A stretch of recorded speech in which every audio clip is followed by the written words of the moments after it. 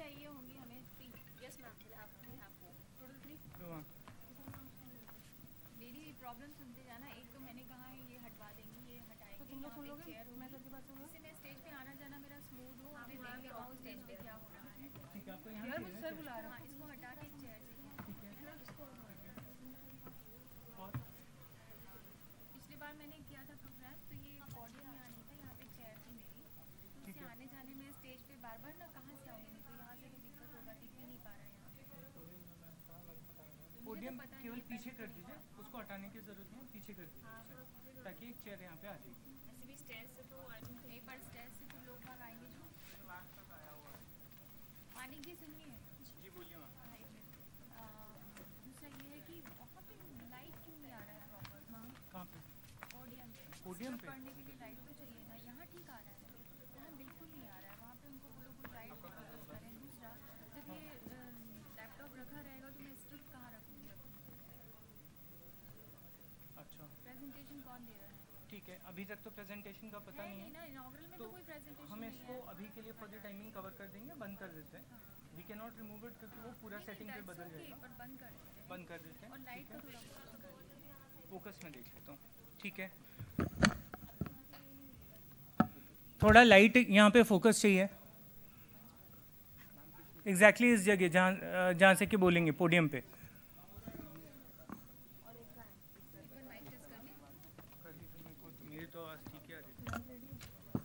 Hello check, एक बार mic test कर लीजिए प्लीज़ लेवल।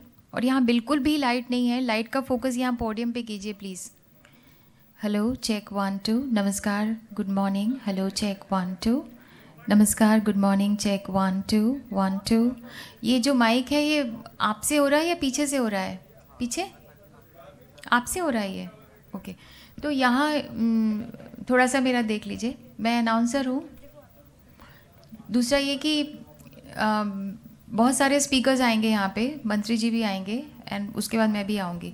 तो आप मेरा जो फिक्स कर लेना, तो वो मंत्री जी जितना भी आवाज़ में बोलें, ऑल आर मेल, तो उनकी आवाज़ बहुत बुलंद होती है, तो आप मेरा एक लेवल सेट कर लीजिए। जब भी मैं आऊँ तो वही लेवल दीजिएगा, क्योंकि जो मिनिस्टर्स हैं जनरली काफ़ी जैसे उनकी बुलंद होती है आवाज़, तो you have to again and again maintain the same level what I am having right now. Hello check 1 2, नमस्कार good morning. Hello check 1 2, hello check 1 2। थोड़ा विसिल हो रही है।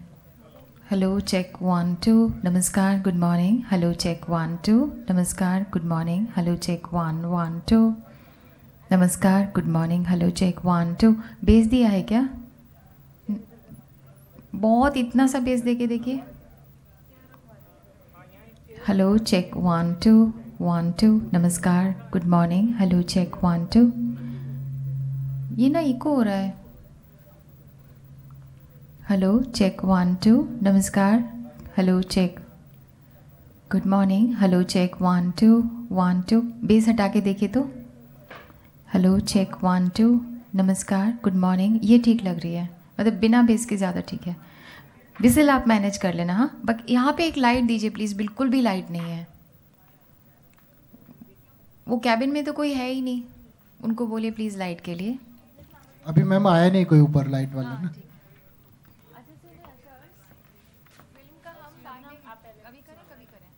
मैम कर लेते हैं एक बार अशर से बात करते हैं। अशर का जो रोल है मिनट टू मिनट में मैं देखती हूँ। एक बार लैंप लाइटिंग के लिए है। हाँ रुक जाइए, मैं बता दूँ। आइए आप जो स्टेज पे होंगे वो आइए।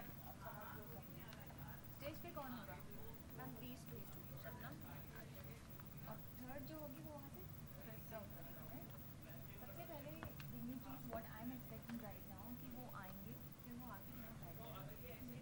आई डोंट थिंक ये वो आते से ही लाइटिंग ऑफ द लैम्प कर देंगे, एंड ये हम लोगों ने ये डिसाइड किया था कि लेट देम गेट सेटल, पहले वो बैठ जाएँ, फिर जो स्टेज पे लोग हैं उसका मैं वर्बली वेलकम करती हूँ कि हाँ ये मतलब स्वागत है, वेरी वार्म वेलकम, सबके नाम नहीं पढ़ूँगी बिकॉज नहीं पीपल आर देयर, बस मैं दो मंत्रियों के पढ़ूँगी।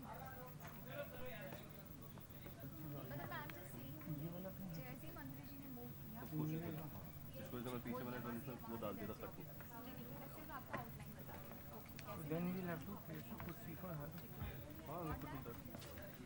क्या लोग यार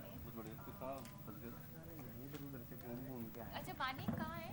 पानी आप यहीं रहिए जब तक रिमोट जो है वो मंत्री जी के सामने रहेगा, इनको लाने की जरूरत नहीं है। ठीक है आप वहीं रखवा दीजिए। तो बट उसका क्यों केवल मंत्री जी के पास से हो रहा है? All sets are here. बोलूँगी आपके सामने जो रखा हुआ है उसको दबाएं तो ये भी अंडरस्टैंड। वहाँ पानी नहीं कोई नहीं है, मैंने जो पहले से- भेजे यहाँ 3 ये हैं और कहाँ है? ठीक है वॉशरूम 4 हो गए ना आप लोग जो कल आए थे, 6 यही है ही ना? विल प्रेस इट ट्वाइस, एक बार ब्रांड लोगों के लिए और एक बार 4 और 5 सिंधु का वीडियो चलेगा। वो फिर दबाएं। एक और आ रही है ना? तो दोनों चीजें देखें ना। ठीक है, जरा उनसे ब्रीफ ले लो आप पूरा। इनॉग्रेट तो वो लोगों करेंगे ना, सिंधु को नहीं इनॉग्रेट करेंगे। रैंडम मैसेज चलेगा। वो इनॉग्रेट होगी ना, हाँ वो तो आप वीडियो प्ले करेंगे। ठीक है इनॉग्रेट इज ओनली लोगो। ठीक है दैट्स इट। एक सेकंड रुकिए। जाइए कौन है हमारे साथ, चीज आई है आप लोग कौन है?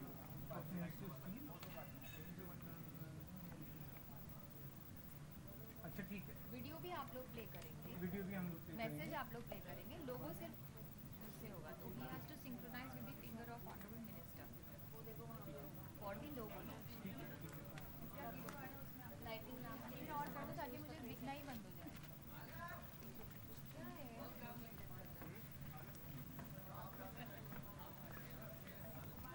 अच्छा कुछ नहीं दिख रहा मुझे मानी। इधर कौन सेट है? एड्रेस बाय अच्छा वीआईपी में कौन गया? वो दो लड़के गए, वो मैं चला गया। सबसे हाय हमारे अंकुर, वो दोनों चली गई हैं, आप लोग के बारे सबसे इम्पोर्टेंट बात है। ये दोनों यहाँ पे हैं और ये और एक और दोस्त हैं, चौथी है। हाँ, तो ये लोग ही रिप्लेस आप में लोग रहेंगे। प्लीज मेरे पे ध्यान दो, उन लोग आपस में बात कर रहे हैं। दूसरा ठीक ये है कि मैं वीआईपी जैसे पर देख ही लेता हूँ। आप अमन का है? मिनट टू मिनट का कॉपी हुआ आपके पास ही गया था। उसमें आपका जो नेक्स्ट रोल है वो बहुत सारे भाषणों, बहुत सारा रिलीज जो लोगो हो रहा है उसके लिए हम पहले ही रख रहे हैं कि आपका रोल नहीं। आपका रोल आता है रिलीज हो गया, अनवेलिंग हो गया, जैसे ही वो लोगो अनवेल हुआ उसके बाद में टीवी सिंधु का एक मैसेज आता है। तो वो आपके लिए टीवी सिंधु को ध्यान देगा, वो आपके लिए क्यों है कि अब आपको तैयार होना है। जैसे ही टीवी सिंधु का यहाँ मैसेज आता है, मैंने बताया कि टीवी सिंधु जो है हमारी ब्रांड एम्बेसडर है। ठीक है आप लोग इधर उधर ध्यान दोगे, मैं बात कर रही हूँ। नहीं आई जस्ट जब मैं टीवियों का काम कर रही हूँ, not my I have to just do my हाँ बस इंस्टीट्यूशन वैसे हम दोनों के आपस में कोई वहाँ पे कोई ये खिलौने को ऑन कर लेते हैं। ये वाला नहीं हाँ फिर इसके बाद में टीवी सिंधु का जो मैसेज आया, आपने टीवी सिंधु का मैसेज आया कि ये आपका जो वर्ड है ये अगली बुक में आप लोगों का टीवी सिंधु जब चली तब मैं ये बताती हूँ स्टॉल रखा हुआ है जो आप लोग स्टॉल यूज़ करते हैं प्लास्टिक की, ये आपके लिए और वीआईपी रूम में कह रहे हैं। चले गए? आपको तैयार रहना है। टीवी सिंधु के एकदम बात नहीं आना है, क्योंकि टीवी सिंधु के बारे में बताऊंगी कि आपके किट में स्टील का स्ट्रॉ रखा है, तो आप लोग प्लास्टिक छोड़िए, स्टील रखा है, हिंदी इंग्लिश मिक्स होगा। इसके बाद में आपको बुक तैयार रखनी है। हाँ तो बुक जो है वो इनसे पूछना है कौन सी है बुक, यही रखी रहेगी। यही वाली। तो फिर इनके कोई रोल ही नहीं है फिर तो।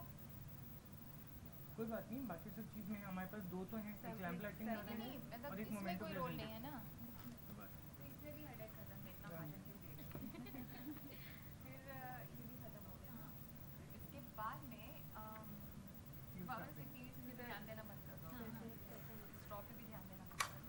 Address bye Dharmendra Pradhan. इसके बाद में है डिग्निटरीज को जो सैपलिंग दे रहे हैं, इसमें आपका रोल है। तो जब धर्मेंद्र प्रधान जी का भाषण हो जाएगा उसके बाद आप लोग को तैयार रहना है सैपलिंग के लिए। तो सैपलिंग के लिए आपको विनय कुमार जहाँ बैठे हुए हैं उनका जगह दें,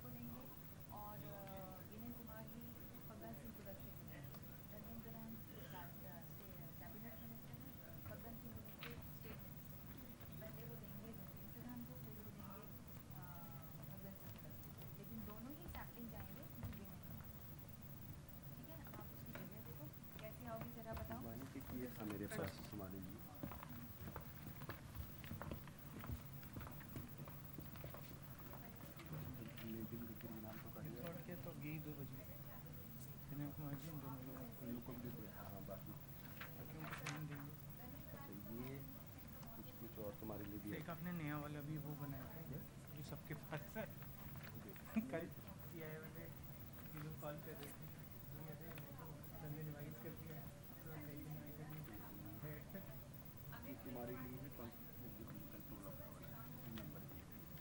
ठीक है सर, ये कहीं पुराना वाला वैसे ही है, जो आपने कल दिया था उसका नंबर वो वाला भी है। एक कॉपी दूंगा मैडम, मेरे पास कुछ बचे ही नहीं। चल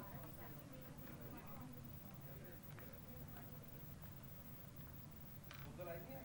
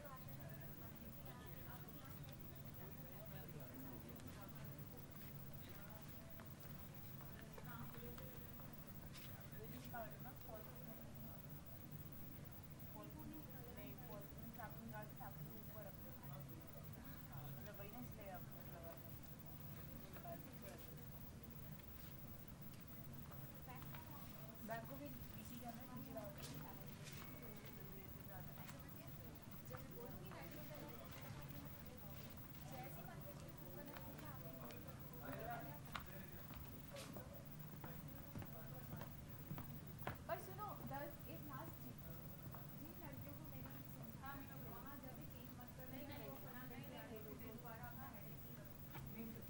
नोबडी, आप तीनों में से कोई नहीं जाएगा। सुनो हेलो, आप तीनों में से कहीं कोई नहीं जाएगा। जो करने सेकंड फर्स्ट सेकंड के बारे में चाय के बाद में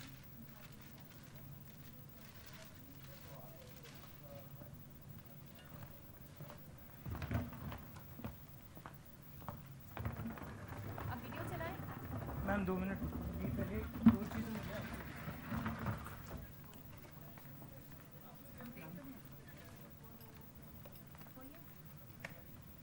ये वाला आप देखिए, अरे वो यहाँ कितना पे पकड़ा दिया। कोई बात नहीं, केवल इसे देखिए, ये जो एस शटर वाला है, ये मेरे ख्याल मैम ने शायद आपको बोला होगा, ब्रांड ये आपके shutter क्या नरेटिव है में ये? आना चाहिए। पीवी सिंधु को जब डिस्क्राइब करेंगे, आप बोलेंगे कि वीडियो है पीवी सिंधु का, तो तब आप ये बताएंगे उसमें कि इस shutter these words need to be incorporated and इसके अलावा ब्रांड नंबर आपको ये 2 वर्ड्स इनकॉर्पोरेट होने चाहिए। ये शटर डाल देगा। ये हो गया, एक मैंने आपने बोला था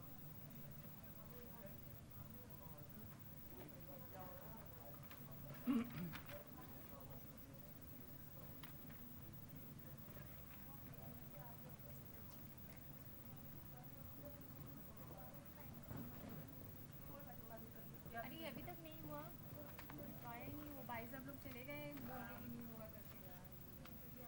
क्यों वो तो चले गए, कुछ किया ही नहीं। मैम वो वाला अब नहीं जाएगा, वो जितना पीछे उतना है। Is this place okay for you? आप यहीं बैठोगे ना? अभी मैंने 7-8 दिन पहले प्रोग्राम किया है, तब तो बिल्कुल ये था ही नहीं, कहाँ रखा हुआ था जिन लोगों को पता ही नहीं है। ये मुझको नहीं पता है। अच्छा let me see if I can arrange, तो मैं अभी इस वाले को हटवा दूँ। I don't want to be visible for all the time to the audience ना। अब सुबह से शाम तक बोर हो जाएंगे ना। ठीक बात है, वो वैसे दिख भी नहीं रहे, दैट इज़ मैंने जब ये सब जो फेस करवाया ना, यहाँ तो दिख रहा है ना। तो मैम नहीं वो तो दिखेगा ही। आप पीछे थोड़ी भी तो ग्रीन रूम में बैठना पड़ेगा। अरे तो मैं बोल रही हूँ ना, मैं पिछले 7 दिन पहले प्रोग्राम किया है मैंने। नहीं नहीं, वो ये नहीं था, ये नहीं था, यही वाला था। ये था ही नहीं, ये तो होता ही नहीं। ये तो क्या है ना, मानेश्वर सेंटर ये सब लिखा है, ये होता ही नहीं है। ये सब आर्मी के प्रोग्राम में ही होता है। ठीक है, देखो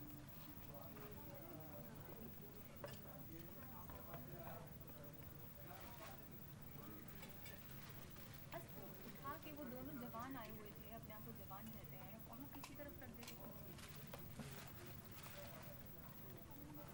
मैं बताऊंगी कि ये आपके पास में जो स्ट्रॉ है, इसको खोलने के लिए काफ़ी डिफिकल्टी होगी, लेकिन फाइनली जब आप खोल लेंगे तो इसकी यूटिलिटी बहुत है। कुछ नहीं था, एक ऊपर गांठ बंदी हुई थी, ऊपर गांठ दिस इज इट।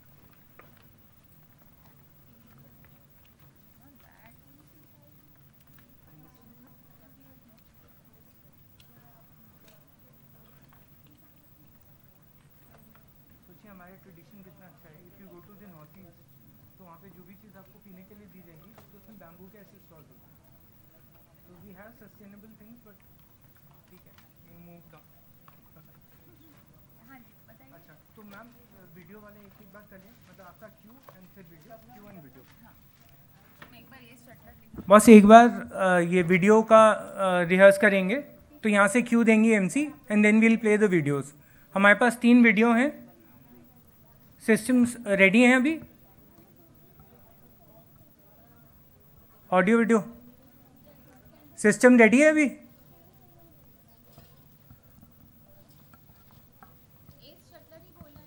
जी बिल्कुल बिल्कुल। बताइए, करूँ? हाँ करते हैं। मैं एक बार let me just reach the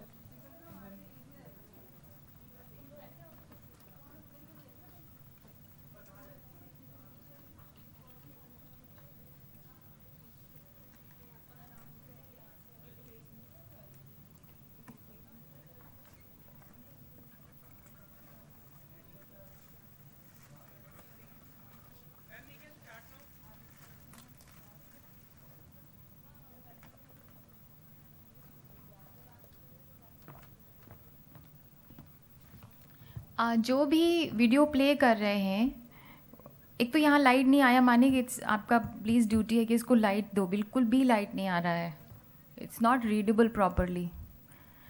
दूसरा ये मैं बोल रही हूँ कि जो भी वीडियो आप कौन प्ले कर रहे हैं, प्लीज़ एक बार थम्स अप कर दीजिए। हाँ, तो बस आई रिक्वेस्ट कि आपके पास में ना मिनट टू मिनट ज़रूर हो, ताकि आपको पता रहे कि अब ये वीडियो आने वाला है ना। मुझे यहाँ से कुछ दिख नहीं रहा, but still I am trying to read out.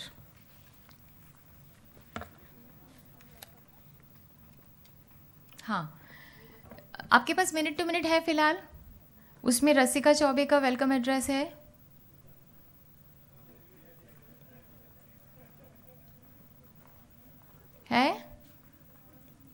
रसिका चौबे जी के वेलकम एड्रेस के बाद आपको तैयार रहना है वीडियो के लिए।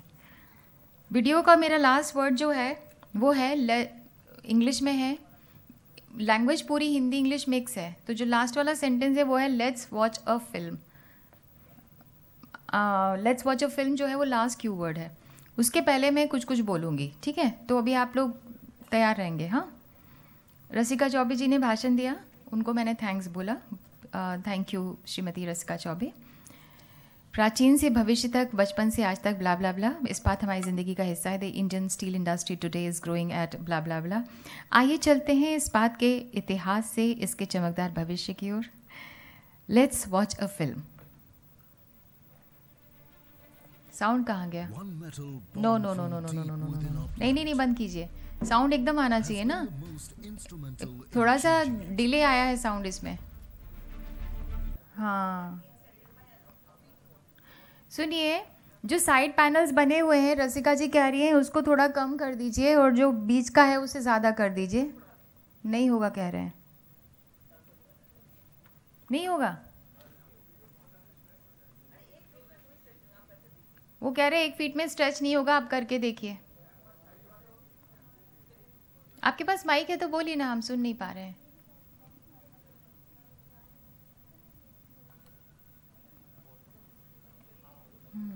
हाँ एग्जैक्टली।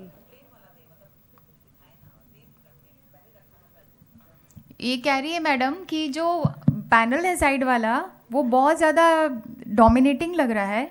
उस कल कह रहे थे कि वो थोड़ा सा प्लेन था, अभी थोड़ा डोमिनेटिंग लग रहा है, इंटिमिडेटिंग लग रहा है। हाँ मैम, वो आज ना बनवाया गया इसको नया, कल प्लेन था इसलिए, और ये वीडियो बढ़ाएंगे तो फिर उसके ऊपर जाएगा ये।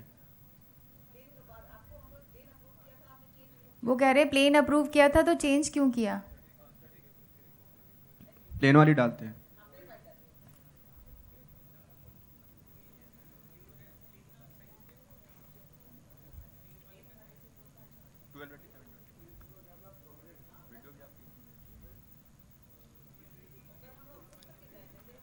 Sir 180 display. कितनी देर लगेगी? 2 मिनट्स मैम। हाँ मानिक, तब तक लाइट का कराइए ना, यहाँ बिल्कुल पोडियम में लाइट नहीं आ रही है। लाइट का बोलिए।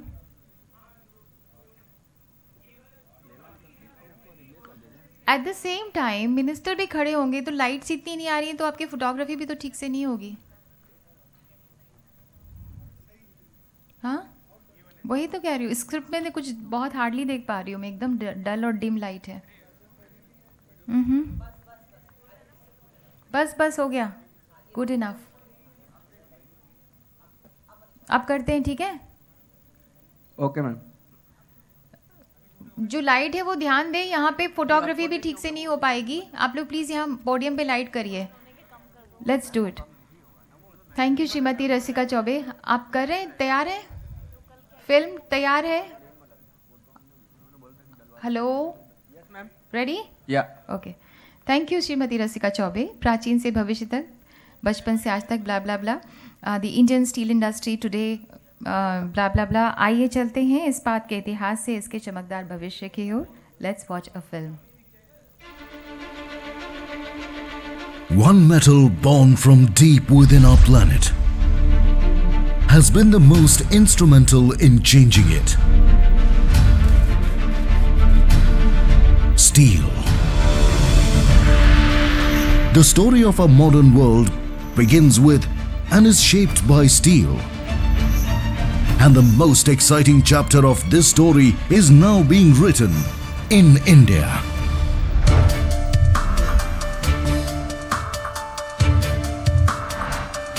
The demand for steel in India is growing at 7%. India has surpassed Japan as the second largest steel producer in the world with a capacity of over 138 million tons. This growth has been fueled by a stable and decisive government that has rolled out policies that generate a demand for steel in the vast areas of rural India with schemes for electrification, roads, housing and railways. The per capita consumption of steel is 71 kgs and is only set to increase as India ramps up on infrastructure and prepares for greater demand in the future. There is a huge opportunity in India simply because infrastructure is growing like never before.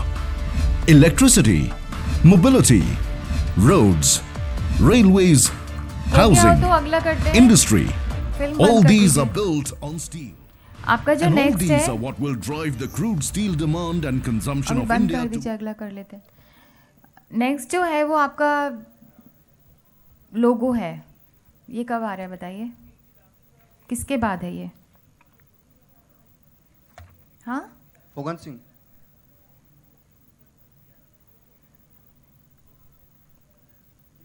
Ma'am फोगन Singh के address हाँ, पर। नहीं मैं चाह रही थी उनके पास है कि नहीं। फग्गन सिंह कुलस्ते जी का भाषण है, उसके बाद में लोगो है। आई वॉन्ट अर्पण की कोई यहाँ पे डमी बन जाए मिनिस्टर का और एक रिमोट वहाँ पर उनके सामने हो। Do you have the remote? Ma'am 4 remote रखे हैं इज वहाँ इट पे। विजिबल? नहीं नहीं, जो मंत्री जी को करना है वो तो 4 रखेंगे तो कंफ्यूज नहीं करेंगे, एक ही रखिए ना। नहीं नहीं, जबाना तो एक ही है, एक ही इंसान को है। एक रखिए और एक डमी बनिए।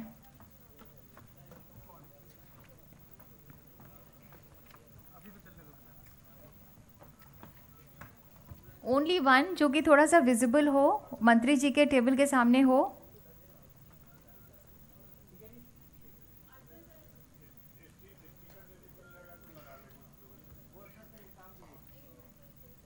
विजिबल है, थोड़ा प्रोमिनेंट सा हो ना, वाइट वाला रखवा दीजिए। हाँ ये ठीक दिख रहा है।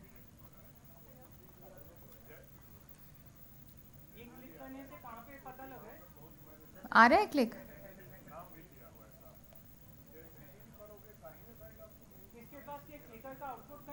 क्लिकर का आउटपुट कहाँ है? आउटपुट मैम उसकी आउटपुट नहीं है, वो डमी है सिर्फ। हाँ वो तो मुझे पता है, पर मुझे बताया गया था कि ये कुछ लाइट ब्लिंक करेगा वहाँ पे।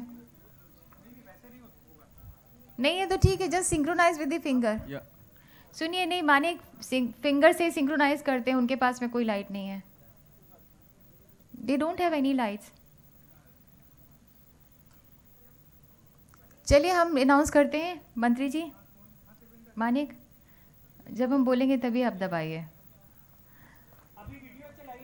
अभी नहीं, जब मैं बोलूँगी तब। तो आप थोड़ा सा आगे हाथ करके करिए ताकि वो देख सके, मंत्री जी लोग जनरली ऐसे ही करते हैं। हाँ तो मैं करती हूँ आफ्टर फग्गन सिंह कुलस्ते जी हैं उनके भाषण के बाद में। हाँ लाइट मतलब मैं उसको हाँ तो नहीं वो चलने दीजिए ना, हम अपना चलाते रहते हैं। वैसे मुझे दिख नहीं रहा है, अभी तो कुछ भी नहीं दिख रहा। अभी रुकिए, ठीक है Manik, ready? You are ready? Logo सुनिए, लोगो जो होगा रिलीज़ होगा, वो हो जाएगा रिलीज़, थैंक यू बोल देंगे। फिर मैं सिंधु के बारे में बोलती हूँ कि वो हमारी ब्रांड एम्बेसडर हैं, उन्होंने अपना मैसेज भेजा है। तो उसमें ये दबाने का इनको ज़रूरत नहीं है रिमोट, आपको सिंपली जैसे ही मैं बोलूँगी, मेरा लास्ट क्यू वर्ड जो है वो है कि उन्होंने अपना संदेश भेजा है शुभकामनाओं के साथ, तो वो आपने सुन के और मैसेज चला देना है। Got it? बहुत बहुत धन्यवाद माननीय।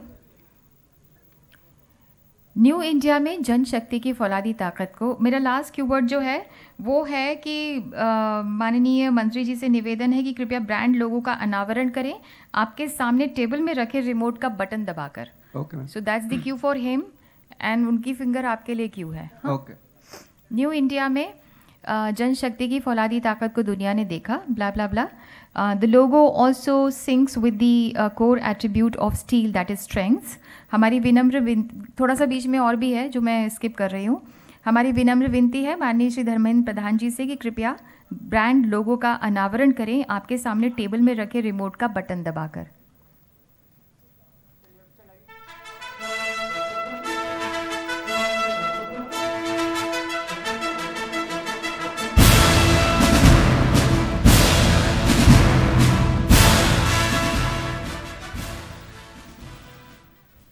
ठीक है, धन्यवाद माननीय। और यही है हमारा इस्पाती इरादा। हमारी brand ambassador ace shuttler, badminton के जादूगर मिस पीवी सिंधु, जिनके फौलादी और इस्पाती जुनून ने मानो जीत की जड़ी लगा दी हो, and she is in China to participate in China Open 2019। PV Sindhu ने अपना संदेश भेजा है शुभकामनाओं के साथ, आइए सुनते हैं।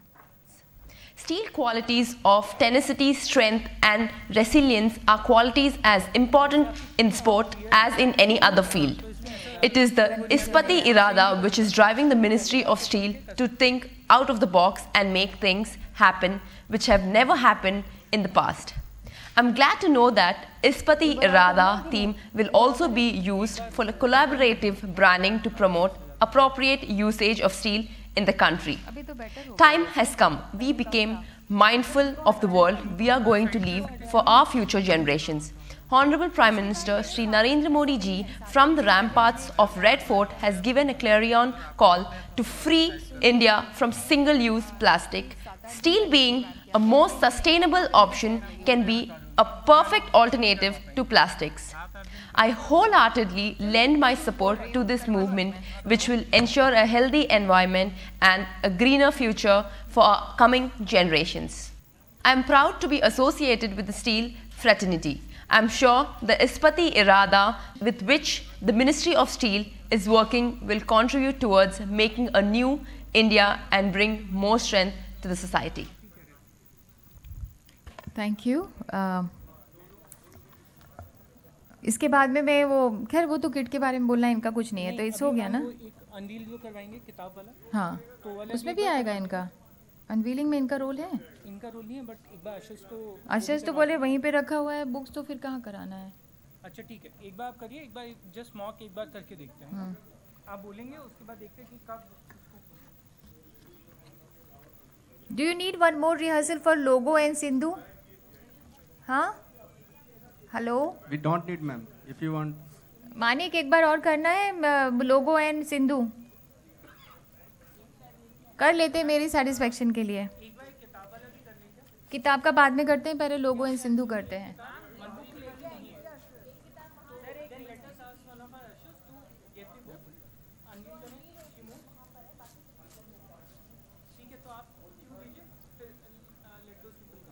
अशस को भी हम सिखाए थे तो आपने कहा वहीं रखिए। अशस कहाँ है अभी? है only one book जो मिनिस्टर लीड करेंगे, that is there, बाकी सबकी they have to get the book. कौन सी book? The bag. Book ID. Train the bag. नहीं, मैं बताऊँ जो मेरा एक्सपीरियंस कहता है कि जो रैप होती है वो सिर्फ मंत्री जी की होती है, बाकी मैम अब यहाँ पे सारे ही रहते हैं। क्यों है तो खुद भी तो सकते हैं। मैम छोड़, अब इसको करने में कोई पॉइंट नहीं है, वो खुला हो तो फिर सभी को दिखेगा। Then what is the point? तो एनबील कैसे हुआ? तो एनबील कैसे हुआ? ऐसे ही करते कि आप बोलिए तो then she get it and उसको वहाँ खोल देंगे। मंच पे सारे लोग खड़ फाड़ फाड़ फूल इन सब की आवाज़ें आ रही होंगी, 10 आवाज़ें एक साथ। वो कर लिए, वंस दैट इज डन बोलेंगे। नहीं, that's okay, but I am saying कि सारे लोग फाड़ रहे होंगे, 10 लोग, और उतनी बड़ी आवाज़ Can't में। help it, ये ऐसे बोल रहे हैं।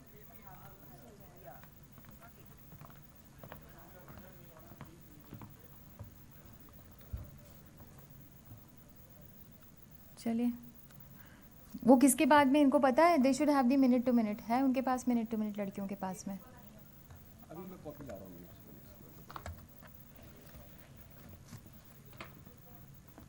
आपको पता है ये कब लाना है आपको? हाँ जी मैम, बुक रिलीज पर। बाबा बुक रिलीज पे पूछ के तो नहीं आओगे, उसके पहले का इवेंट क्या है जो आपको पता रहेगा कि हाँ अब मुझे आना है? अभी वो का लेटर इसके बाद कोई बात नहीं मानिक, मैं अपने स्टाइल से करवाऊंगी, आप अपने स्टाइल को अपने पास रखें। और चाहिए कॉपी? आप पहले मैम वीडियो उसमें- की जस्ट बात है हाँ, वही देखिए क्यों नहीं है? तो अभी ब्रीफ कर देते हैं क्योंकि what is happened what is not happened. हाँ, नहीं इनको चाहिए मिनट टू मिनट। मैंने 2 कॉपी दी। अब आप देखो कि बुक रिलीज कर रहे हैं, मैं उस दिन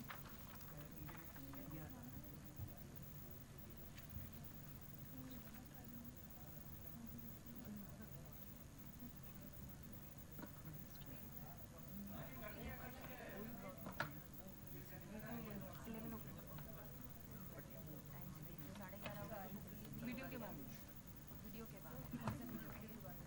हाँ, पीवी सिंधु के वीडियो के बाद। टीवी सिंधु का वीडियो होगा, उसके बाद में मैं स्ट्रॉ के बारे में मैडम बता रही हूँ कि मैं स्ट्रॉ है आपके पास में, मैं दिखाऊँ। हेलो, इसका मतलब है कि आपको यहाँ पे याद होगा।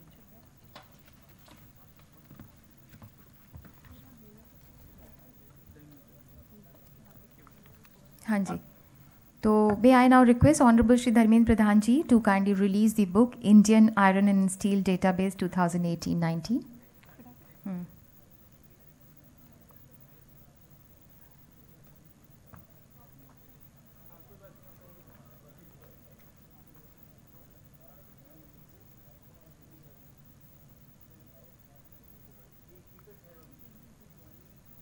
ये जो सारे पेपर्स निकाले जाएंगे उनको भी तो कचरा सारा अंदर लेके जाना होगा आपको।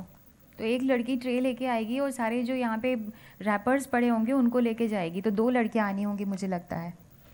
और यू से 2 हैं लड़कियाँ। इसको ऐसा कर लेते हैं कि जैसे उनका एड्रेस शुरू होगा ना मैम, इसके बाद एड्रेस है तो you'll have enough time for them to go remove। नहीं, एड्रेस मिनिस्टर के एड्रेस के टाइम में यहाँ पे कुछ नहीं होना चाहिए। पीछे से जा सकते हैं। नहीं नहीं, उस टाइम नहीं। अच्छा ठीक है, राइट।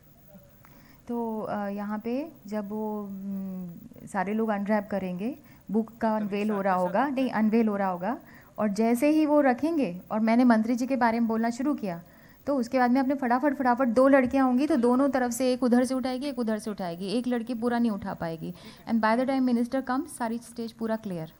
ठीक ठीक है, no worries।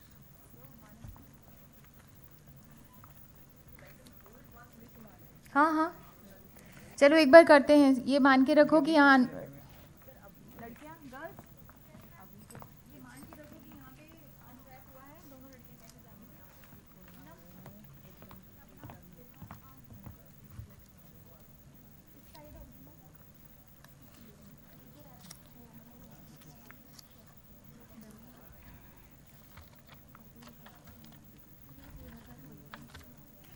आइए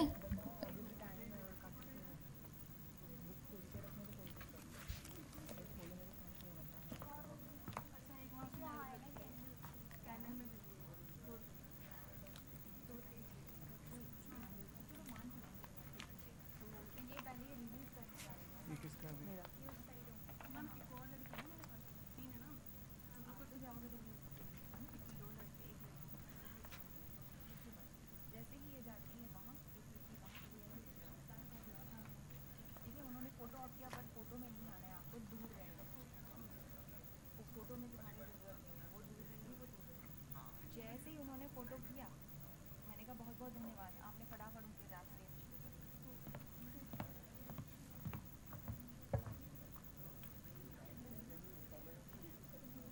हाँ मैडम उनसे पूछ लीजिए, मैडम जो बैठी हैं।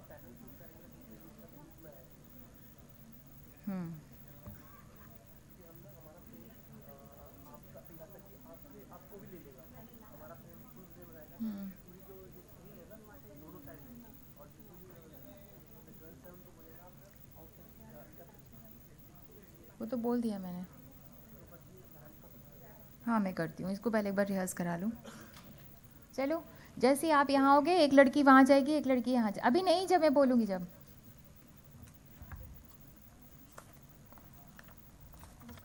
तो हमने थैंक यू बोला सिंधु के मैसेज के बाद में। फिर मैंने किट के बारे में बोला कि आपके किट में स्टील स्ट्रॉ है, the ministry of steel is strongly committed, blah blah blah. तो इसके बाद में may I now request honourable Shri Dharmendra Pradhan ji to kindly release the book Indian iron and steel database 2018-19। आपको बोला ना इन्हीं के साथ मूव करना है, वापस आओ। इनके साथ ही आपको उधर पहुंचना है और एक को इधर पहुंचना है, ट्रे लेके। आप हाथ पे ट्रे का वो करो। दूसरी लड़की कहाँ है? मैं हिंदी में बोल रही हूँ तो समझ में आ रहा है ना।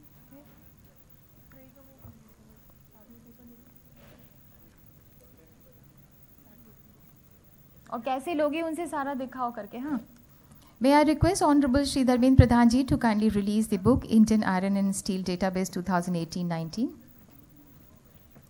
एक और लड़की कहाँ है? ये क्या प्रॉब्लम है यार, तुम लोग समझ क्यों नहीं रहे हो? इधर आओ। तुमको पानी डाल दिया आपने? अगर मान लो आप बैठे, आप उठ के चले गए, अब तो दूसरा है, उसी पानी में कुछ ग्लास टोकरी किया है, वही जो मान लो मैं बैठा, मैं चले गया, ठीक है, और मैंने पानी नहीं पिया तो चेंज करने की जरूरत नहीं। अगर मैं पानी पिया है तो चेंज, ठीक है, तो ग्लास है तो एटलीस्ट 10 तो रख लीजिए। उन्होंने ऐसे से फोटो ऑफ किया, ठीक है, मैंने धन्यवाद बोला, आपने फटाफट उनसे रैप कर लिया। ये अभी 13 का लगा हुआ, ठीक है, पहला इनॉग्रल 13 का है, फिर उसके बाद 8, 10 चलते रहेंगे, फिर 10 ग्लास में रेडी, ठीक। पानी वानी रख लिया अभी? May I request Honorable Shri Dharmendra Pradhan ji to kindly release the book Indian Iron and Steel Database 2018-19। हाँ उन्होंने दिया, माने चलो मैं ही कर दे दिया आपने। फोटो ऑफ हो गया। हाँ फटाफट आपने कलेक्ट करना है, फटाफट। एक मिनट थोड़ा आप स्टेज क्लियर कर दीजिए प्लीज़। हाँ फटाफट उठाओ। मंत्री जी को क्रॉस नहीं करना है, मंत्री जी को क्रॉस नहीं करना है। एक मंत्री जी के उस तरफ रहेगी, एक मंत्री जी के इस तरफ रहेगी। थोड़ा आप स्टेज क्लियर कर दीजिए ना, मैं इनको थोड़ा समझा दूँ। हाँ आप समझा दें यहाँ पर, क्योंकि ये चेंज बार-बार हिलाने से पूरे टेबल खराब हो रही है। Manik, once it's done just let me know यार, तेरी टेबल की अलाइनमेंट खराब है बार-बार हिलने से, ठीक है, टेढ़ा जा रहा है। once they're done वापस से आओ, वापस से जाओ, वापस आओ और फिर से करके दिखाओ। मंत्री जी को कोई क्रॉस नहीं करेगा। सुनो कौन, क्या नाम है उनका? आदिया। मंत्री जी कहाँ बैठे हैं पहले बताओ, मंत्री जी कहाँ है? धर्मेंद्र प्रधान जी हैं, लिखा हुआ है ना, इसको क्रॉस नहीं करना है। आप भी देख लो, धर्मेंद्र प्रधान जी इनको क्रॉस नहीं करना है, देख लो जाके, आप देखो जाके कहाँ है मंत्री जी। हाँ फग्गन सिंह भी है, ठीक है, आपने वहाँ तक रुकना है और आप धर्मेंद्र जी के वहाँ तक रुकना है. अगर वो रैप देते हैं तो ठीक है, जो है फटाफट स्क्रैच क्लियर करना है. वेट नहीं करना है कि कोई दे नहीं रहा, मैं खड़ी हूँ, हाय मैं लेके जाऊँ, नहीं, फटाफट स्टेज क्लियर करना है. May I request Honorable Minister Shri Dharmendra Pradhan ji to kindly release the book blah blah blah 2018-19. अब फोटो ऑफ हो गई. एक बार आप फोटो ऑफ का दिखा देते ना इन लोगों की कैसे होती है फोटो ऑफ. मैं ही करती हूँ, चलो. आप राहुल लेके आओ. करना पड़ेगा, आप बोलिए, मैं वहाँ पे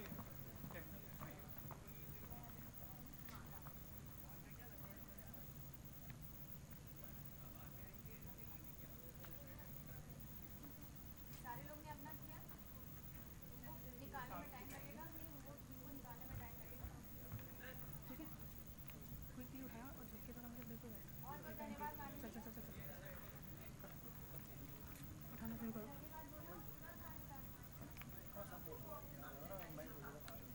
फोटो आपके साइड टाइम नहीं आना है. जब फोटो हो गया, मैंने धन्यवाद बोला, उन्होंने ऐसे किया है, बैठे फटाफट उठा के ले जाना है. और सारी और जिन्होंने नहीं रखा है, जिन्होंने नीचे फेंक दिया, उसके लिए कोई जरूरत नहीं आपको.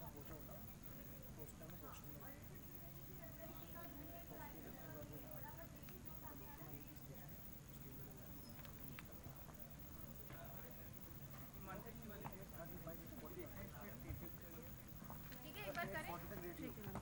फोटो ऑफ कर लो ना एक बार, आप मेरे को अनाउंसमेंट करने.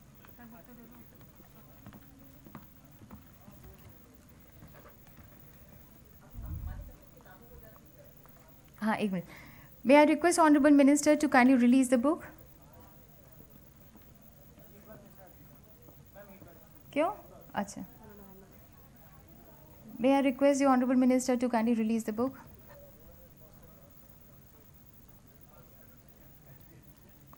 फोटो ऑफ होने देना पहले. बाकी लोग भी उठाएंगे ना, सारा निकालेंगे रैपर. हाँ, आप फोटो ऑफ हुआ. बहुत बहुत धन्यवाद माननीय मंत्री जी. आपने कागज़ उठाए, किसी ने दिया नहीं दिया, जो भी है लेके क्लियर किया. ठीक है, हाँ ठीक है, डन. वो करना है क्या लोगो और वो मैसेज का करना है एक बार और की. ठीक है, एक बार और करते हैं लोगों का. आप रिमोट लीजिए. हाँ, मेमेंटो का भी करते हैं. ये जो लोगो है ये होगा फग्गत सिंह कुलस्ते जी के भाषण के बाद. Your kind attention please. आप रेडी हैं? Hello, are you ready with the logo? Logo के साथ तैयार है? फग्गत सिंह कुलस्ते जी का भाषण हुआ, उसके बाद मैंने बोला बहुत बहुत धन्यवाद माननीय. न्यू इंडिया में जनशक्ति की फौलादी ताकत blah blah blah. The logo also sings with the core attribute of steel that is strength. हमारी माननीय मंत्री जी से निवेदन है कि कृपया लोगों का अनावरण करें आपके टेबल के सामने रखे बटन को दबाकर. सिंक्रोनाइज हुआ.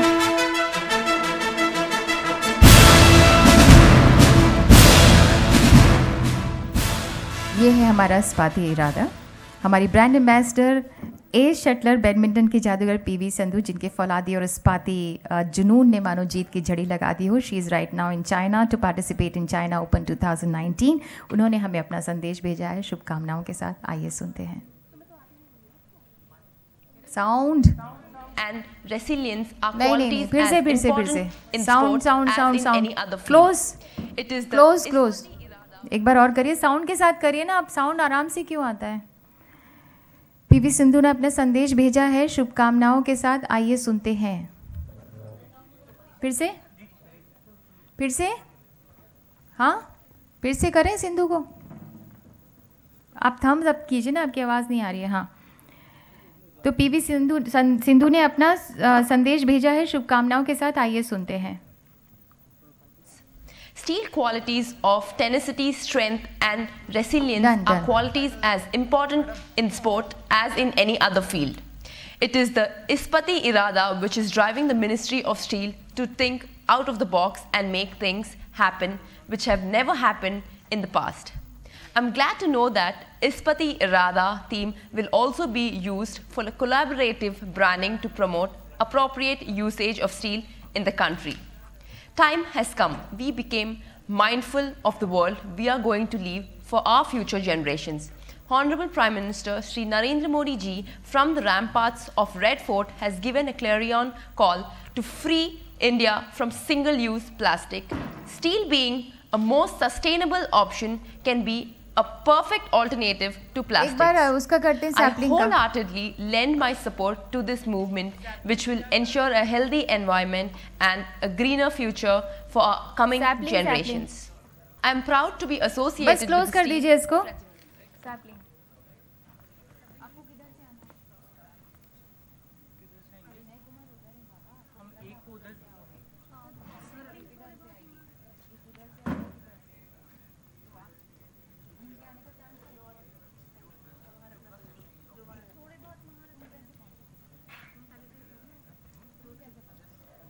सर वो जो है ना सामने स्टेज पे एक सर खड़े हैं, so you'll have to keep one person there, तो ये वो देंगे, वो बताएंगे कि क्या नाम नहीं पता, वो आपके डिपार्टमेंट से है, तो वो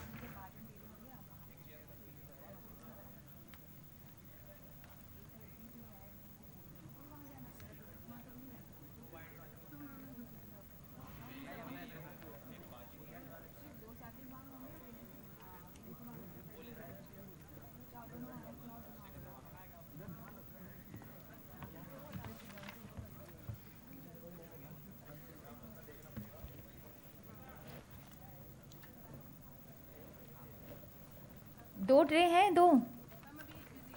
ठीक है, कर लेना. विनय कुमार बन जाइए आप. विनय कुमार, आदिया आप जाइए वहाँ पे. अभी नहीं, धर्मेंद्र कुमार जी का भाषण चल रहा है, तब तक आपने पीछे से घूम के इधर आ गई. हाँ, ठीक है.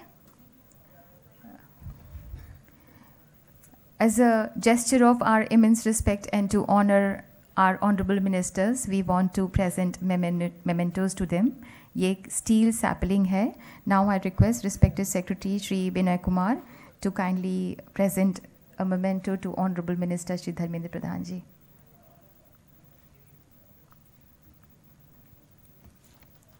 आपसे ही आग्रह है सचिव महोदय कि कृपया माननीय राज्य मंत्री श्री फग्गन सिंह कुलस्ते जी को स्मृति चिन्ह भेंट करें.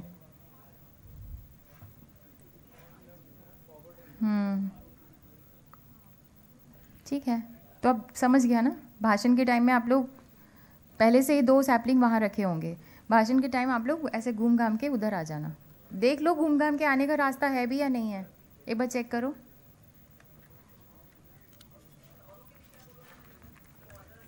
हाँ, वो भी मैं बोल रही हूँ कि उनके जो लाइजन ऑफिसर्स हैं दे विल कलेक्ट.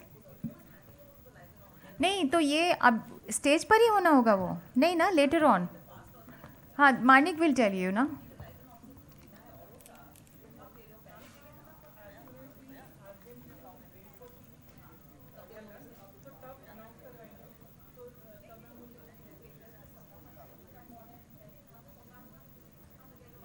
इसी टाइम, हाँ, लेटर ऑन.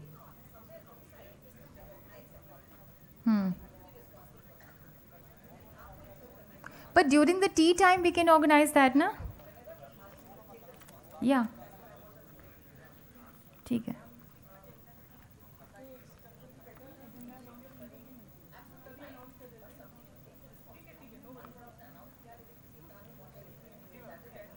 ठीक है. So we are done. I think हमारा सारा रिहर्सल हो गई है. सो एक बार आप लोग अपने आप को रिवाइज कर लीजिए आश्वस्त जाके, और आपके पास क्यू पॉइंट्स है ना, आप कर लीजिएगा.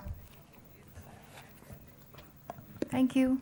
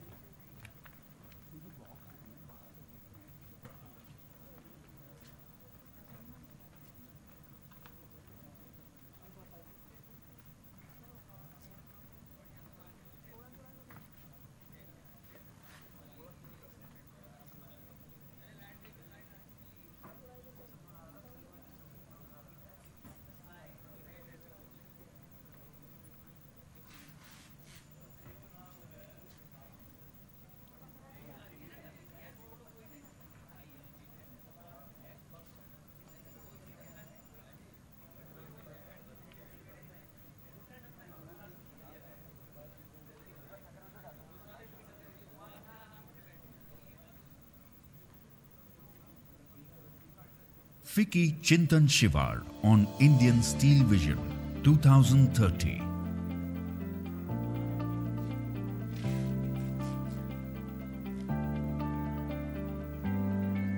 And 100 million units to more than 6. Though 85G emissions are an internet which will make our nation a major exporter of steel.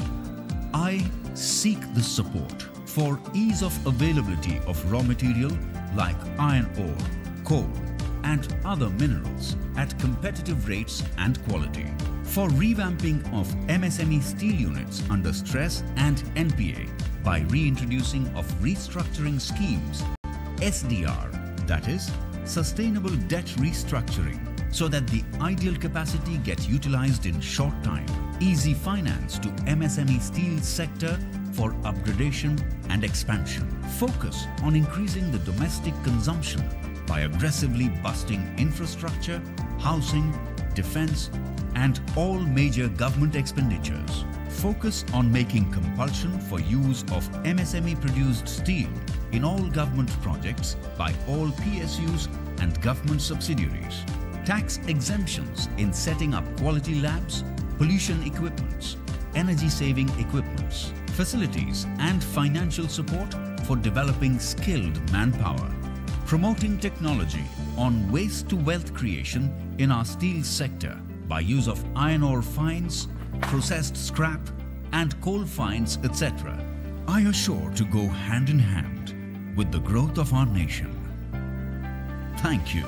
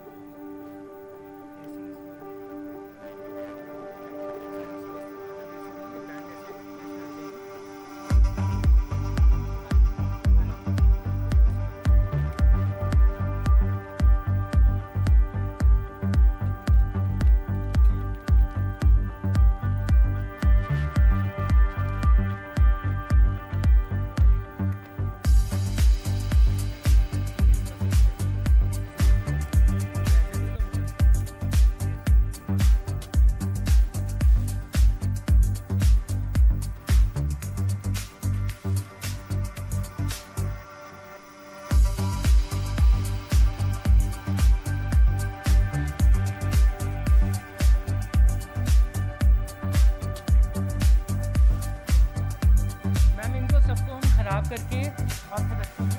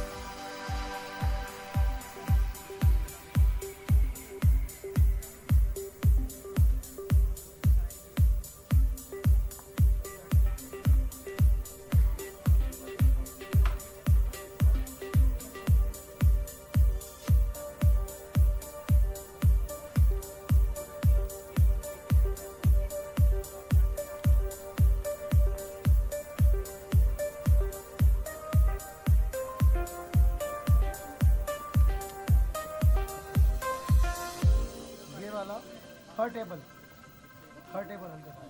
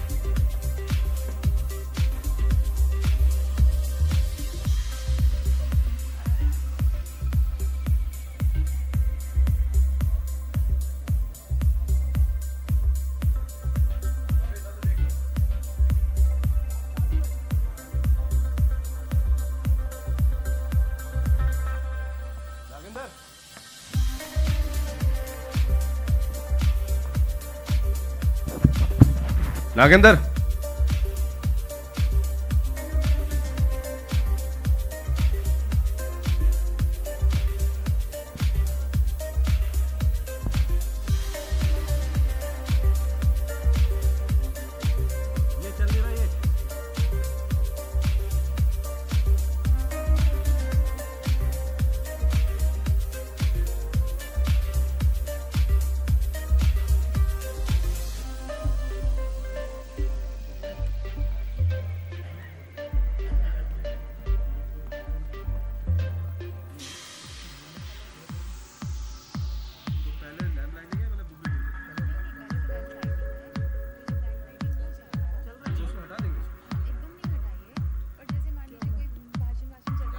क्या हुआ? सही तो है? नहीं नागेंद्र नाम आपका तो दो। अच्छा हेलो कहाँ पे है?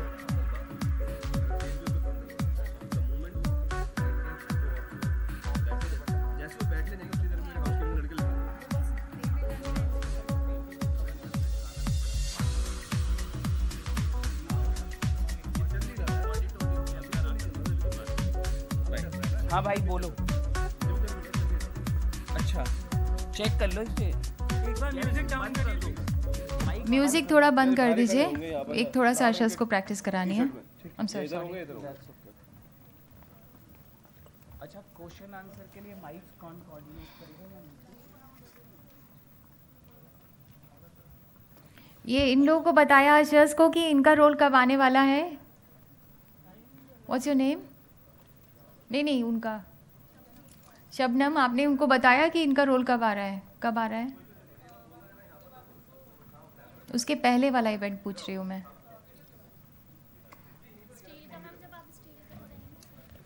मंत्री के एड्रेस के बाद मंत्री जी के address they are not aware उनको कब आना है ना, this is my worry actually. अभी आए आप कह रहे हो मीटिंग हो गई है, उनको समझाया है लोगों ने। शबनम शबनम अगर आप उन्हें ये नहीं बताओगे कि उनका कब आना है तो क्या they will come and present sapling देंगे। अब इनको एज सून एज मंत्री एड्रेस इज फिनिश्ड तो ये लोग तैयार होने चाहिए come for the sapling present. ठीक है सपोज जब सैपलिंग देंगे तो यहाँ से बोलेंगे but they should be prepared तो they should know the cue कि वो जब मंत्री एड्रेस हो। ठीक है so I will make easy for everyone. आप जो सारे लोग हैं फोन बंद कर दें जब तक शो हो रहा है, स्पेशली जो इनॉग्रल है उस टाइम मैम जो बोल रही हैं जो भी बोल रही हैं अच्छा कंटेंट व्हाटएवर सब्जेक्टिवली आप उसे सुनो। द मोमेंट आप सुनोगे ना सारा तो ऑटोमेटिकली पता लग जाएगा। तो ये इतना 10 प्रैक्टिस वो चक्कर भी नहीं रहेगा। ठीक है अब वो जब ये बोलेंगे कि आए हैं मंत्री जी उनका स्वागत करते तो यू नो कि भाई वो स्वागत नहीं है actually. I am just saying के आते के साथ वो सैपलिंग और जो सर्टिफिकेट या जो भी देना है दे दिया जाएगा। That's the best way. Otherwise वो हम बार बार ये करेंगे ये कोई इतना वो नहीं है ना। और हो सकता है तब मैम कोई और शब्दों का चयन कर लेंगी तो क्या कीजिएगा आप तो कहोगे ये शब्द नहीं बोला। ऐसा हो सकता है ना, तो ऐसा ना हो इसलिए आप सब लोग प्लीज़ मोबाइल बंद रख के मैम जो बोले वो सुन लें बस। ठीक है मैम। तो बार बार हम नहीं करते बिकॉज पीपल है ना अच्छा नहीं लग रहा। अब आपका हो गया सब्जेक्ट, सिखाना नहीं है तो हो जाएगा।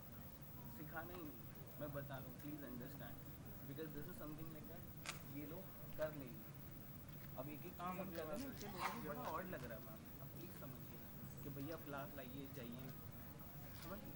आप प्लीज़ आपने भाई मैम की सुनते रहना सारे जन। ठीक है मैम आप देख रहे हो अब ये इन सारी लड़कियों ने मोबाइल जमा कर लो अपने मोबाइल दे दो। हाँ नहीं स्विच ऑफ नहीं जमा कर लो यार सिंपल। हाँ जी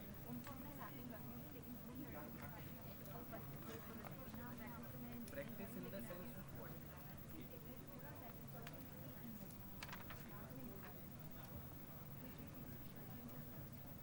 मुझे आवाज़ आ रही है, मेरी सुन पा रहे हो आप लोग?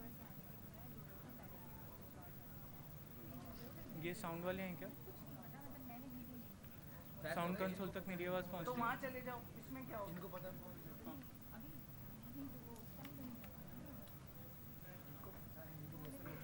हम उसको प्लेस कर देते हैं जिनको नहीं पता उनको यहाँ रखो पता। तो हम मैं इसमें और एक आसान पूछता हूँ तो दो जगह क्यों बांटा गया है? एक ही जगह से चले जाएंगे ये लोग।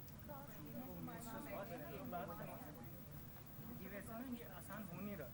जो चीज़ें हम ऑलरेडी डिसाइड कर चुके हैं उसको अब इस सब चेंज ना करें। सर चेंज नहीं कर रहा। हाँ मेरी बात सुनो, अभी दी ओनली चेंज है that we introduce two more people. We did not need those two people. We would have सुनो मेरी बात, बोलते जाओ। ये यहाँ से जा भी सकते थे only two is just to ensure that they do not fall between this travelling वाले में वी इंट्रोड्यूस टू पीपल। अब उसको कैसे मैनेज करना वो इम्पोर्टेंट है। यहाँ से आएंगे वो तो ही सकते हैं, वो हमें भी पता था पहले से प्लान था। नाउ वी प्लान यहाँ एक टीम रहेगी एक टीम आप उसको ईज कर सकते हो करो। नहीं तो अब मैं लेट मी टेल यू वो ईज नहीं होगा because we are making things complicated from organising two side. It has to be either one side either हमारे पास दो लोग हो एक उधर हो एक उधर हो तो अपने आप में कन्फ्यूजन है। वो आपस में शक्ल देखेंगे भाई तू जा रहा है मैं जा रहा हूँ तो आप उनको नहीं तो हम तो बात इसीलिए ये वाली कर रहे थे। तो then we'll do away with this of course then let us just do away जो विद जैसा आपका था वैसे था। हाँ बस ठीक है लेट्स मेक थिंग सिंपल। ठीक है प्लीज ठीक है हाँ आप जो जैसे करे थे वैसे ही कर।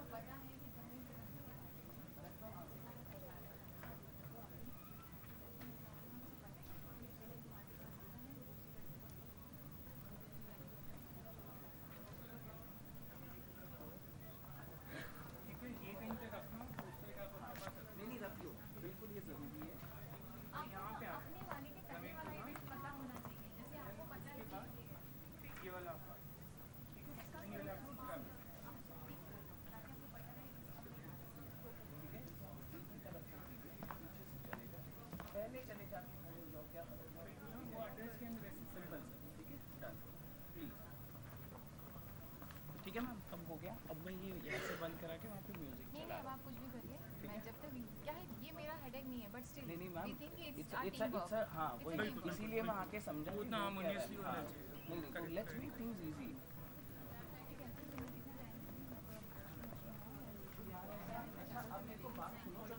मैम अच्छे लग रहे हैं। इधर कोई भी दो जन ये इधर क्वेश्चन आंसर्स वगैरह में माइक जाएगा, उसके लिए कौन है?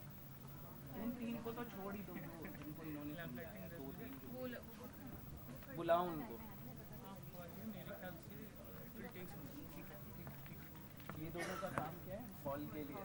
Very nice. तो दो जने इतना बड़ा हॉल कवर कर पाएंगे? Do you think? एक जना और नहीं होना चाहिए? माइक तो और आ जाएंगे। 3 माइक हैं, 7 इधर हैं, 3 उधर हैं। We have 10 mics in total. आपका वॉकी है? मेरा वॉकी मेरी हेलो फायदा क्या वो वॉकी देख देख लेंगे, खेल तो समझने पहले। 1 मिनट, योगेश मंदानी से पहले मुझे चलना।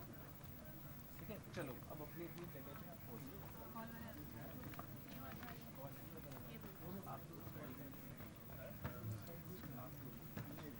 तो माइक्स देंगे, माइक्स आपको मिलेंगे। नैरो है, दोनों तो एक ही तरफ है ये। अच्छा, और मंत्री जी लोग वहीं पे ये करेगा। ड्रेस के लिए तो घर यहीं आएंगे।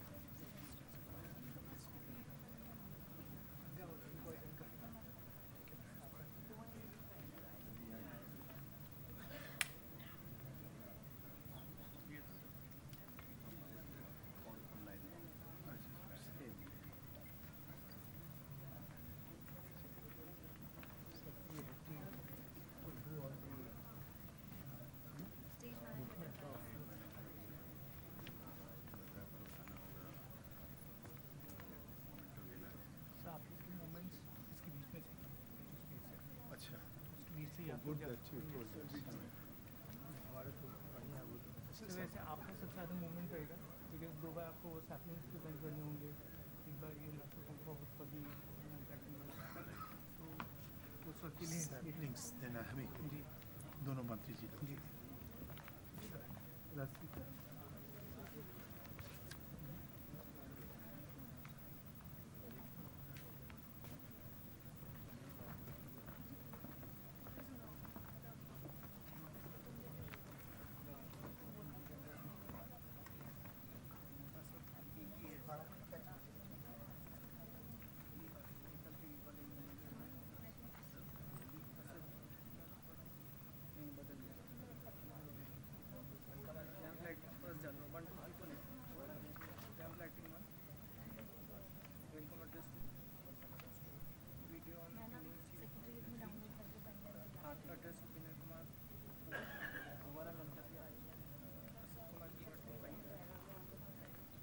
आप उसी फॉलो ना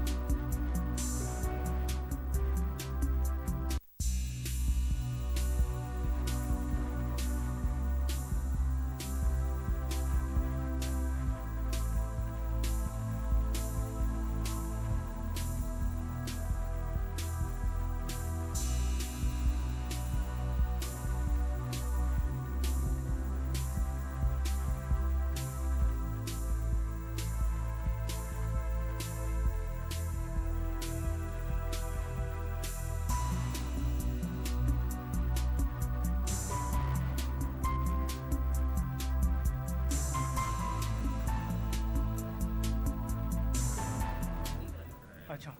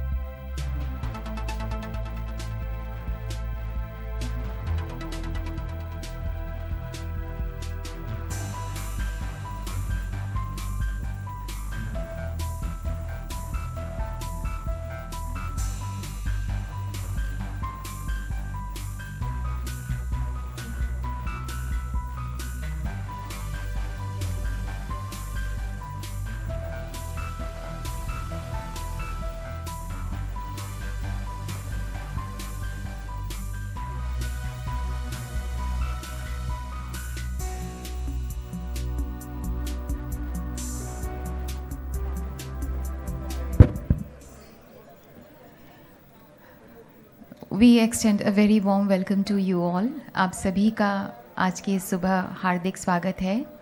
माननीय मंत्री जी पधार चुके हैं. Honourable minister has already arrived. I request all of you to kindly get settled. आप सभी से निवेदन है कि कृपया अपने अपने स्थान पर बैठ जाएं, सेटल डाउन हो जाएं. I request you all to kindly get seated. I also request you all to kindly switch off your mobile phones. आप सभी से निवेदन है कि कृपया अपने मोबाइल फ़ोन ज़रूर स्विच ऑफ कर लें. कार्यक्रम की गरिमा और ग्रेविटी को बनाए रखने के लिए I request you all to kindly switch off your mobile phones. Honourable minister will be here in a short while. माननीय मंत्री जी कुछ ही क्षणों में हमारे बीच में होंगे. आप सभी से निवेदन है कि जल्दी जल्दी सेटल डाउन हो जाइए. Kindly get seated. कुछ लोग जो खड़े हुए हैं, बहुत सारी सीट्स खाली हैं. I request all of you to kindly get seated. Honourable minister and esteemed guests will be arriving in a short while. They have already reached actually in this premises, and I request all of you to kindly get seated because Honorable Minister will be here in few moments. I request all of you to kindly get seated. आप लोग यहाँ जो खड़े हुए हैं वो लोग please बैठ जाइए.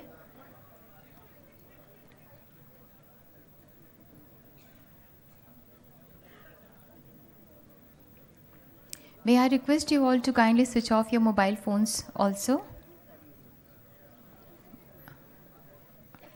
हमारी अशर्स वहाँ पर हैं, आप प्लीज़ उनसे भी पूछ सकते हैं. बहुत सारी सीट्स अभी हैं, वहाँ पर आप बैठ सकते हैं. Kindly settle down fast.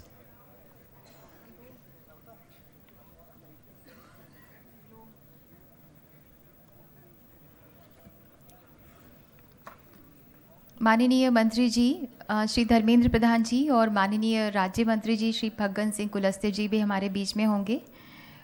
उनके अलावा डायस पर होंगे Shri Vinay Kumar, secretary ministry of steel, Shri Asit Kumar Tripathi, chief secretary government of Orissa, Shri Anil Kumar Chaudhary, chairman steel authority of India Limited, Shri Sunil Srivastava, former deputy managing director state bank of India, Shri Seshagiri Rao, joint managing director and group CFO JSW steel limited, Shri TV Narendran, CEO and Managing Director Tata Steel, Mr. Stephen Garner, Global Head Basic Materials Practice McKinsey, Shri Sachit Jain, Vice Chairman and Managing Director Vardhaman Special Steels Limited, Srimati Rasika Chaube, Additional Secretary Ministry of Steel, Shri Abhyuday Jindal, Co-Chair FICCI Steel Committee and Managing Director Jindal Stainless Limited, Shri T. Srinivas, Joint Secretary Ministry of Steel. May I request you all to kindly get seated. Honorable Minister will be here in a short while. माननीय मंत्री जी कुछ ही देर में, कुछ ही क्षणों में हमारे बीच में होंगे. हमारे कार्यक्रम शुरू होने में बस कुछ ही क्षण बाकी हैं. आप सभी से निवेदन है कृपया अपना स्थान ग्रहण करें.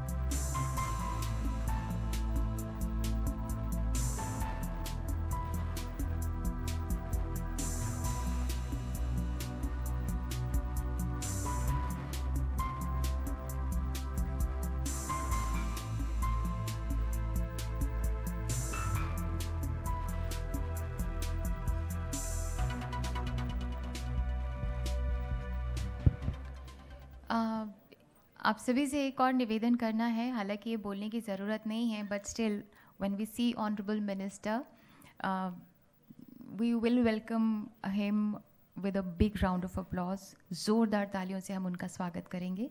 जैसे ही माननीय मंत्री जी यहाँ पर पधारेंगे, हम सब बहुत ज़ोरदार तालियों से उनका स्वागत करेंगे. I request all of you to kindly welcome honourable minister with a huge round of applause.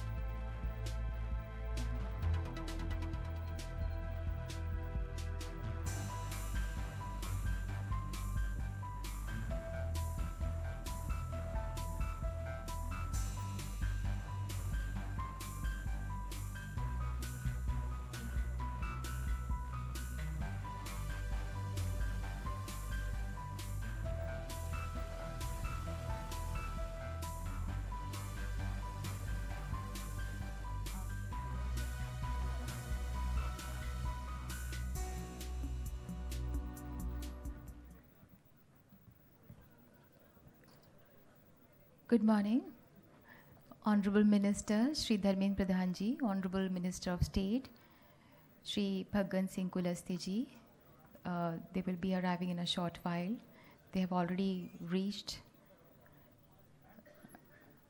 They'll be here in a short while. I request all of you to kindly get seated. I request all of you to kindly welcome him with a big round of applause. जोरदार तालियों से हम उनका स्वागत करेंगे.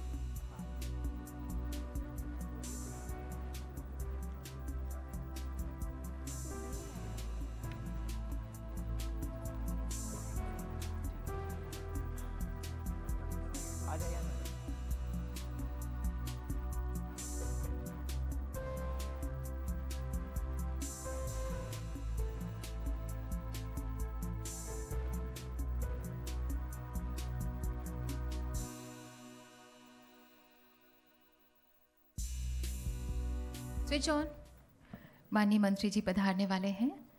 जोरदार तालियों से हम उनका स्वागत करेंगे.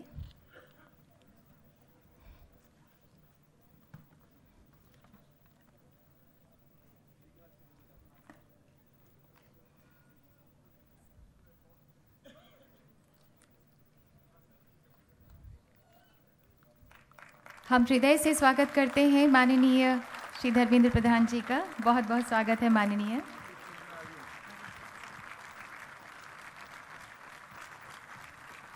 We extend a very warm and hearty welcome to Honorable Shri Dharmendra Pradhan ji, Honorable Minister for Steel and Petroleum and Natural Gas. बहुत बहुत स्वागत है माननीय आपका आज के इस कार्यक्रम में. Honourable minister of state for steel Shri भगवन सिंह कुलस्ते जी का भी हम हृदय से स्वागत करते हैं. बहुत बहुत स्वागत है माननीय आपका आज के इस कार्यक्रम में.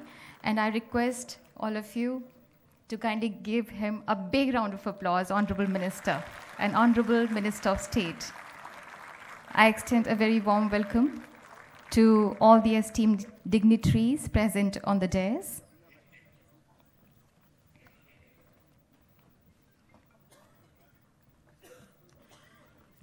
मंच पर पधारे हमारे सभी डिग्नेटरीज का हम हृदय से स्वागत करते हैं. आज भारत विश्व आकाश में चमकदार नक्षत्र की भांति उभर रहा है. चिंतन शिविर का मकसद साफ है, इरादा जाहिर है। इंडियन स्टील सेक्टर को जीवंत, दक्ष, पर्यावरण के अनुकूल और वैश्विक स्तर पर खरा हो ऐसा बनाना है। The key objective of this Chintan Shivir is to discuss the opportunities for enhancing competitiveness, capacity and technology and augment demand for Indian steel. इस्पात की मांग बढ़ाना डोमेस्टिक कंजम्पशन के लिए भी और एक्सपोर्ट्स के लिए भी। In India, we begin any auspicious occasion with the lighting of the lamp. May I request Honorable Shri Dharmendra Pradhan ji to kindly light the ceremonial lamp. माननीय श्री फग्गन सिंह कुलस्ते जी से भी हमारा आग्रह है कि कृपया वे भी इस शुभ कार्य में सम्मिलित हों।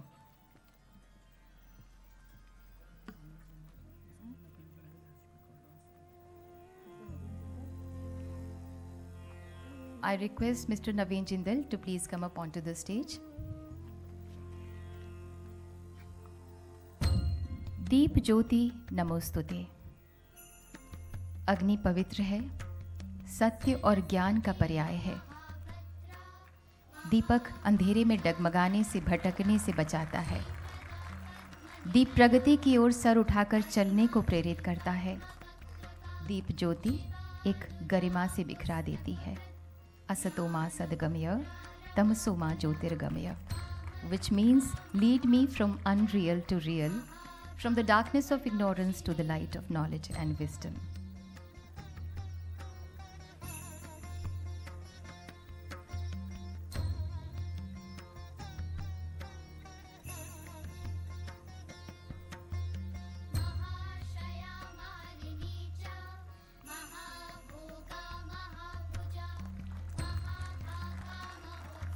असत्य से सत्य की ओर ले चल, अंधकार से प्रकाश की ओर ले चल।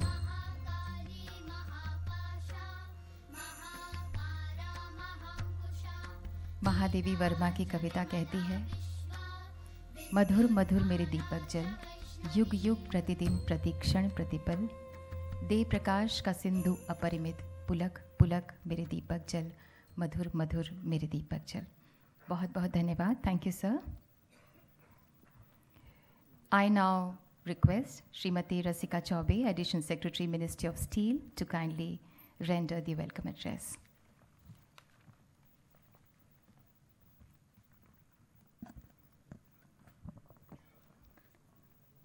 Shri Dharmendra Pradhan ji, Minister for Steel and Minister for Petroleum and Natural Gas, Government of India.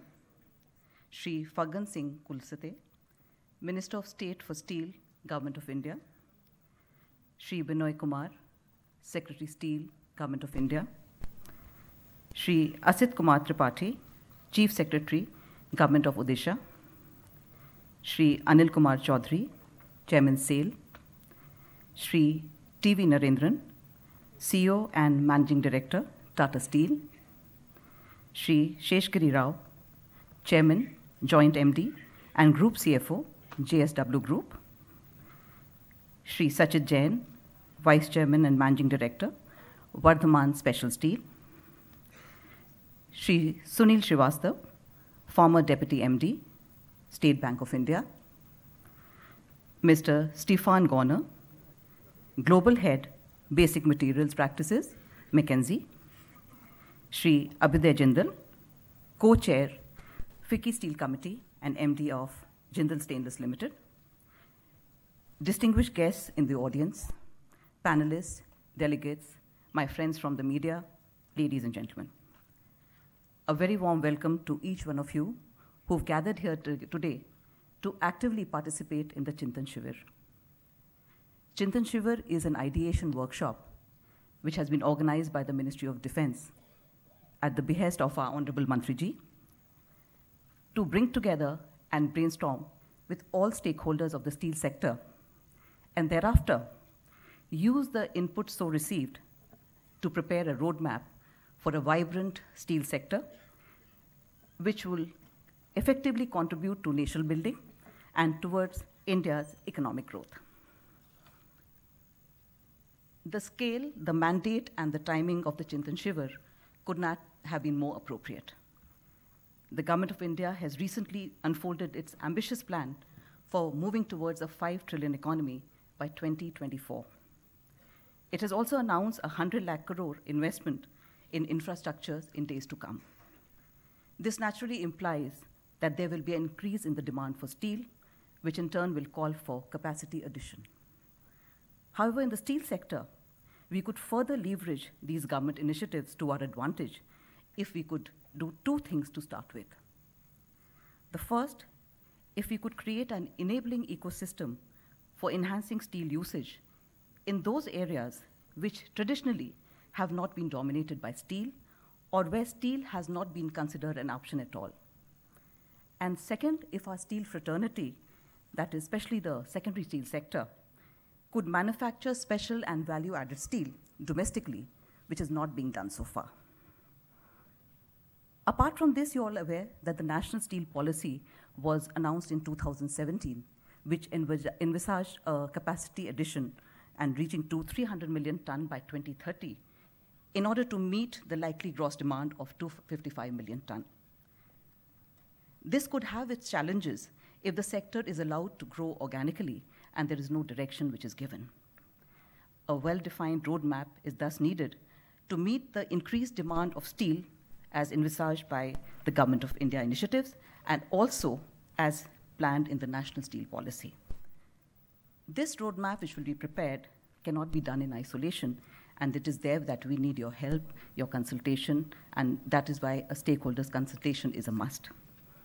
It is with this end in mind that we in the Ministry of Steel are hosting this Chintan Shivir, and a brainstorming session will be held on extremely relevant issues, and there'll be 3 sessions during the course of the day.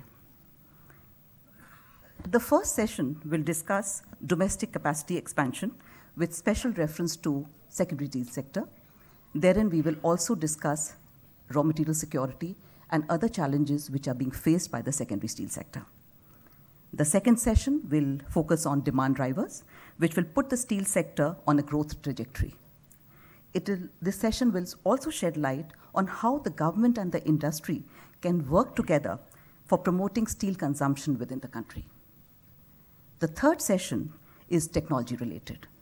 It will witness deliberations on how, through technology innovations, India can become a hub of producing high-grade value steel, thereby reducing the imports we are resorting to now. The panelists who are there in all the 3 sessions are domain experts, and I would like to request you all to use this opportunity to participate actively in these thematic sessions so that the ministry is able to utilize the inputs to prepare a robust and an implementable roadmap and make our steel sector efficient and globally competitive. I must share with you that in order to make this session more interesting and productive, we have, with the help of our consultants, BCG, devised a truly interactive platform for handling your queries today. The delegates during the course of the day would be asked to download a simple app, slido.com, wherein you will pose your questions online. Thereafter, the panelists will take these questions, and those which will not be, which we are not able to take, will be taken by cognizance of by the ministry later. With this, I would like to thank our Honorable Mantriji for gracing the occasion and for all of you to being a part of the Chintan Shivir. And I hope it will turn out to be a truly enriching experience for each one of us. Thank you. Thank you Shrimati Rasika Choubey. प्राचीन से भविष्य तक, बचपन से आज तक, सुबह से शाम तक, आदि से अनंत तक, इस्पात हमारी ज़िंदगी का अहम हिस्सा रहा है। The Indian steel industry today is growing at an unprecedented pace and also creating an encouraging environment for the investors, both within and outside the country. आइए चलते हैं इस्पात के इतिहास से इसके चमकदार भविष्य की ओर। Let's watch a film. One metal born from deep within our planet has been the most instrumental in changing it. Steel. The story of our modern world begins with and is shaped by steel. And the most exciting chapter of this story is now being written in India.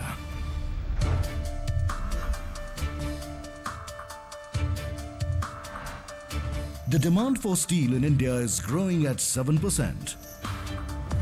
India has surpassed Japan as the second largest steel producer in the world with a capacity of over 138 million tons. This growth has been fueled by a stable and decisive government that has rolled out policies that generate a demand for steel in the vast areas of rural India, with schemes for electrification, roads, housing, and railways. The per capita consumption of steel is 71 kgs and is only set to increase as India ramps up on infrastructure and prepares for greater demand in the future. There is a huge opportunity in India simply because infrastructure is growing like never before. Electricity, mobility, roads, railways, housing, industry, all these are built on steel. And all these are what will drive the crude steel demand and consumption of India towards 250 million tons by 2031. Making this growth possible is the abundance of iron ore in India, with over 300 mines distributed across the country. These are feeding this furnace of progress. Coal India Limited is also setting up coking coal washeries, and reserves of coking coal in the country will now become available for use by the steel sector, further reducing cost of raw materials. Significant investments in the logistics sector, new ports, inland waterways, dedicated freight corridors, and the exponential increase in rail lines, all these are combining to bring down the cost of logistics and are adding to the investment opportunity. India is one of the fastest growing major economies in the world and the second largest producer of steel globally on date. Driven by high growth and investments, steel consumption is expected to go from about 70 kg per capita today to around 160 kg by 2031. India's steel capacity by 2030 is projected to be around 300 million metric tons. This will entail capital investment of about $140 billion. A stable and reform-friendly government led by our visionary Prime Minister Shri Narendra Modi has created a conducive environment for both domestic and global investors. We welcome increased investments for manufacture of value-added and specialized and high-end steel products. India is no stranger to steel. This story begins in a crucible in South India in 400 BC. As metallurgy advanced, iron and steel entered the imagination of kings, entered the battlefields, the households, the markets, the roads. It became a part of everyday life. Modern steel making in India began with the setting up of the first blast furnace in Kurti Burnpur in 1870 by the Bengal Iron Works Company. Tata Iron and Steel was established by Sir Dorabji Tata in 1907, and by 1939 it operated the largest steel plant in the British Empire. Bharat विश्व की तेजी से विकास कर रही अर्थव्यवस्थाओं में से एक है। औद्योगिक उत्पादों से लेकर उपभोक्ता उत्पादों तक सभी में इस्पात का भरपूर प्रयोग होता है। भारतीय इस्पात क्षेत्र का भविष्य निश्चित ही उज्जवल है। भारत को विश्व स्तरीय विनिर्माण हब में तब्दील करने के लिए हम उद्यमियों को आमंत्रित करते हैं। India is the second largest steel producer in the world, and that India needs to further add capacity in view of its increasing demand, which is rising every year annually by more than 6 to 6.5%. This increase has to be met by adding our capacity, and particularly in areas where we are deficient, that is the value-added steel. You may be aware that we will be a 5 trillion economy by the year 2024, and there is going to be a heavy investment in infrastructure, highways, roadways, housing, construction, ports, airports, railways, and all this investment will entail a lot of steel consumption. I would request all of you to have a look at our different steel plants and the other conveniences that are available. We'll welcome you to come and invest in India in steel making. Now, the story of steel in India is not just a story of consumption, demand and availability. It is also a story of production and quality. The growing steel industry will naturally need to be supported by high-quality steel-making equipment, of which India is poised to be a significant buyer. This clearly spells a strong business opportunity for international manufacturers of steel-making equipment. There is enormous opportunity in both long and sheet products. The demand for high-end auto-grade steel, oil and gas equipment, defense equipment, solar power and renewable energy products is soaring, and all these will be built on a framework of steel. The sectoral demand for steel is as follows: infrastructure and construction 62%, automobiles 10%, consumer and capital goods 15%, others 13%.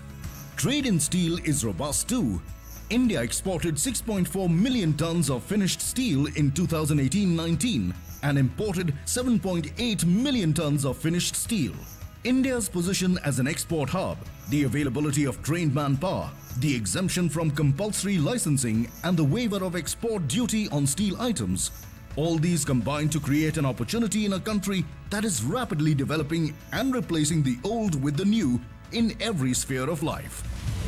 International steel giants like ArcelorMittal and POSCO are making forays into India to tap the exciting potential. Meanwhile, India leaders like SAIL, NMDC, RINL, Tata Steel, JSW Steel, JSPL and many more are spearheading advancements in the domestic steel industry.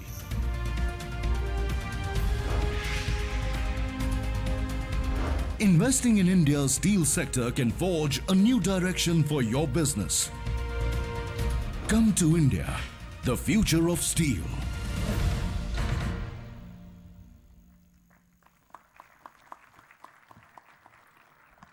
इस्पात मंत्रालय राष्ट्र के प्रति श्रद्धा और कर्म के प्रति निष्ठा से सुदृढ़ राष्ट्र के सपने को पूरा कर रहा है.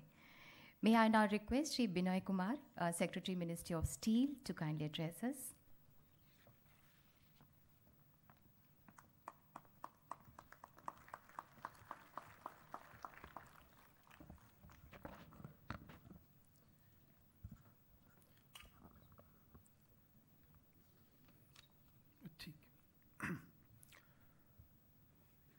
Honorable Minister of Steel, Petroleum and Natural Gas, Shri Dharmendra Pradhan Ji, Honorable Minister of State for Steel, Shri Fagan Singh Kulaste Ji, dignitaries on the dais, the captains of Indian steel industry, both on the dais as well as in the audience, the invitees, the panelists, the speakers, the guests, and the media.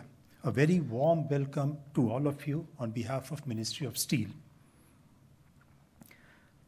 The idea of Chintan Shivir emerged from a discussion which we were having with our minister, steel minister, in the beginning when he had just joined, that how do we involve our different stakeholders in decision making, in policy framework. How do we consult them? How do we take their inputs? How do we make them as partners? And therefore, the first edition of this Chintan Shivir is being organized today by the Ministry of Steel in collaboration with FICCI and JPC. I'm happy that a very hectic program is there ahead of us, and some very important issues are being discussed in 3 sessions after the inaugural. The format is basically question answer, interaction, participation, and basically we would request that the panelists should be able to meet the doubts or the suggestions that you have in order to evolve, our ultimate aim of how do we meet the challenges of the 5 trillion economy from the perspective of steel industry. Government has set this thing very rightly that our economy will be 5 trillion by year 2024-25. Now the steel demand is going to shoot up. Some estimates say 60 million ton to 70 million ton. How do we meet this? What are the challenges in meeting this figure? Do we import? Do we manufacture in India?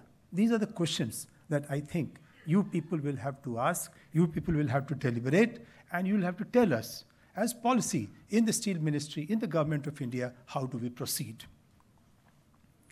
As you are aware, the government has set up a very ambitious 100 days target. Ministry of Steel has itself 10 different targets. It's there on our website. I would only mention a few of them, but the significant part of this Chintan Shivir is involvement of the state governments. For the first time, Ministry of Steel is actively working along with the state governments. And I'm happy that the Chief Secretary of Odisha is here amidst us, and he will be speaking from the state perspective. But coming back to the 100 days, the role of fulfilling our tasks in the 100 days will depend a lot on the state governments. Let's take the example of the steel clusters. That's one of the most important of our 100 days target.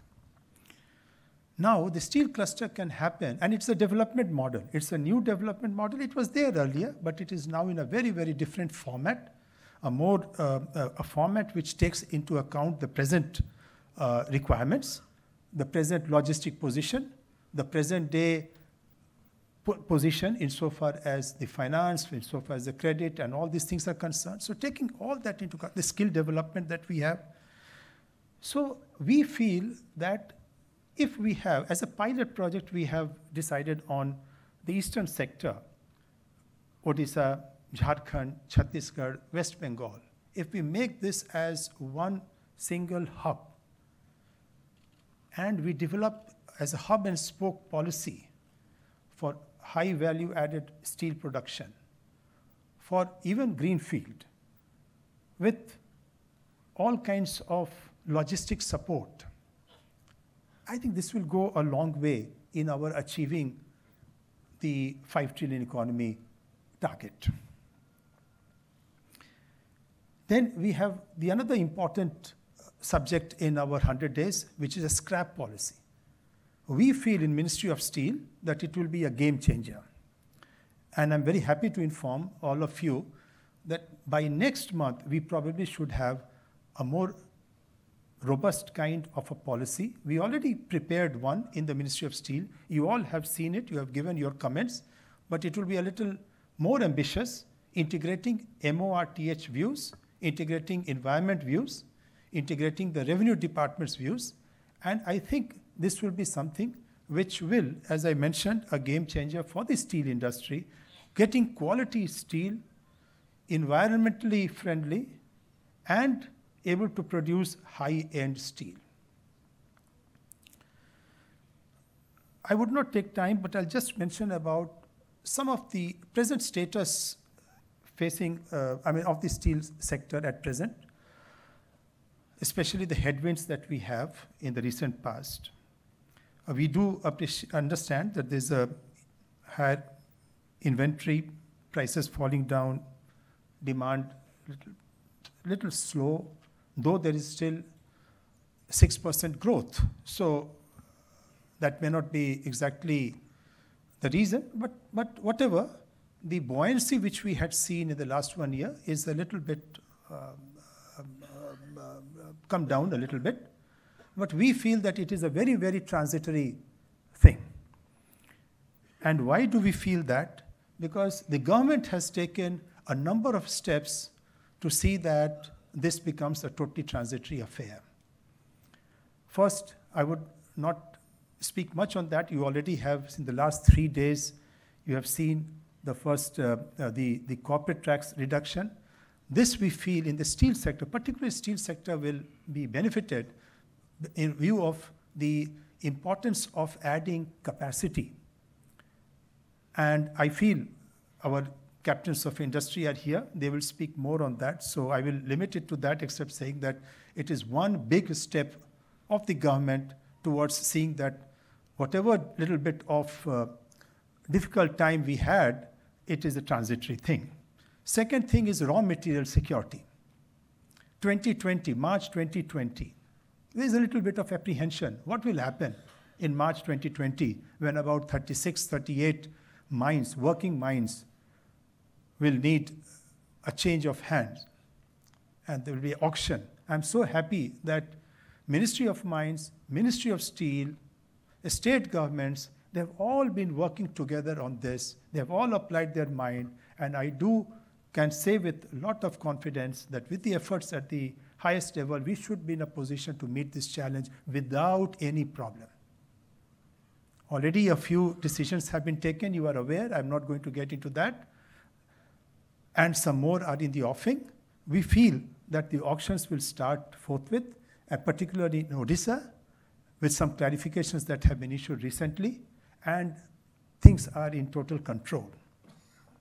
Second thing about some protectionist measures of the government. Once again, we came out with the help of Department of Commerce, we came out with SIMS, that is the Steel Import Monitoring System. Now, there's some misgiving somewhere that SIMS could be not a very positive step.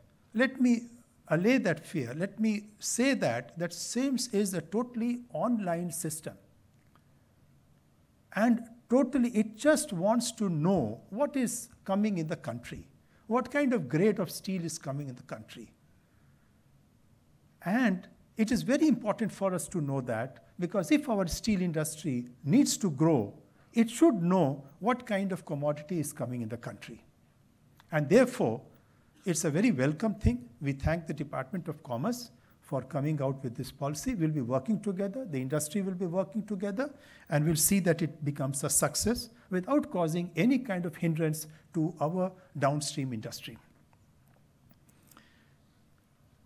About coking coal, I'll just mention that again, with Ministry of Coal, we are again working together, and some 6 washeries are being offered if any steel industry wants to set up its own washery in some of the, so there are some 6 identified coal blocks.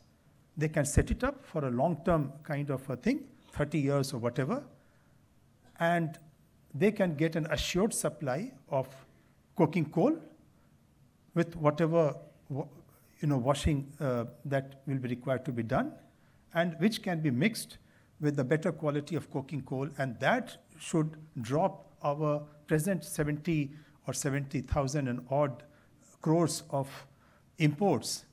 It will make a big dent. Already 3 million tons of washed coking coal is being offered by Ministry of Mines to our steel sector from 1 million ton so far. Now this is a big step, once again, in meeting the challenges of the import. We have enormous resources within the country. We have to make use of our own resources in an efficient manner. I think we should be able to see this kind of whatever that headwind which I was mentioning will take care. So I think I have spoken whatever that I plan to, and I would like once again to thank the dignitaries and all the invitees here to have a very, especially for the invitees, to have a very good interaction and make the best use of the Chintan Shivir. I would like to thank FICCI and JPC for organizing this Shivir.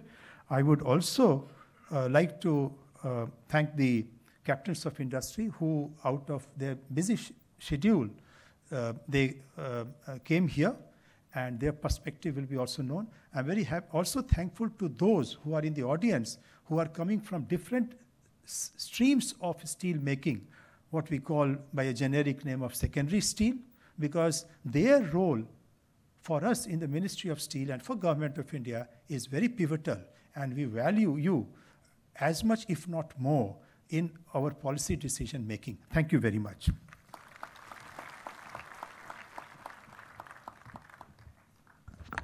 Thank you so much.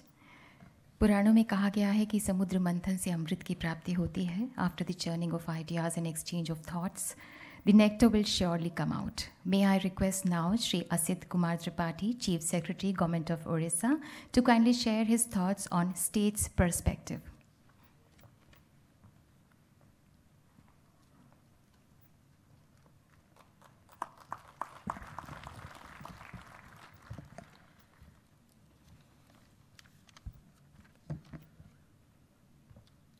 Respected Minister of Steel and Petroleum and Natural Gas, Government of India, Sri Dharmendra Pradhan ji, respected Minister of State for Steel, Government of India, Sri Fagan Singh Kulaste ji, esteemed Secretary Steel, Government of India, all the distinguished guests on the dais, off the dais, members of the media.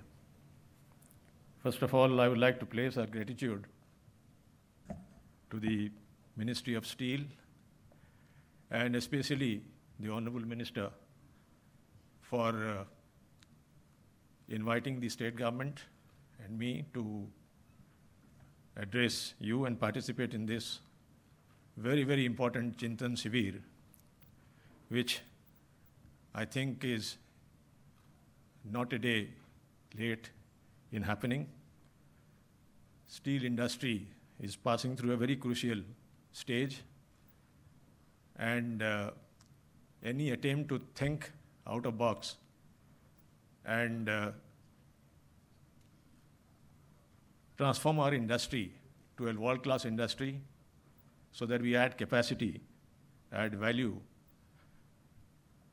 So this Shivir has great potentiality. We will look forward to the outcome of this Shivir, and as the Union Minister very kindly suggested to us that maybe the next edition of the Shivir can be hosted in the cradle of steel industry, that is Odisha and in Kalinganagar. I think we'll welcome that, sir. And we believe that Odisha has the potentiality to participate in this national task of achieving 3 million ton of steel capacity within a foreseeable future. We are already the world's second largest producer. We have the natural resources. We have the political will. We have the administrative capacity. Our domestic industry is extremely strong. What we need probably is everybody to work together in a spirit of collaboration. From the state government, I assure you, sir, that we believe that it is in our interest and also in the national interest to do our bit, and we look forward to your guidance. Now, Orissa, as you all know, I don't want to get into details, has the natural resources. We already have a fairly formidable domestic capacity in the state. Our advantage of the resource combined with our coastline and the almost multiple, about 10 times rise in our port capacity in the last 10 years is an extremely good sign for the country as well as the state. We have been extremely proactive in the past. As all of us know, Kalinganagar, which has nearly 13,000 acres of land, is one single location which can become the steel hub in the country. We have allotted a lot of land to the steel industry. The issue being that the capacity utilization of this land is very, very low. So this is a brownfield area, which a lot of land which has not been utilized by the allottees. We are adding more land to it. So in future, this brownfield hub could become a potential steel hub in which we can actually hit the ground running, as they say. Rourkela Steel Plant also has a lot of land. The Rourkela Steel Township at one point in time had 26,000 acres when I was the ADM of that place. Gradually some land has been surrendered, but Rourkela has very, very large land tracts. They have all the advantage. They have the water resources. They have the mine linkage. There is no reason why this cannot be transformed into a very large hub. We have some land in the government in Keonjhar district, which we all know is the source of all the iron ore that Orissa has mostly. And we would be looking forward to some interesting proposal by private sector, from government sector in Keonjhar. Keonjhar district contributes very, very high percentage of the Odisha's iron ore, but the state does not have, the district doesn't have a steel plant. So there is a bit of an angst amongst the people. And it would be very nice if a steel plant can actually come up in Keonjhar district. That will help us in management of the aspiration of the district. In the state level, we have to contend with people's aspiration at the ground level. Whatever policy we do, the test of the pudding lies in the eating. So local administration actually is faced with the most difficult task of managing people, managing aspiration of the peoples for employment, for jobs. They have to contend with the environmental pollution, the demands on logistics on the local people. So therefore, a steel plant either in PSU sector or supported by Government of India or by a domestic steel player could be something that we will look forward as part of this big initiative. Sir, as we know, we already have about 30-odd million ton capacity. Even today, the logistic is a nightmare in Orissa. The evacuation of the finished products as well as the import of the raw material from the ports pose huge challenges. If you have to make 100 million tons of steel capacity in Odisha, it will only come in either Kalinganagar or Keonjhar or Sundargarh or Jharsuguda. That is one axis that doesn't have efficient logistics.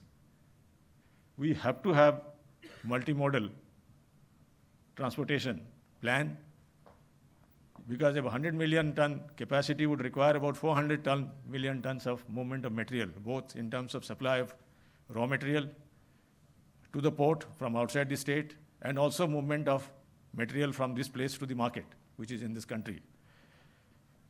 Luckily, we have two very major rivers which can become good inland waterways, Brahmani and Baitarani, on which not much work has happened. I think the work is cut out.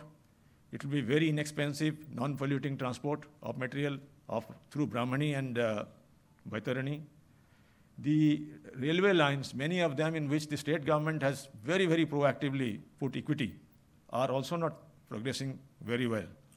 As you all know, with a lot of diligence and persuasion, the doubling of Cuttack-Paradip line and the Dhubri-Banspani line have been completed. The new lines in which we have invested as SPV partners, Haridaspur-Paradip and Angul-Sukinda lines, is progressing. We are at it, but it is not progressing as satisfactory as we would like to. But all the other lines, very important lines of doubling of the lines from Talcher to Sambalpur, Sambalpur to Titlagarh, and many other lines, or the MCRL that we had planned with equity investment from OMC and MCL in the Talcher area, is not very satisfactory. I think we require a lot of other PSUs who have got the coal allotment in these areas and planning coal power plants can participate in equity, and this can be expanded. I will not like to go into details, but the point that I'm trying to make is that the logistic in this area poses a huge challenge. And if our plans to ramp up production to 100 million tons in Orissa as part of 300 million aspiration, we have to, from Government of India, do very proactive, not only policy, but also investment in railways and other multimodal transport options. One more area, sir, I would like to flag is the water. We are blessed with natural water. Our runoff is totally committed today. About 700 cusecs of water is already committed. Unfortunately, most of it is locked in. There are some industry who are squatting on this. But as we see today's interest in this area, there is almost no runoff, river runoff left. The groundwater which is being exploited by many industries, sometimes even illegally, that also has very dangerous consequences. So we need to think, very innovative ways of providing industrial water. We need to think about investment. This is a public good. I think we can't ask the private industry to invest in water. they can be charged for water use, but we need to impound water in the river without probably any inundation, and this can be done. This has been done in some states. So water is going to be a challenge in Orissa in going forward. Another thing, sir, as coming from Orissa, sir, you are very aware, the rising aspiration of people who believe that all the mining boom and the industry is not creating enough jobs. I agree that it's very difficult to find jobs. Most of the people cannot find jobs in the industry, but people can be skilled, and they can find their employment in the potential downstream and the value-added industry that is going to come up. I am very report to you, sir, today that in Singapore, we have now arranged the ITE Singapore, which is the Vocational Training Institution of Singapore. They are going to manage the Orissa Skill Center, World Skill Center, in which we are going to have 3,000 graduates passing every year. It's going to start in the next academic session. The building is an 18-storied building, already ready. So skill is one area that, sir, all of us have to work so that the youth of Orissa find jobs both in formal as well as informal sector. Because management of aspiration and discontentment is going to be a huge challenge, because already the youth in the mining area, industrial area, they are not able to get employment because they have no skill, and the formal employment in the industry is limited in the mining sector. So every day we have day-to-day problems.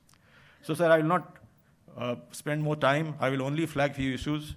Going forward, I think our raw material security, as the esteemed Union Steel Secretary mentioned, is going to be a challenge. We know that the area limit has been defined now, and we are going to go ahead with the auctions. The state government will do its work, but the transfer of the clearances is going to pose a problem unless it is attended very, very fast to the transferee. Otherwise, about 60 million tons of iron ore that these merchant mining companies, whose mines are going to expire, it actually cannot be potentially used. Then the state PSUs like OMC, in the beginning of, as you all know, Orissa Mining Corporation today is producing about 23 million tons of iron ore. We are ramping it up to 30 million in 3 years' time. We have all the MDOs contracts signed. We have a lot of forest clearances. Similarly, all the other PSUs who are mining, they also have to allocate resources to the local industry. It was mentioned that the secondary steel sector in Orissa is very strong. Sponge iron, pig iron. We are doing steel through DRI and arc furnaces and all. They need to be provided material because they also have to exist if our steel industry has to get into 3 million tons. Sir, another issue that I'd like to flag, there are so many stakeholders here in this auditorium. It is a very good forum for deliberation without compromising with the spirit of the Land Acquisition Act and without losing sight of the tenants' right on the land. There are some processes which can be relooked, sir. It is practically difficult to do infrastructure today because of some of the provisions in these acts. So these are, as I mentioned, in short, raw material security, logistics, ease of clearances, and managing expectations are challenges in the state government that we are looking forward. And lastly, I'd like to assure you, sir, we think this is a national task, and we in the state government are looking forward to participate in this. And in the state government today, our Honorable Chief Minister has raised the bar to transformation. Most of the policies that we are trying to make today are policy changes. We are not looking at incremental change. We like to do transformational change so that we move into 10x, not just 1 or 2x's. So I'm sure with these deliberations, the content of the policy can be so rich that we will move into the era of transformation. Thank you very much, sir.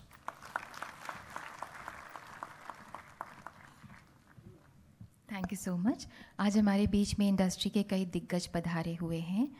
I request Shri Anil Kumar Chaudhary, chairman steel authority of India limited and chair FICCI steel committee, to kindly address this august gathering.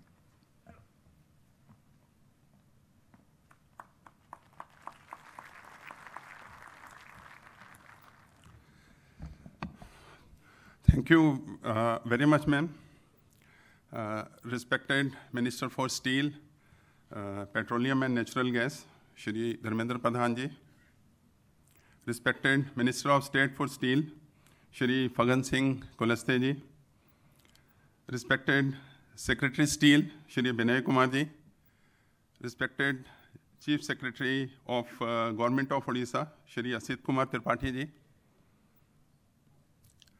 MDs, CEOs, Chairmen, Captains of the Industry, Senior Officials from Ministry of Steel, available on the dais and off the dais. I would like to make a particular mention of Mr. Sunil Srivastava here, who has been financing the steel industry for a long time, and I have the personal experience of dealing with him. Fortunately, he is also present here, and he will give the finance perspective from the steel industry point of view. So we welcome him here. And all other dignitaries, and the most important, the delegates of this conference. I welcome you all and wish you a very warm good morning. As you know, apart from Chairman of Steel Authority of India Limited, I've also been holding the chair of FICCI Steel Committee. So on behalf of FICCI and also the FICCI Steel Committee, I extend a very warm welcome to all of you. Basically, this Shivir has been organized to see how we can make the steel industry an efficient, vibrant, and cost-competitive industry in the world. And I think that is very much doable. And I must thank Ministry of Steel for organizing this Shivir and also giving me an opportunity to speak. As usual, I have many thoughts to share with you, but considering the time constraint, I will be restricting myself to only 5 important topics, which in my opinion, and also in the opinion of some of the other industry captains, are going to shape the future of the steel industry in the country. And I would go to the extent of saying that these are going to be the disruptor for the growth of the steel industry if we are able to put them in place in the right perspective. Sir, the first and the foremost thing which comes to my mind is that how to make this industry efficient by putting in the digital interventions. Whether we say it, artificial intelligence, industry 4, data analytics, automation, or robotics, they are going to be going to play a very crucial role in the time to come for shaping the steel industry in the country. Over a period of time, a lot of gap has come in the skill sets and also in the knowledge of the steel manufacturers. But with the digital intervention coming in, this gap can be removed, and this will be removed over a period of time. I have been reading that how the international and also some of the domestic companies in the steel sector have been able to utilize the digitization to the advantage, and how they have been able to reduce the cost over a period of time. So what I want to point it out here, that if we have to grow in the time to come, we have to be cost efficient. The investment in the Industry 04, or I would say in the digital intervention, is going to be very, very crucial, and it has a very low payback period. Even we have been experiencing in our steel plants, wherever we have not been able to implement the automation 2 or automation 3 level, we have been suffering, and we have not been able to produce the steel in an efficient manner. So this is going to be a game changer for the entire steel industry in the time to come. The second important factor which I would like to highlight here is the supply chain consolidation. Today we find that the supply chain consolidation has been happening from the side of the raw materials. But if we look at from the consumer point of view, that supply chain consolidation is missing. In the time to come, what is going to be important, that we should have a complete consolidation from raw materials to consumer base. Because whatever we have been producing in our steel plants, that has to be sold in the market. And we have to prove our worth to the customer. And how we will prove that? Only when we are able to have consolidation, only when we are able to have homologation with the requirement of the customer. So we have to rope in the customer if we have to be able to sell our material in the market. We are growing, country would be growing in the time to come. We will be reaching the 300 million ton, and intermittently, we will be increasing our capacity. By the mid of the path, we will be reaching a level of 200 million ton also. So if we have to sell that material, we have to take the confidence of the customer with us, and we have to take forward looking into his benefit and also looking into the basic requirement of the customer. Third, which I always mention in most of the conferences, is the requirement of coal, how to meet the requirement of coal. Coal, as you all know, it constitutes close to 40 to 42% of the cost of production, particularly in the BF route. And in the country today, majority of steel is being made with this technology. Given the fact that this is the most cost-effective route for making steel in bulk, so we have to be dependent on this. And for this, any technology which can help us to reduce the ash in the domestic coal, or which can give us the substitute for coal, is going to be the game changer. And that is going to reduce the cost of production in the country like anything. And I'm sure if we are able to achieve this, we are going to be the cheapest producer of steel in the world. Even we can leave behind China. Even right now we are, but we will be most cost competitive if we are able to achieve this. And also the power consumption can be reduced by having or by going to the renewable sources of power, and also by reducing the some tariffs by way of regulatory measure. Fourth important issue which we always discuss is the protection of environment and also safety of the human and equipment. In the going time, in the past and also in the future, there has been added emphasis on how to protect the environment. Only those companies who are able to produce the steel in a sustainable manner or in an environmental friendly manner are going to exist in the country, because environmental norms are going to be very, very stringent.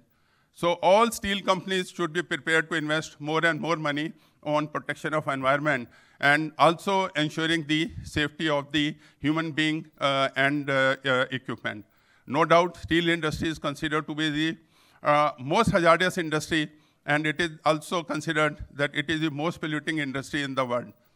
But we can do from our side, the producers can do from our side, and by making investment, we can make this industry environmental friendly and also the less hazardous as we have done in the past. But as we increase the capacity, there will be an added emphasis on this, and there will be a need to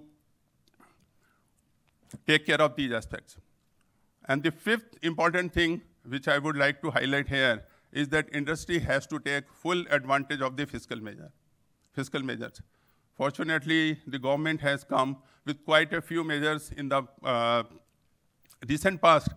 And one very important measure which I see is that new manufacturing companies are going to pay corporate tax at the rate of 15%. Friends, steel industry should take full advantage of this, keeping in view the legal framework. We have to see whether we can offload some of our upstream and downstream production to a new company by forming a new company. This is going to be effective from 1st October 2019. So if we are able to offload some of our work, like rolling, we can offload to some of the new companies. And likewise, when we look at the upstream manufacturing, it can be offloaded. We can think of going in for a, say, if we are having a maintenance company, we can go in for protection of spares, refractories, consumables there. And also, if we think of a, say, equipment manufacturing company, in many of the companies, currently it is being manufactured within the company. We can go and form a new company. There is nothing illegal in this. The only thing you are taking advantage of some dispensation which has been given by the government to the producers. Also, friends, in the coming time, many more fiscal measures are going to be there from the side of the government. It is the need of the hour that the steel industry should take full advantage of all these measures and try to reduce the cost of production and be the most cost competitive industry in the world. I'm not touching the other aspects. I believe that they will be touched during the deliberations in the course of the day. But about one thing, I'm very sure that Indian steel industry is going to be the most vibrant steel industry in the time to come. And we have the potential available here. Even when I was told to address in Germany, I assured all the participants there that this target of achieving 300 million ton is very doable. We have the potential and we have all the enablers available. And I repeat the same thing, that if the industry captains are able to come together, they are able to concentrate on some of the important issues concerning the industry, as I stated, that we can reach the level of 300 million ton in the time to come. Thank you very much. And as we have the deliberations during the day, we will get more opportunity to talk about making the Indian steel industry more vibrant, more cost competitive, and also one of the efficient industries, not only in the country, but in the world. Thank you. Jai Hind.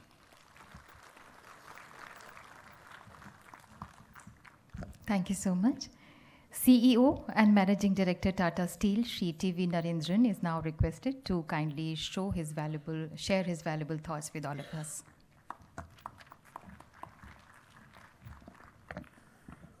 Thank you. Honorable Minister for Steel, Petroleum and Natural Gas, Shri Dharmendra Pradhan, Minister of State for Steel, Mr. Kulaste, Secretary Steel, Mr. Binay Kumar, Chief Secretary State of Odisha, Mr. Asit Tripathi, other distinguished guests on and off the dais, my colleagues from the industry, ladies and gentlemen. Firstly, I must commend the Steel Ministry for organizing an event like this, because for an industry as critical and important as steel, I think it's important for these conversations with all the stakeholders to really understand the issues and how to realize the potential that our country offers. To me, this industry is very important to the country, and of course, the country is very important for the growth of this industry. In many ways, India is uniquely positioned. We are the only country in the world which has the raw materials and the markets. There are many countries in the world which have the raw materials, like Brazil, Russia, Australia. They don't have a large domestic market. There are many countries like China which have a large domestic market but doesn't have the quality of iron ore that we have. So we are pretty uniquely positioned. And I think here, the potential of this industry fills into the imagination of the government when they say Make in India, because this is one industry which can bridge the potential that there is between raw materials and markets and really realize the potential to Make in India. In fact, I dare say that this is an industry which has probably invested the most in Make in India over the last 5-6 years, because this industry has certainly invested about 150,000 crores over the last many years in building a fairly vibrant steel industry. But it is an industry which is very competitive. It is a global industry. It's a cyclical industry. So it is not without its challenges, and we should be conscious of that as we want to plan our future. It is also important because this is an industry where there is a potential to create economic activity in some of the poorest parts of the country. Ironically, some of the richest parts of the country below the ground are the poorest parts of the country above the ground. And that to me is an opportunity for the steel industry, because we can create jobs there, we can create economic activity there, as we've been creating over the last few years. Also, while the services industry creates lots of jobs in the urban centers, I think the steel industry creates urban centers. And I think that's again why this industry is special, because we create economic activity far away from the normal urban centers. And that to me is also very, very important for a country of our size and complexity, where economic activity cannot be centered in just a few cities. But all this can only happen if the industry also takes its responsibilities and of course looks to the government for the support that it needs. From an industry point of view, I think as Mr. Anil Chaudhary said, we need to create a globally competitive industry. No reason why we can't. The advantage we have is we have the raw materials. The advantage is we are building the newest of steel plants. We also have an additional advantage. We are building clean steel plants, because I think one of the challenges China is facing with, in some sense, unrestrained growth in steel production over the last 15, 20 years is that a lot of that steel production is inefficient and polluting, and now the government is working hard to clean it up. Whereas in India, we have an opportunity to create an industry which is clean and green. We also have an opportunity to create an industry which is smart from a digital and technology perspective. And here again, we can leverage the talent that we have in the country from an IT perspective and marry it with the manufacturing opportunities that can be created through the steel industry. And I can say that many of the companies in the industry today are already on that track. So there is an opportunity for us to also create a smart and green industry.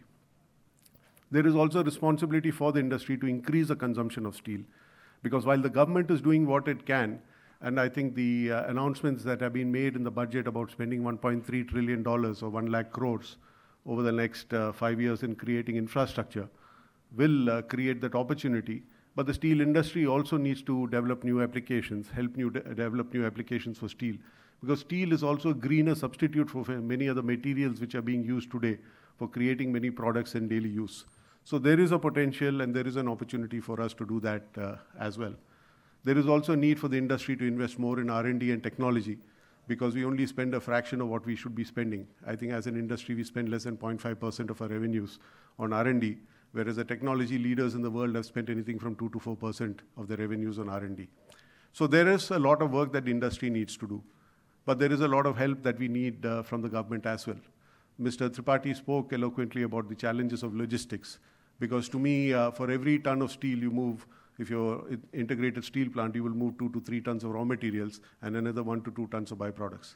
So there is a need for us to address logistics. The government and the railways are doing a lot of work on that, which is very important. There's a need for us to develop the port infrastructure, because the steel industry can become efficient and be competitive within its factory gates, but a lot of that competitiveness can get eroded once you step outside the factory gates, and that's where the role of the government comes in. The government has done a great work in improving the ease of doing business over the last few years, and I think with the recent announcement by the finance minister on the tax rates, it has also started addressing the cost of doing business. So I think the focus on infrastructure, the focus on corporate taxes, and going forward as we hopefully keep improving the cost of capital, and we also improve the cost of moving material around and everything else, I hope the costs that we incur outside the factory gates also come down, and that will help us build a globally competitive industry. I dare say that today, across the world, I think the only steel companies in the world who are more cost competitive. I separate the difference between cost and price, because there are many who sell at a low price and don't make money. But the only other industry outside of India and steel who's more competitive than steel is actually the Russian steel industry, because they are also blessed with the raw materials and energy that is required. We also need to develop a robust mining industry. India has great potential for mining. I think some of the actions taken recently by the government are in that direction, because to me, it's a geologically rich country. It's important to have a very strong, robust, globally competitive mining industry. We also need to develop a strong capital goods industry. One of the learnings from China over the last 15, 20 years is, while they developed a robust steel industry, they also developed a robust capital goods industry. And today, China is a big exporter of capital goods. And they're more concerned about exporting capital goods than they are about exporting steel. We also need to have a very strong secondary sector. I think that has been referred to. Globally, it's not that there are only big steel plants. There are big steel plants and small steel plants. Small steel plants don't mean that they are not efficient. Globally, they are very efficient. They focus on very high quality products. As the bigger steel companies get bigger, they will invest in scale. You will have bigger blast furnaces and bigger steel mill shops with vessel sizes of 300 tons and above. So there is a need for us to be able to produce smaller lot sizes, 40 tons, 80 tons, special steels. There is a role that the secondary sector can play in servicing customers who are difficult to reach for the primary sector. So there are great opportunities. So I don't think the steel industry can grow with just a few large steel plants. I think you need both the large and the small to grow and to be world-class in their own way. Finally, we also need to develop talent. We need to have both the engineering and metallurgical talent that is required, as well as focus on skills, because that is again an area where a lot of work needs to be done. As industry, we need to pay the premium for skills, just like we are willing to pay the premium for good engineers. We need to pay the premium for good welders, good fabricators, and only then will the whole ecosystem develop. So there are great opportunities, but there are great challenges as well. And I think sessions like these, which allow all of us to share the opportunities and the challenges and to work jointly towards addressing them, I think will ensure that we fully realize the potential that we can. Thank you, ladies and gentlemen.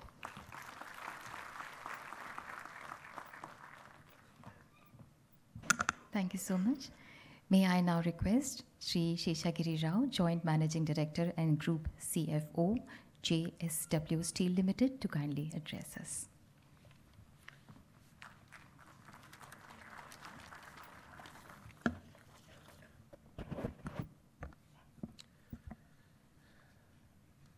Respected Sri Dharmendra Pradhan ji, respected Sri Fagan Singh Kolaste ji, respected Sri Mr. Binay Kumar, respected Sri Asit Kumar Tripathi, and captains of the industry, ladies and gentlemen.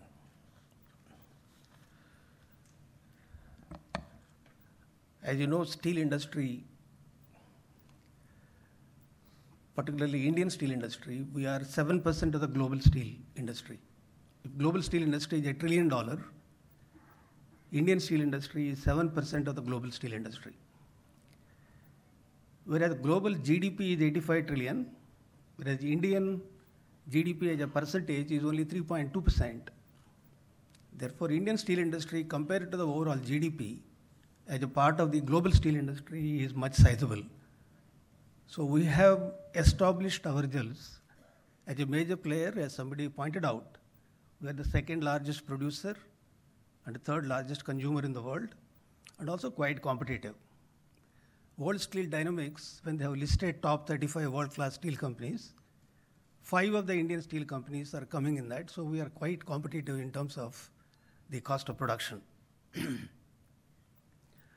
As you're all aware, the steel industry by nature is highly technologically complex and at the same time highly capital intensive, highly dependent on bulk raw material, and at the same time cyclically very volatile. As you're all aware, when the world produces and sells almost 1.7 billion tons of steel, 25% of that crosses borders. So there is a huge amount of trading which happens in the steel sector. And every country, steel industry is very strategic in nature. Because of these two elements, there is too much of intervention by various countries. So there are subsidies, there are so many supports, so that distorts the entire steel industry's trade globally. Because of this reason, every time we look to the government for hand-holding. This is the feature which is more visible, particularly in the past few years or past few months, that huge amount of intervention by various governments across the world is distorting the overall trade in the steel industry.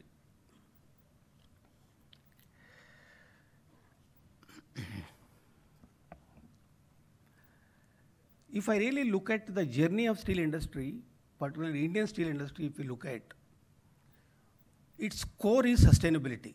The way we looked at industry sustainability is concerned, either material efficiency or energy efficiency, or in terms of emissions, if we look at, we did a huge amount of work as an industry.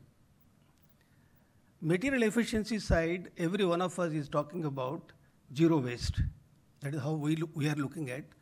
Today, almost 96% efficiency in terms of materials are concerned.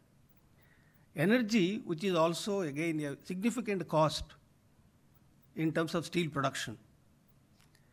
But if I look at for the last 30, 40 years, the kind of innovation, the kind of efforts which industry has done in terms of reducing the energy consumption is quite sizable. So that is also reducing overall carbon emissions. So we are improving material efficiency, we are improving energy efficiency. At the same time, we are also trying to reduce the weight of steel and increasing the strength and helping the customers to have value. So if you look at today, whatever products we are producing, a high quantum of advanced high-strength steel is being used. So sustainability is the core, and improving efficiency is the part of the steel industry today. There is a huge amount of effort that is being done by the steel industry. We continue to do so going forward in future. Indian steel industry is concerned, we talk about primary and secondary. Primary is 40% and we say secondary is around 60%. Secondary does not mean that the base which they have, raw material advantage which India has, as pointed out by Mr. Narendran, is that even secondary steel players, if you look at, they produce from iron ore, either pellets and then DRI, and the coal-based manufacturing. Eventually, the base is locally available raw material, either coal or iron ore, either you call it secondary or primary. If this is the structure of the Indian steel industry, where 140 million ton steel capacity we have today, out of that 40-45% is through blast furnace route, balance is EAF or induction furnaces route. And if we want to become a 300 million ton industry in future in the next 10 years time, then there is a huge amount of opportunity for both the players, both primary blast furnace steel making and also secondary steel players going forward. Right now, industry has been going through or experiencing some slowdown, but as Steel Secretary pointed out, that the steel demand still is growing in India, as per JPC number, is close to 6% plus. So that is a very, very good sign. But to address the slowdown which we are all experiencing, there are a series of measures which government has announced. Some are economical, some are financial, some are industry specific. Economical side, it is very heartening to see that the government would like to invest large sums of money in infrastructure that would stimulate steel consumption. That is very, very positive for the steel industry. So it requires huge amount of steel going forward. So we all have opportunity in India to make more and more investments in the steel sector to meet growing domestic demand. Financial side, not only recapitalization of banks or NBFC side, whatever steps they have taken through this credit guarantee scheme, up to 1 lakh crore of rupees with 10% guaranteed by the government. And the latest announcement of this corporate tax reduction, sharp corporate tax reduction, they are very positive measures from the financial easing is concerned to the industry. And the corporate tax structure, to talk a bit, I think if I compare with what the Indian government has done vis-a-vis what US has done when they have reduced the corporate tax, I think the way Indian government has done is very, very encouraging. Why I'm saying so is that when the US has reduced the tax from 35 to 21%, they said the carry forward losses which are there, they cannot be carried forward, they will go away. Whereas for the Indian ordinance, when I look at it, I don't think our unabsorbed carry forward losses will get wiped out going forward. It continues to be there with the industry. That means you pay lower tax, plus you also have carry forward losses, which you have as on date. That is one major fundamental difference when you look at what US has done or what India has done.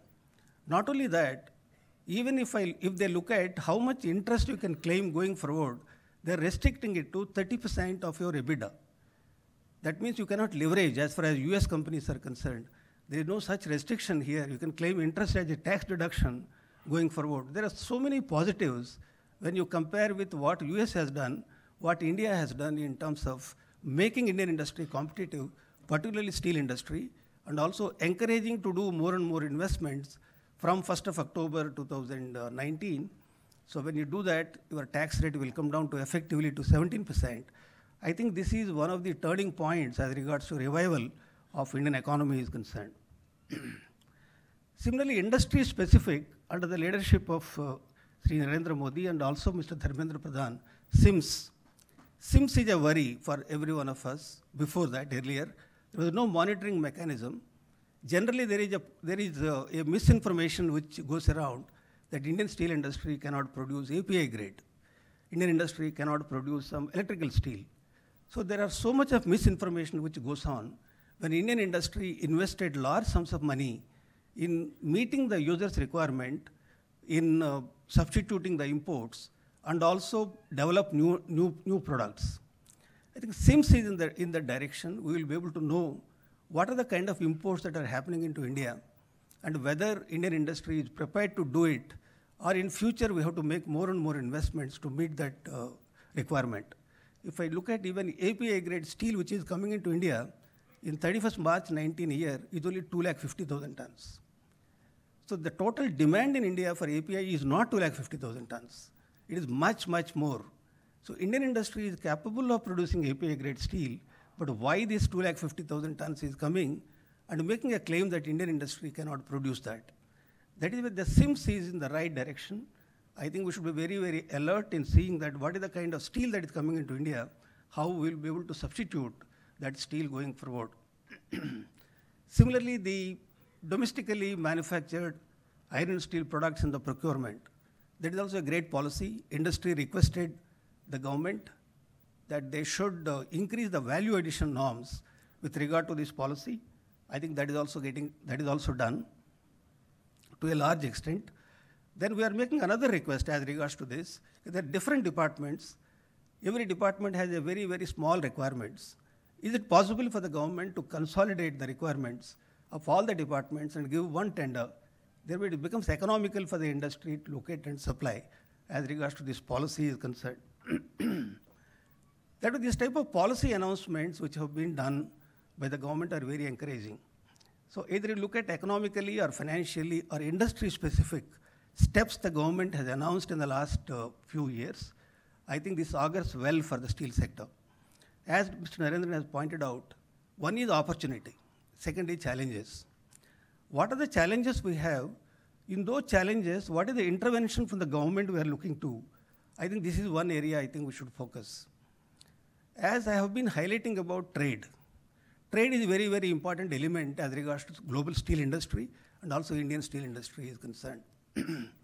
If I look at in the month of August 2019, imports have gone up by 27.5%. Particularly from FTA countries, the imports were 77% at 0% duty. So it is nothing but trade diversion when the entire world is putting restrictions on the trade. So that steel is looking for India. So what we need to worry really is about trade, which distorts the overall trade-related issues, fair trade is concerned.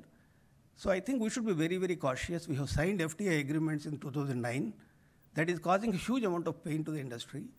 So our request is that we should not include as regards to steel in the RCEP. This is also a very, very important point. The embedded taxes which we have, while exporting, these taxes are not getting refunded. This is another request which we are making. In order to achieve material efficiency, which we talked, 4% is today is a problem as regards to overall solid waste utilizations are concerned. So in order to achieve material efficiency, we have today iron ore. This is one of the greatest strengths which India has. Similarly, we have thermal coal. That is also one of the strengths India has. So these resources making available to the industry captive, for captive purposes, for value addition is very important. We are saying it is through only auction route, but it has to be earmarked for the industry. Today, if I look at steel industry in India, despite having iron ore, only 30% of the industry has captive. Balance doesn't have captive, they have to buy in the market. So if we have to achieve material efficiency, not only from the mining stage, from transportation and use of various types of grades of material, we can achieve higher efficiency if it is given for captive purposes. It is very, very important. Similarly, the waste products which are coming in the process, if we have to use, for instance, slag, blast furnace slag. Blast furnace slag movement is very expensive. We have been requesting that this particular item is under classification of 140 in the railway freight, whereas the fly ash is 120. There is a difference of almost 7 to 14% in the transportation of this slag. Because slag, as you know, is a waste product for steel sector, environmentally not a very positive. So we have to dispose of. So how do we reduce the cost of transportation of this blast furnace slag? And also how do we change various guidelines and various standards, thereby the BOF slag can be used in India the way it is being used in some of the countries globally. So material efficiency side, if these resources are being made available for the steel sector in India for captive purposes, and these resources are given under auction route, with an objective that Indian steel industry continues to maintain its competitiveness than having the objective of maximizing revenue to the government. For instance, if coal auctions are done in the past, but when coal auctions are done, the interest from the industry is not so good, because it is not viable to get at those prices and then produce steel. So therefore, when these, we have an advantage in terms of overall availability of captive local coal and also local iron ore, more and more resources should be made available to the industry. Thereby, we will continue to maintain this competitive advantage. Energy efficiency side, again, the costs we can reduce substantially, subject to availability of coal, domestic coal for producing electricity. And at the same time, today, what is bothering us is that the local taxes which are levied either on the transmission losses or cross subsidies or electricity duties, these are very, very high in various states. That is also increasing the cost of electricity. Therefore, we need to work on how we will be able to reduce these electricity-related duties and taxes. So this will be made available to the industry at significantly lower cost. So tax policy side, trade-related issues, and material efficiency, making available iron ore to the industry and the coking coal to the industry, these are, I think, important elements to see that the Indian industry will make more and more investments, and we make 300 million tons and become very, very efficient in terms of globally competitive steel industry. Thank you.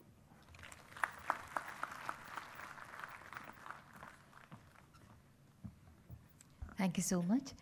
Shri Sachit Jain, Vice Chairman and Managing Director, Bardhaman Special Steels Limited. आपसे हमारा आग्रह है कि कृपया अपने विचार प्रस्तुत करें.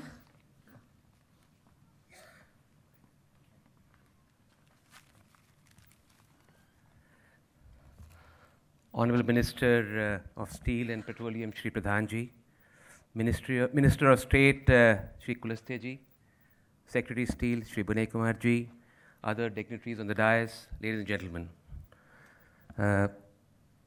It's a great privilege for me to be here today. And I must say, sir, that this government is a bold government and takes bold decisions. As announced 3 days ago, took everyone by surprise. And this kind of bold decision has changed the mood of the country in the industry. Look at the stock market, the way the stock market has gone up. We hope, sir, that such bold decisions will be taken even in the steel industry to help the steel industry come out of and achieve the targets set out for ourselves. One such step, of course, could be with the stock market going up. Can we look at selective privatization and or raising capital for companies like SAIL so that we can raise much more capital for the growth of the steel industry there? Sir, I will, of course, speak about the small sector, the secondary steel sector. After the giants of SAIL, Tata Steel and JSW, the small sector of special steel is just about 5 to 7% of the steel production of the country, but highly important part as it talks about core technology, high value added, and the main sectors which consume the steel are the automotive steel as well as the defense sectors are the main consumers. Of course, there are many others. And there's a huge opportunity out here, sir, for Make in India, for both import substitution as well as exports, because to make India a hub for competitive special alloy steels for exports to Southeast Asia, Europe, and Africa in the future. And sir, of course, Mr. Rao has already talked about FTAs creating a problem because it's unfair competition, zero duty imports come into the country, and to compete with us on high taxes out there. What are really the requirements of the special steel industry, sir? Quality, product development and R&D, linkages with OEMs, and of course, service orientation. What does this need, sir? And this has been very well enunciated in the National Steel Policy, that eventually to get this technology upgradation, you need strategic alliances, joint ventures, and getting the technology from the main countries. Of course, it's Japan, Korea, Germany, and the US, which are the main suppliers of special steels. And to make these JVs successful in the country, or strategic alliances successful, we need, of course, cultural sensitivity, because culture, it takes a long time to understand the culture of another country. And to get them to understand and work together with us, it takes a lot of time. It requires cultural sensitivity. It requires give and take. It requires a broader vision. What do we see together as partnership? Of course, it requires government support also. Because eventually, when you're taking technology from a technology, everyone is very possessive about their technology. When another country's steel company, specialized steel company, imparts technology, shares technology, they will take technology fees and royalties and so on. Those are very expensive. Now, if you want to develop those kind of sectors in the country, can the government look at a special scheme to make this little competitive and give a little help to the industry to get this kind of technology? The importance of secondary steel, sir, in this area of special steel is needs to be emphasized a lot. Because as was said earlier, the large steel sector will have 300 tons, 200 tons, those kind of large lot sizes. And for the specialized steel, in the secondary steel, you need smaller, you can do with smaller lot sizes. You get flexibility, you get product development easier, customization is easier, more environment friendly, it is sustainable and service oriented. To just give you an idea, sir, my small company, 160,000 tons, we make 400 different grades of steel. So that's the kind of flexibility that is required in the area of special steels. And sir, it is important to be competitive. For that, we need help from the government, and we were highly enthused when we heard the Steel Secretary talk about the scrap policy coming up most probably next month. Sir, we need end of life for vehicles. If demand creation is a very important part to spur this industry for growth.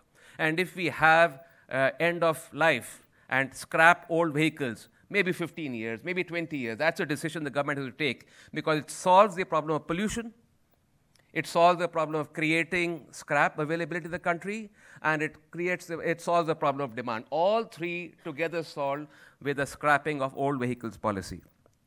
We also need, sir, shredding plants to be put up in the country, and maybe they need to be incentivized initially. And so that more shredding plants come up in the country. Of course, electricity duty has already been talked about, sir, that eventually, if you have high electricity cost, cross-subsidization and electricity duty, can the electricity duty be part of GST eventually, so that it's taxed already and we pass on the taxes to the customer? And of course, sir, gas availability.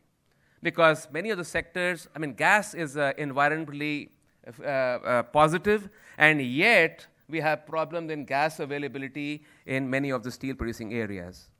So overall, sir, in conclusion, I would say the opportunity is huge. With the current global trade wars, India has a huge opportunity. We have to, of course, protect ourselves because of these blockages in other countries. Some exports are going to be diverted towards our country. You have to protect our industry out there. With a forward-looking government and a strong entrepreneurial spirit, as they get unleashed in India, with globalization and the global giants looking at India today, we need to grab this opportunity to have a dynamic steel industry to capture the target of a $5 trillion economy and a 300 million ton industry. Thank you very much.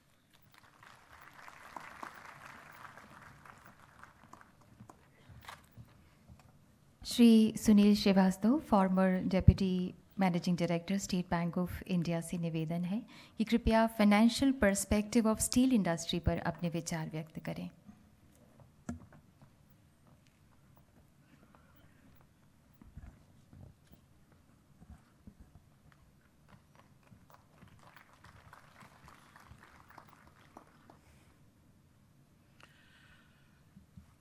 Honorable Minister for Steel, Petroleum and Natural Gases, Shri Dharmendra Pradhan ji. Honorable Minister of State, Shri Kulaste ji. Mr. Asit Kumar Tripathi, Chief Secretary Orissa, Mr. Binay Kumar, Secretary Steel, captains of the industry, dignitaries on and off the dais, invitees and participants at this Chintan Shivir, and ladies and gentlemen. At the outset, my compliments to the Steel Ministry, FICCI and JPC for taking this timely initiative. The government has taken several initiatives in the recent past. A few of them have been recounted by the previous speakers. And the fact that this Chintan Shivir is looking at solutions to creating a more vibrant steel industry, I'm sure the suggestions that would emerge from here would also form part of the initiatives that we would expect from the government. Thank you also for inviting me to share a banker's perspective on the financing of the steel industry. I have been involved with the Steel Ministry for the last 3-4 years, As Mr. Anil Chaudhary mentioned, Mr. Sheshagiri Rao, etc., we've been interacting several times. So I have a little bit of experience from the banking side. And I would like to share with you a banker's perspective on the concerns that the banking sector has. Steel constitutes a large sector of the Indian economy directly and through its linkages with the various other employment and income generating sectors. But steel is a feeder industry to the other sectors. It's a vital sector of the economy, and for any economy to be self-reliant, there's a large dependence on the sector.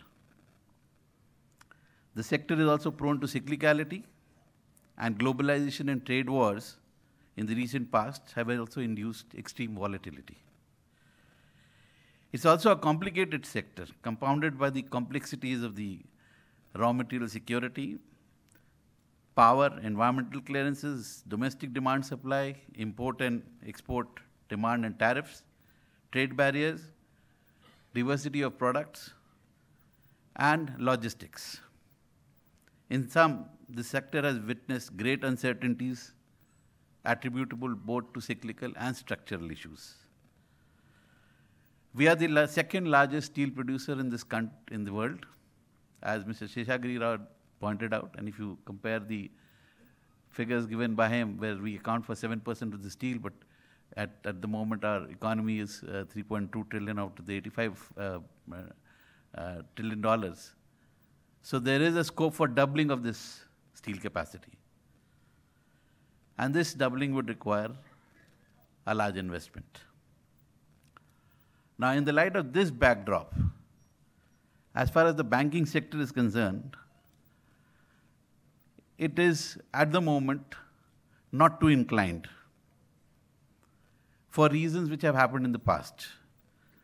A couple of NCLT cases where unfortunately steel had a major share have actually undermined the confidence of bankers. And most of the bankers have actually placed the steel sector in the negative list. Now, this is based on past experiences. They are not taking into consideration that if this country has to reach this 5 trillion mark by 2024-25, this steel capacity will need to be augmented and augmented very fast.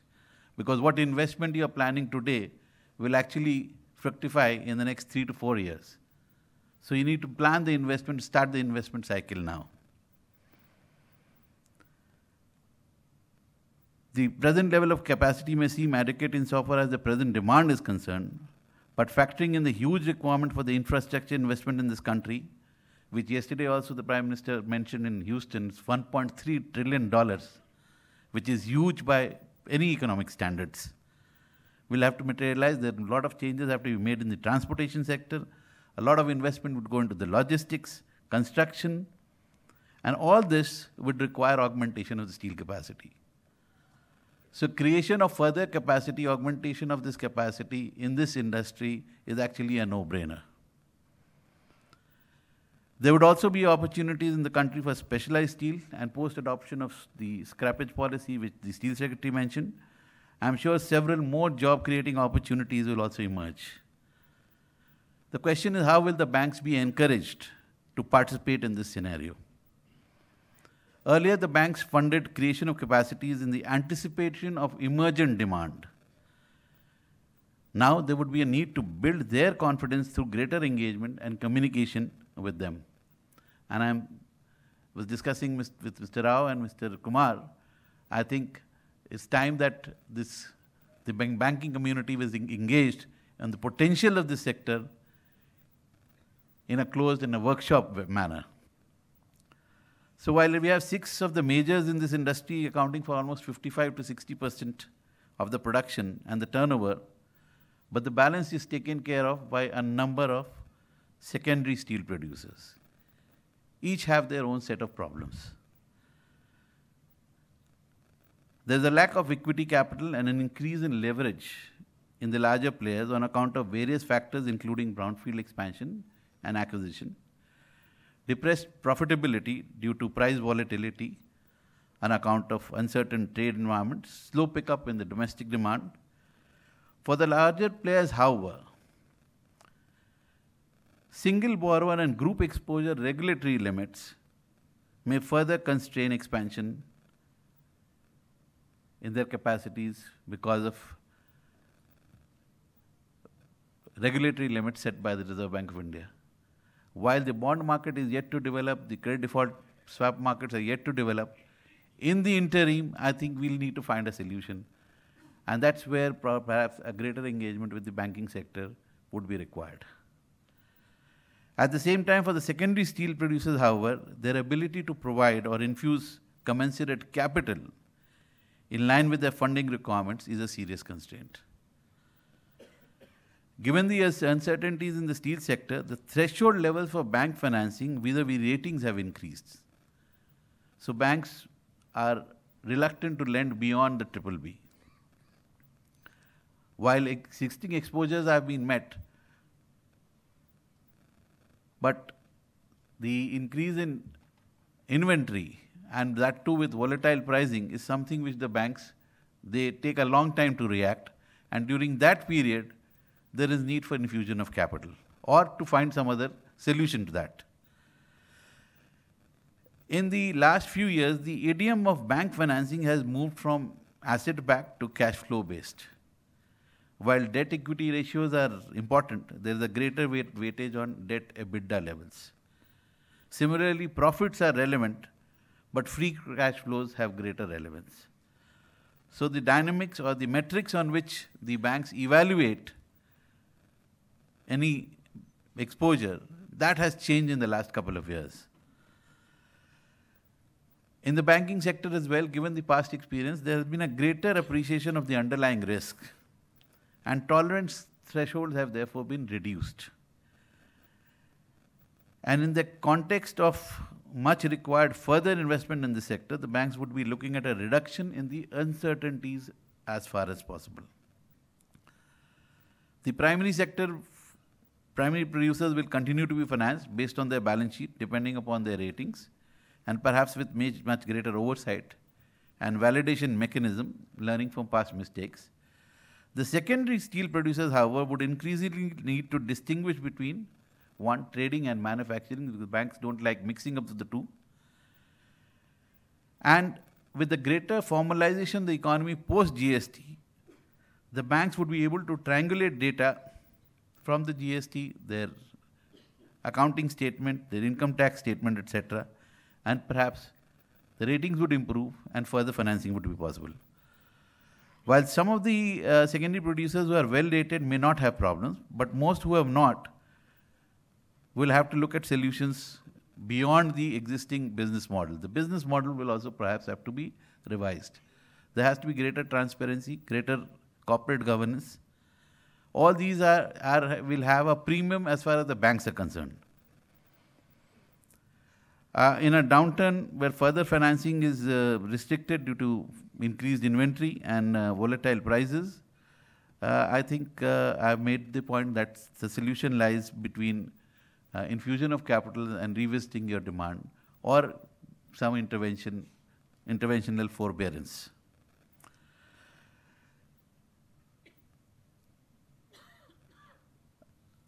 The infrastructure and construction sector accounts for almost 50% of the steel consumption. And if we add to it the transportation, we are looking at almost 66, two-thirds of the steel consumption in the industry. So for the steel sector to actually meet the requirements of these sectors, which will have to grow in this country, this capacity will need to be augmented.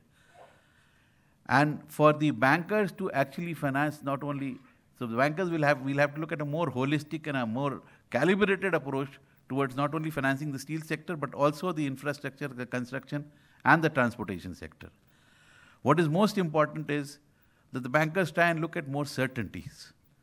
And one thing which needs to be clearly attacked is the certainty of payments. So if we are able to look at a payment mechanism which creates the confidence in the financing will not be restricted only to the banks, but can be actually be retailized to individual investors. And I think a solution perhaps lies in revisiting our payment mechanism and just to leave as a food for thought, perhaps in most of the infrastructure investments, instead of the traditional bank guarantee requirement, we are able to replace it with a letter of credit, which can then be discounted by the banks who are willing to take exposure on the various larger corporates and the government bodies for a longer period. That would solve a lot of problems downstream.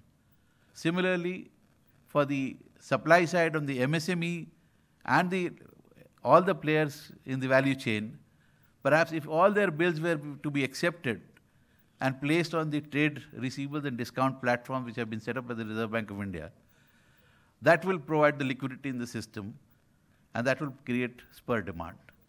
These are just few of the suggestions, but I'm sure that with the Chintan Shivir and all of you participating, there would be solutions, there would be suggestions which will form part of the initiatives taken by all concerned, all stakeholders. Thank you very much. Thank you so much. May I now request Mr. Stephen Garner, Global Head, Basic Materials Practice, McKinsey, to kindly address us and talk about the global perspective of steel industry. Thank you very much.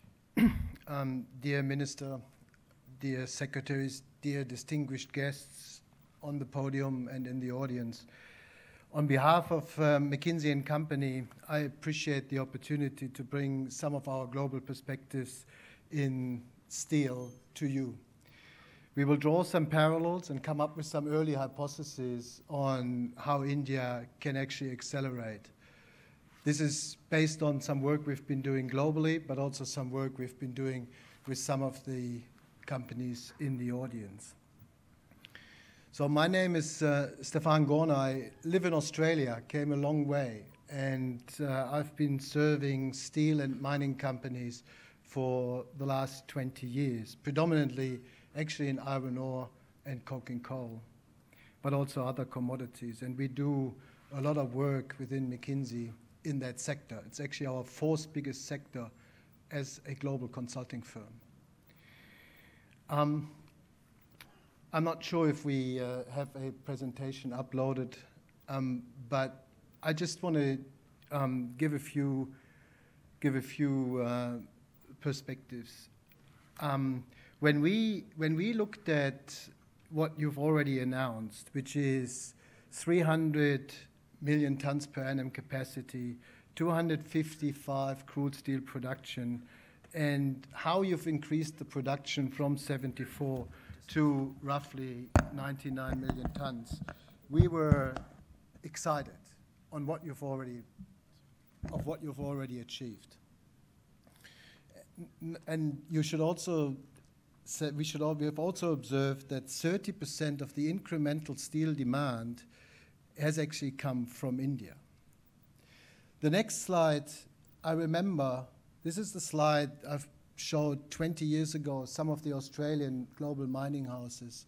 And that was a slide where China was just starting, and the steel intensity in the industry was just starting, and nobody would believe how it would propel. So the red dots were China, and they were just about where India was, and nobody in Australia would have actually had the guts to quickly invest into the opportunity, which were predominantly in iron ore and met coal. And I draw the parallel. You've got, and the previous speaker has said it, you've got enormous opportunity because you've got the resources, you've got the consumers, and you've got the industry. Almost no other country in the world has got that. And you should actually leverage this. You've got the resources, you've got the consumers, and you've got actually a well-performing industry. And it's about you to leverage this. You're not dependent, as some of the other countries, including China. And when you look at the yellow dots at the bottom, and if you've got doubts where India is going, don't have doubts. These dots will rise. The average steel consumption per capita in the world, in the developed world, is between 200 and 300. US and Europe are above 300. India will get there. We had the same conversations when China started. Nobody could believe where they are today. There is no doubt in my mind that you've got a very prosperous future ahead of you. And all the projections, come a year later or not, will finally come true. That's our view.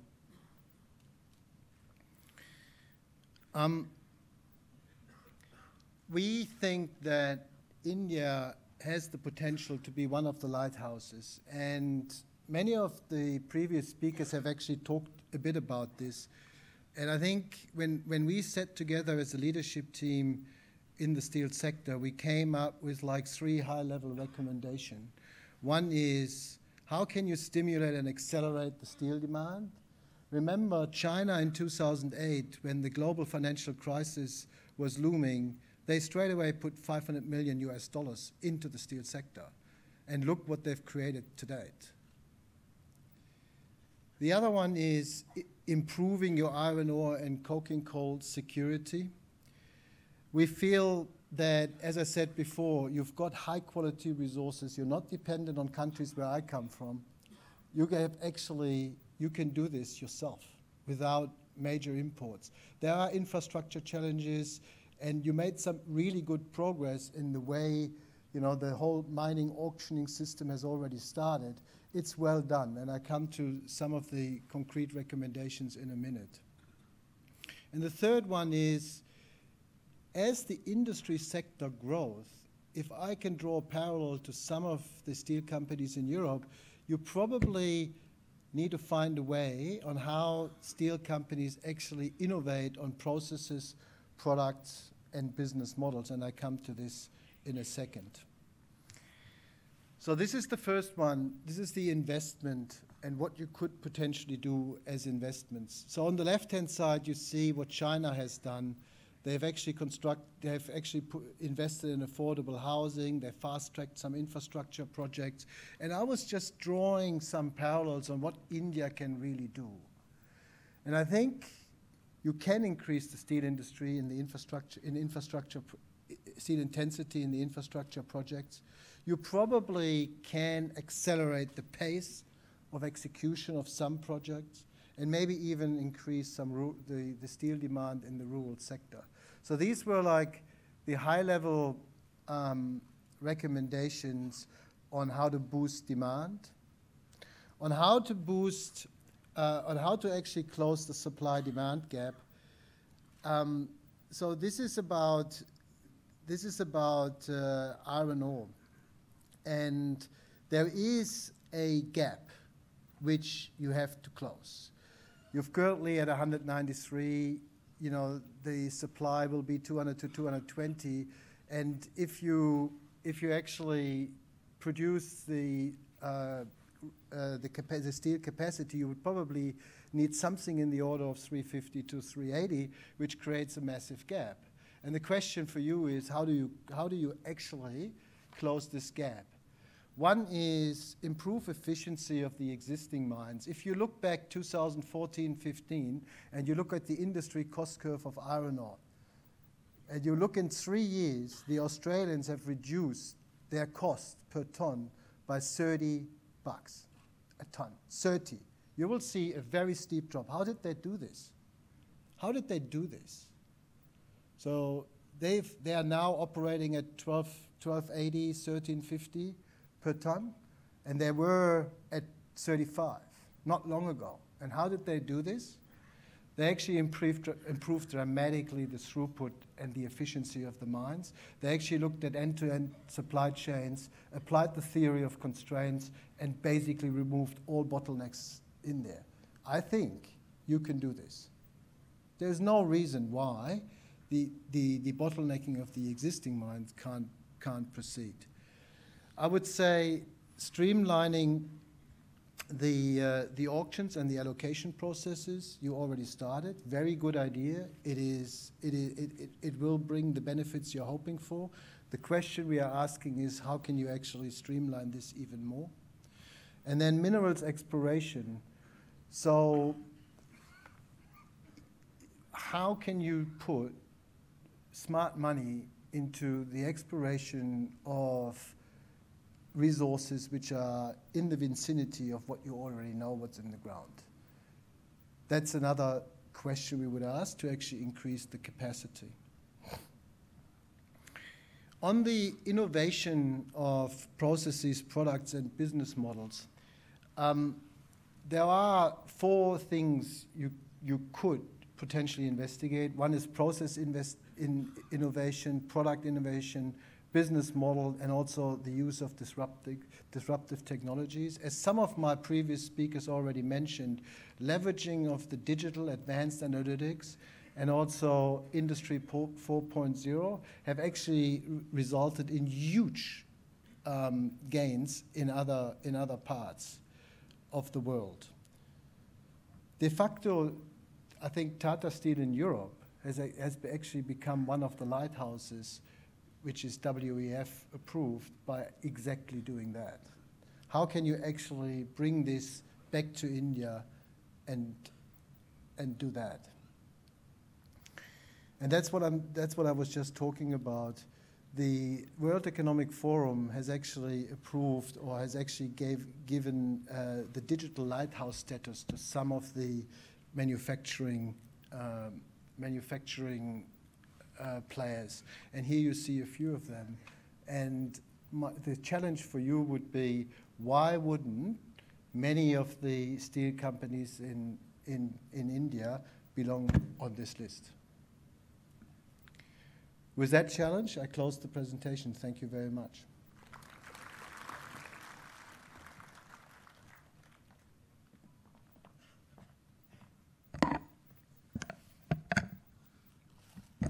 Thank you so much.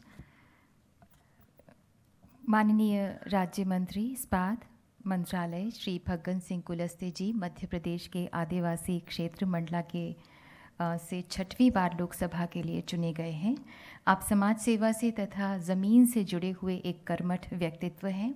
आप महत्वपूर्ण मंत्रालयों में राज्य मंत्री तथा महत्वपूर्ण कमेटियों की अहम जिम्मेदारियों को बखूबी निभा चुके हैं. माननीय श्री फग्गन सिंह कुलस्ते जी से हमारा विनम्र निवेदन है कि कृपया हम सबको संबोधित करें.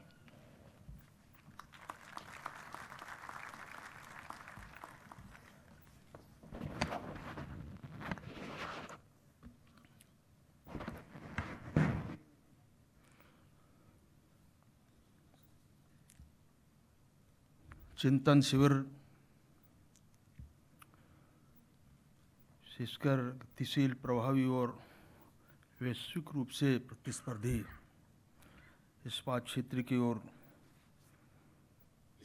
जब हम विचार करते हैं तो आज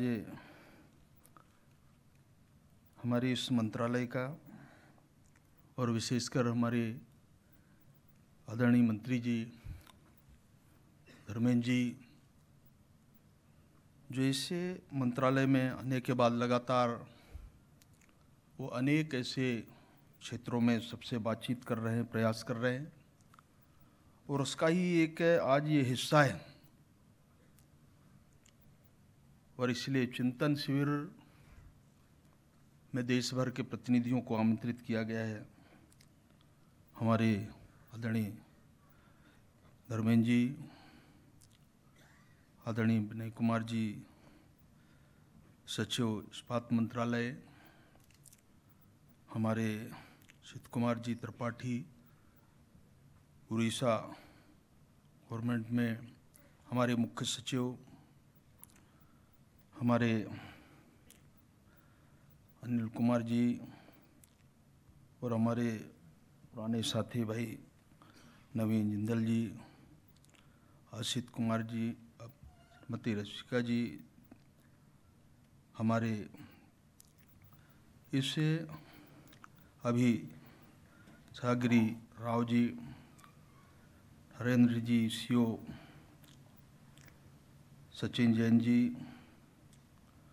उदय जी और स्टीफन जी और यहाँ पर उपस्थित देश भर के खासतौर से स्टील क्षेत्र के अनेक क्षेत्रों में अपने कारोबार चला रहे ऐसे प्रतिनिधि भाई और बहनों, हमारे वक्ताओं के विचार सुनने के बाद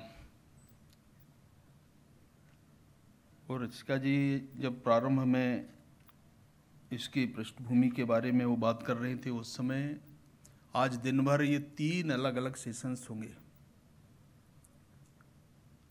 उन तकनीकी सेशनों में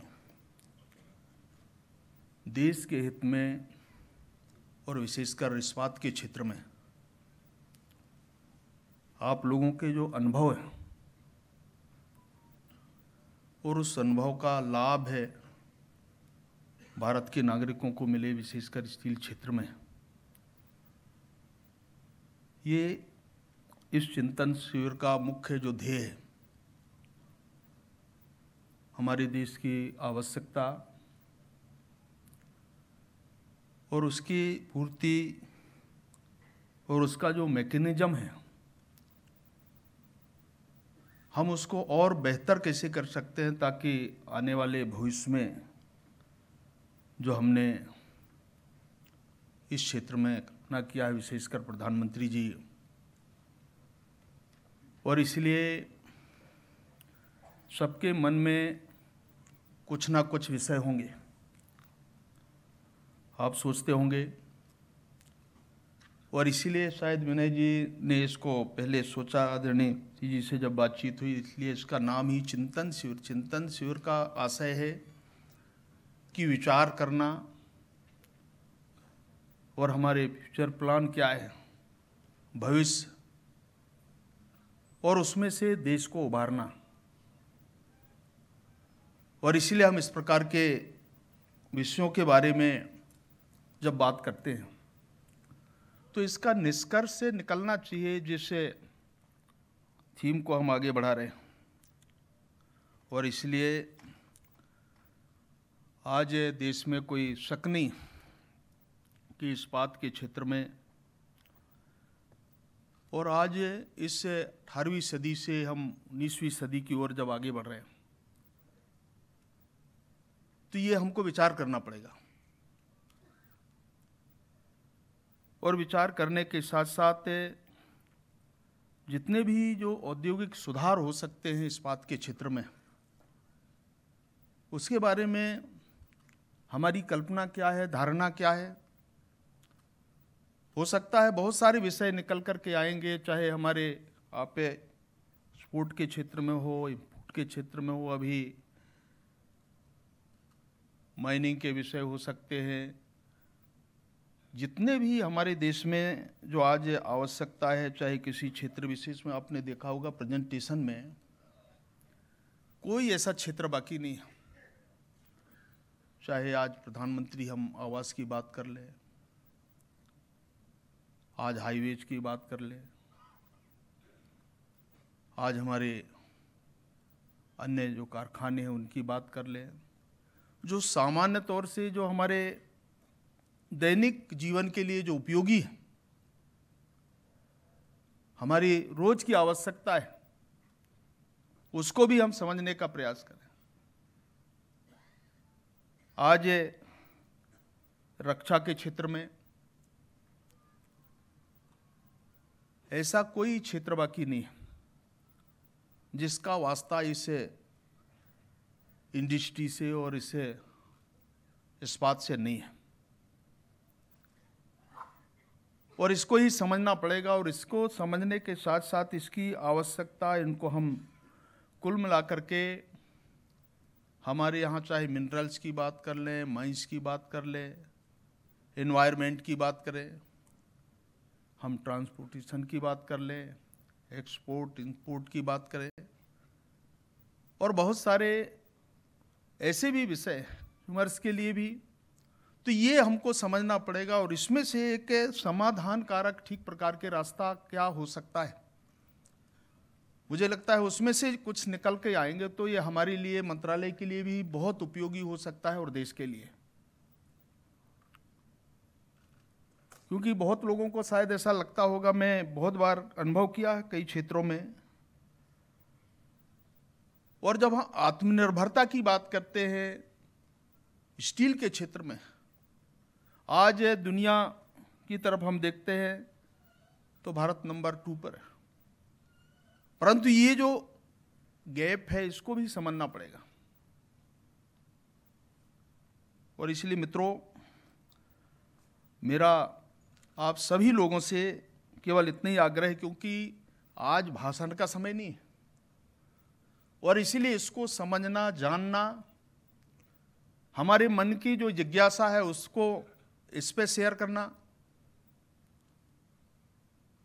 हमारे ऊपर बहुत सारी सामाजिक जिम्मेदारियां हैं। आज आप समझ सकते हैं कि देश में 130 करोड़ आबादी है और इस 130 करोड़ आबादी का एक बहुत बड़ा हिस्सा हम बन रहे हैं और इसलिए इसको हम किसी स्तर पर पीछे नहीं छोड़ सकते। इस चैलेंजेस को हमको स्वीकारना भी पड़ेगा और इसी से रास्ता निकाल करके आगे बढ़ना है। मुझे लगता है कि यह हमारे अर्थव्यवस्था में जो स्टील का क्षेत्र है और ये लगभग 2% के आसपास हमारी हिस्सेदारी है।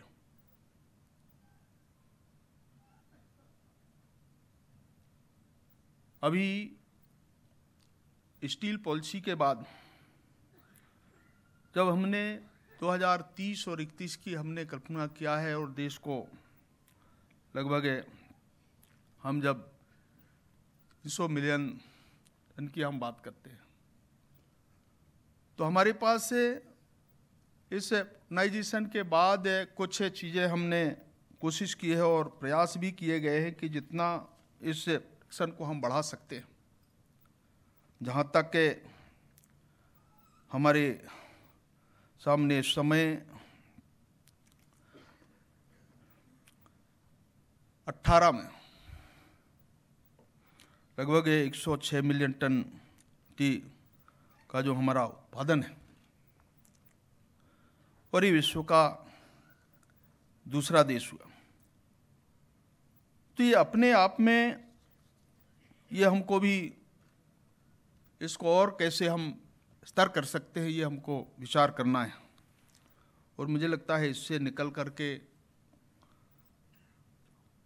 हम सबके लिए भी एक चिंता का विषय यही है।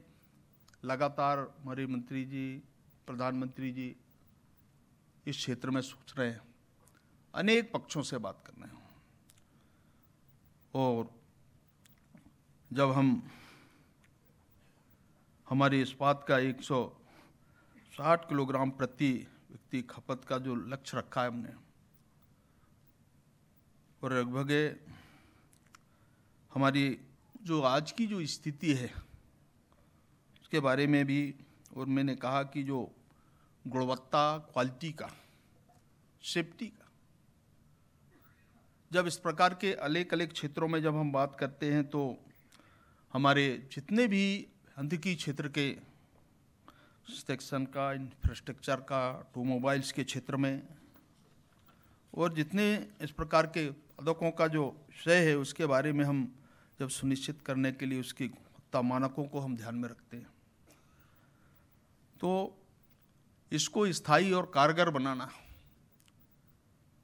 और हमारे जिनको हम जीवन रक्षक, अपने जीवन को सुरक्षित बनाना है, देश में रहने वाले आम नागरिक की चिंता करना है, तो हमको इन सब चीज़ों पे ध्यान रखना पड़ेगा और इसलिए इससे इसी के बाद पॉलिसी के बाद जो हमने जिस लक्ष्य को प्राप्त करना है उसका विस्तार करना है तो बाकी अन्य चीज़ों में हम और कैसे उसको फोकस कर सकते हैं, बेहतर सुधार की क्या संभावना हो सकती है। इसलिए आज इसे चिंतन शिविर से कुछ निकल के आना चाहिए।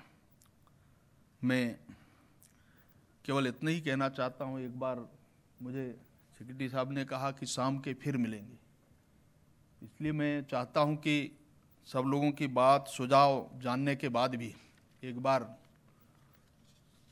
जब बातचीत करेंगे उस समय जो आज के इस निष्कर्ष के बाद आने वाले भविष्य की दृष्टि से जब हम सोचेंगे भारत के बारे में, स्टील क्षेत्र के बारे में, दुनिया की तरह हम इस स्तर पे कहाँ पर है, ये हमको विचार करने के लिए, सोचने के लिए यहाँ आए हैं।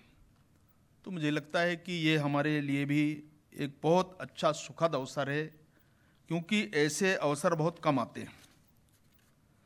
तो आज इसका लाभ हम सबको उठाना है और एक समग्र भाव से इसको आगे बढ़ाना, ताकि जो हमारी आवश्यकता है उसको हम पूरा कर सके, देश की आवश्यकता को, और हम उन ऊंचाइयों को पूरा कर सके। ऐसी अपेक्षा हम सब प्रतिनिधियों से मैं करता हूं। आप सबको इस मिक सत्र में बहुत बहुत बधाई देता हूं, और आप सब इस काम में आज पूरा दिन, जब हम अलग अलग सेशनों में बात करेंगे तो अपनी भावना को व्यक्त करेंगे। जो भी यथासंभव हो सकता है मंत्रालय की ओर से कोशिश होगी, और प्रधानमंत्री जी स्वयं इसकी चिंता करते हैं, और इसलिए मैं आप सब हमारे विचारों को, इस विजन को साझा करें, ऐसी अपेक्षा करते हुए आप सबको धन्यवाद। नमस्कार।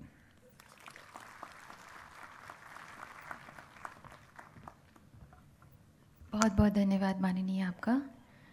न्यू इंडिया में जनशक्ति की फौलादी ताकत को दुनिया ने देखा, और अब मिनिस्ट्री ऑफ स्टील एक अद्वितीय पहल के साथ एक जन आंदोलन की मशाल अपने फौलादी हाथों में थाम रही है। प्लास्टिक की जगह इस्पात का इस्तेमाल, यही तो है हमारा इस्पाती इरादा। The logo also sings with the core attribute of steel, that is strength. हमारी विनम्र विनती है माननीय श्री धर्मेंद्र प्रधान जी से कि कृपया ब्रांड लोगो का अनावरण करें। माननीय आपके सामने टेबल में रिमोट रखा हुआ है, उसका बटन दबाकर कृपया लोगो लॉन्च करें।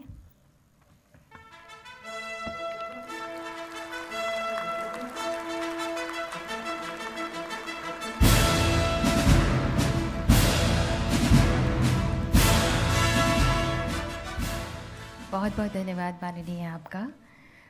हमारी जो ब्रांड एम्बेसडर हैं, एस शटलर, सफलता की सरिता, मिस पीवी सिंधु, जिनके फौलादी और इस्पाती जुनून ने मानो जीत की झड़ियाँ लगा दी हों। She is in China right now to participate in China Open 2019। Miss Sindhu ने आज इस अवसर पर अपना संदेश भेजा है शुभकामनाओं के साथ, तो आइए सुनते हैं। Steel qualities of tenacity, strength and resilience are qualities as important in sport as in any other field. It is the Ispati Irada which is driving the Ministry of Steel to think out of the box and make things happen which have never happened in the past. I'm glad to know that Ispati Irada theme will also be used for a collaborative branding to promote appropriate usage of steel in the country. Time has come. We became mindful of the world we are going to leave for our future generations. Honorable Prime Minister Shri Narendra Modi ji from the ramparts of Red Fort has given a clarion call to free India from single-use plastic. Steel being a more sustainable option can be a perfect alternative to plastics. I wholeheartedly lend my support to this movement, which will ensure a healthy environment and a greener future for our coming generations. I am proud to be associated with the steel fraternity. I am sure the Ispati Irada with which the Ministry of Steel is working will contribute towards making a new India and bring more strength to the society.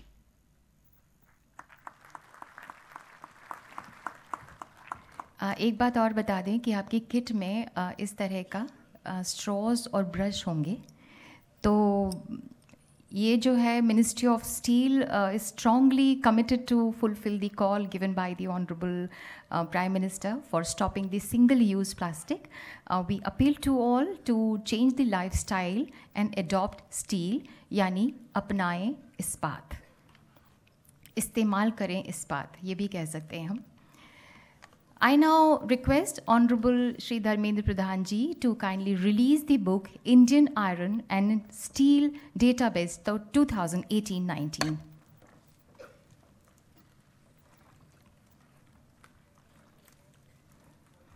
इस directory में domestic iron तथा देश की steel units का segment wise तथा राज्य संघ शासित प्रदेश वाइज विवरण है. This book being very first of its own kind is ministry of steels latest offering for the stakeholders of steel industry.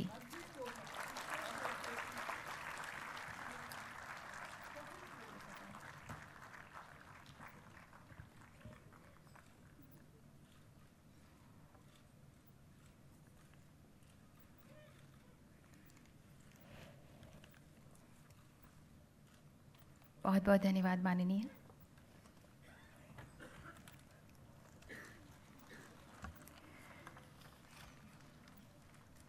माननीय इस्पात तथा पेट्रोलियम एवं प्राकृतिक गैस मंत्री श्री धर्मेंद्र प्रधान जी नई दिशा, नई सोच, नए उत्साह से न्यू इंडिया के नए नए सपनों को अपनी सेवाओं से पूरा कर रहे हैं. माननीय प्रधानमंत्री जी के दिशा निर्देशन में आप पूरी श्रद्धा से, पूरी संवेदनशीलता से पेट्रोलियम जैसे मंत्रालय को गरीबों की सेवा में अर्पित कर रहे हैं. वहीं स्टील मंत्रालय के द्वारा भारत के फौलादी इरादों को दृढ़ता प्रदान कर रहे हैं. May I request the Honorable Minister of Steel, Shri Dharmendra Pradhan ji, to kindly address us and show us the way forward.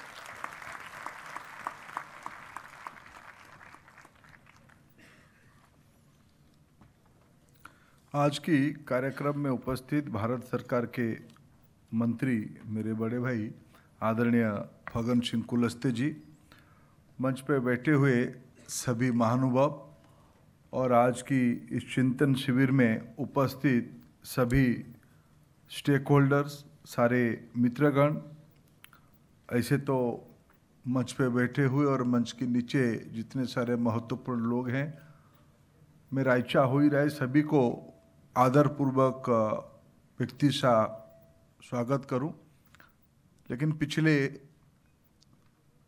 2 घंटे से ज़्यादा समय से हम लोग चिंता कर रहे हैं और बाकी आगे समय और ज़्यादा ना जाए, इसलिए मैं कम समय में इस चिंतन शिविर की आउटकम क्या है उसकी उद्घाटन सत्र में एक पब्लिक पॉलिसी के प्रैक्टिशनर के नाते, एक प्रशासक के नाते और देश की प्रधानमंत्री जी की जो कुछ एक रोड मैप इस सेक्टर के लिए उसकी 2-3 विषय मैं उल्लेख करके मेरे वाणी को विराम दूंगा और बाकी समय में आपके साथ आज दिन भर रह के इस विषय की जो एक कॉन्सेंसस बिल्डअप हो रही है इस विषय पे मैं आपके साथ समय बिताऊंगा. मित्रों, मैं एक लाइटर वेन में एक चीज़ शुरू करता हूं. जब मैं पेट्रोलियम विभाग के काम देख रहा था, देश में एलपीजी सिलेंडर के काम पे प्रायोरिटी दी गई और देश में लोकलाइजेशन की पॉलिसी सभी इंडस्ट्रियल मिनिस्ट्री की पहले पेट्रोलियम मिनिस्ट्री लाए. उसके उद्देश्य ये था डोमेस्टिक स्टील की कंजम्पशन बढ़े. एलपीजी देश में 13 करोड़ कंज्यूमर थे, ये बढ़ के आज प्रधानमंत्री जी ने कल ही ह्यूस्टन में हिसाब दिया है कि 28 करोड़ की ओर हो गया है. 15 करोड़ नया कंज्यूमर हुआ.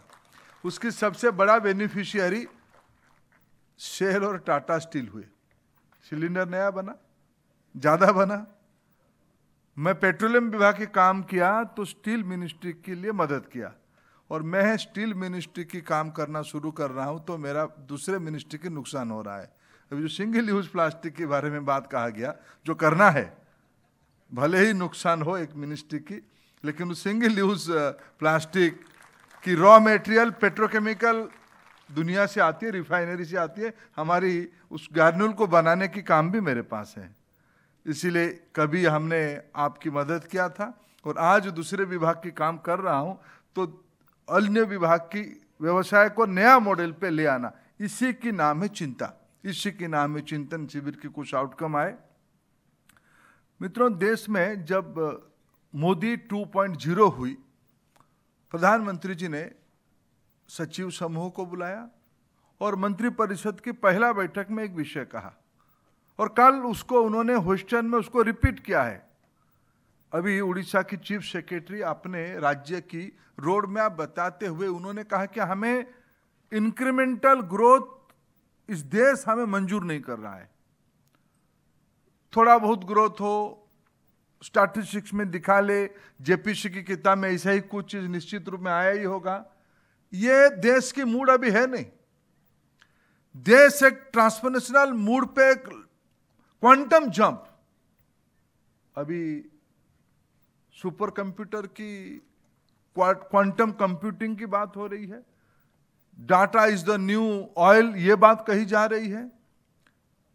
देश की जनता, विशेष करके भारत की जनता डिजर्व करता है बेटर लाइफस्टाइल की, ईज ऑफ लिविंग की। व्यवस्था चलाने वाले लोगों के पास जिम्मेदारी ये बनती है इस एस्पिरेशन को कैसे पूरा करें। 1990s में, अभी मैं पुराने तथ्य को पढ़ रहा था, मैं अभी भी स्टील के विषय में मेरे समझ बढ़ा ही रहा हूं। 1990s में इस सेक्टर में आप ही लोगों ने मंच पे बैठे हुए नीचे सारे कैप्टन्स ने तय किया कि देश की स्टील प्रोडक्शन की कैपेसिटी को 20-22 मिलियन टन से बढ़ाना है। आज सबके सामने नतीजा है, लगभग 140 मिलियन टन की कैपेसिटी, 100 मिलियन टन की प्रोडक्शन सेलेबल स्टील्स हम बनाते हैं। हम कभी कभी इंपोर्टर होते हैं, कभी कभी एक्सपोर्टर भी होते हैं। अभी हम एक्सपोर्टर हो रहे हैं, इंपोर्टर हो रहे हैं, नेट इंपोर्टर अभी हमें 2-3 मिलियन टन के हम इंपोर्ट ही कर रहे हैं। वो दिन दूर नहीं है कि मैं कॉन्फिडेंट हूँ इस चिंतन शिविर के एक प्रमुख आउटकम होगा कि आने वाले 2-3 साल के अंदर लंबे समय तक भारत नेट एक्सपोर्टर ही रहेगा, हम इंपोर्ट वगैरह नहीं करने वाले हैं। मेरे कॉन्फिडेंस है। मैं दुनिया में तेल और गैस खरीदने के लिए दुनिया में बाकी देशों में जाते रहता हूँ। पहले पूछते नहीं था, अभी पूछना शुरू किया हूँ कि आप हमारे स्टील लेने वाले हो क्या। मैं अभी खाड़ी के देशों में जाके आया, तीनों देशों में कहा कि मैं इनको हिसाब दिया, पॉकेट से कागज निकाला कि साहब आपके वहां से मैं इतना तेल और गैस ले रहा हूं, आपकी राज्य की, आपकी देश की स्टील कंजम्पशन इतना है, उसमें मेरा हिस्सा नहीं है। ट्रेड एक्सचेंज करना ही पड़ेगा, ट्रेड प्रोटेक्शन की, ट्रेड निगोशिएशन की नया तरीके ढूंढने ही पड़ेंगे। अभी कभी सोचिए, इस देश की इकोनॉमिक फाउंडेशन, प्लानिंग फाउंडेशन में रशिया की बहुत बड़ा योगदान है। विशेष करके स्टील इंडस्ट्री और पेट्रोलियम इंडस्ट्री, दोनों के इतिहास मैंने पढ़ा, दोनों को बनाने में Russian technology, Russian hand holding की बहुत बड़ी कल्पना रही है। 5 ईयर प्लान की हमने उनसे ही सीखा है।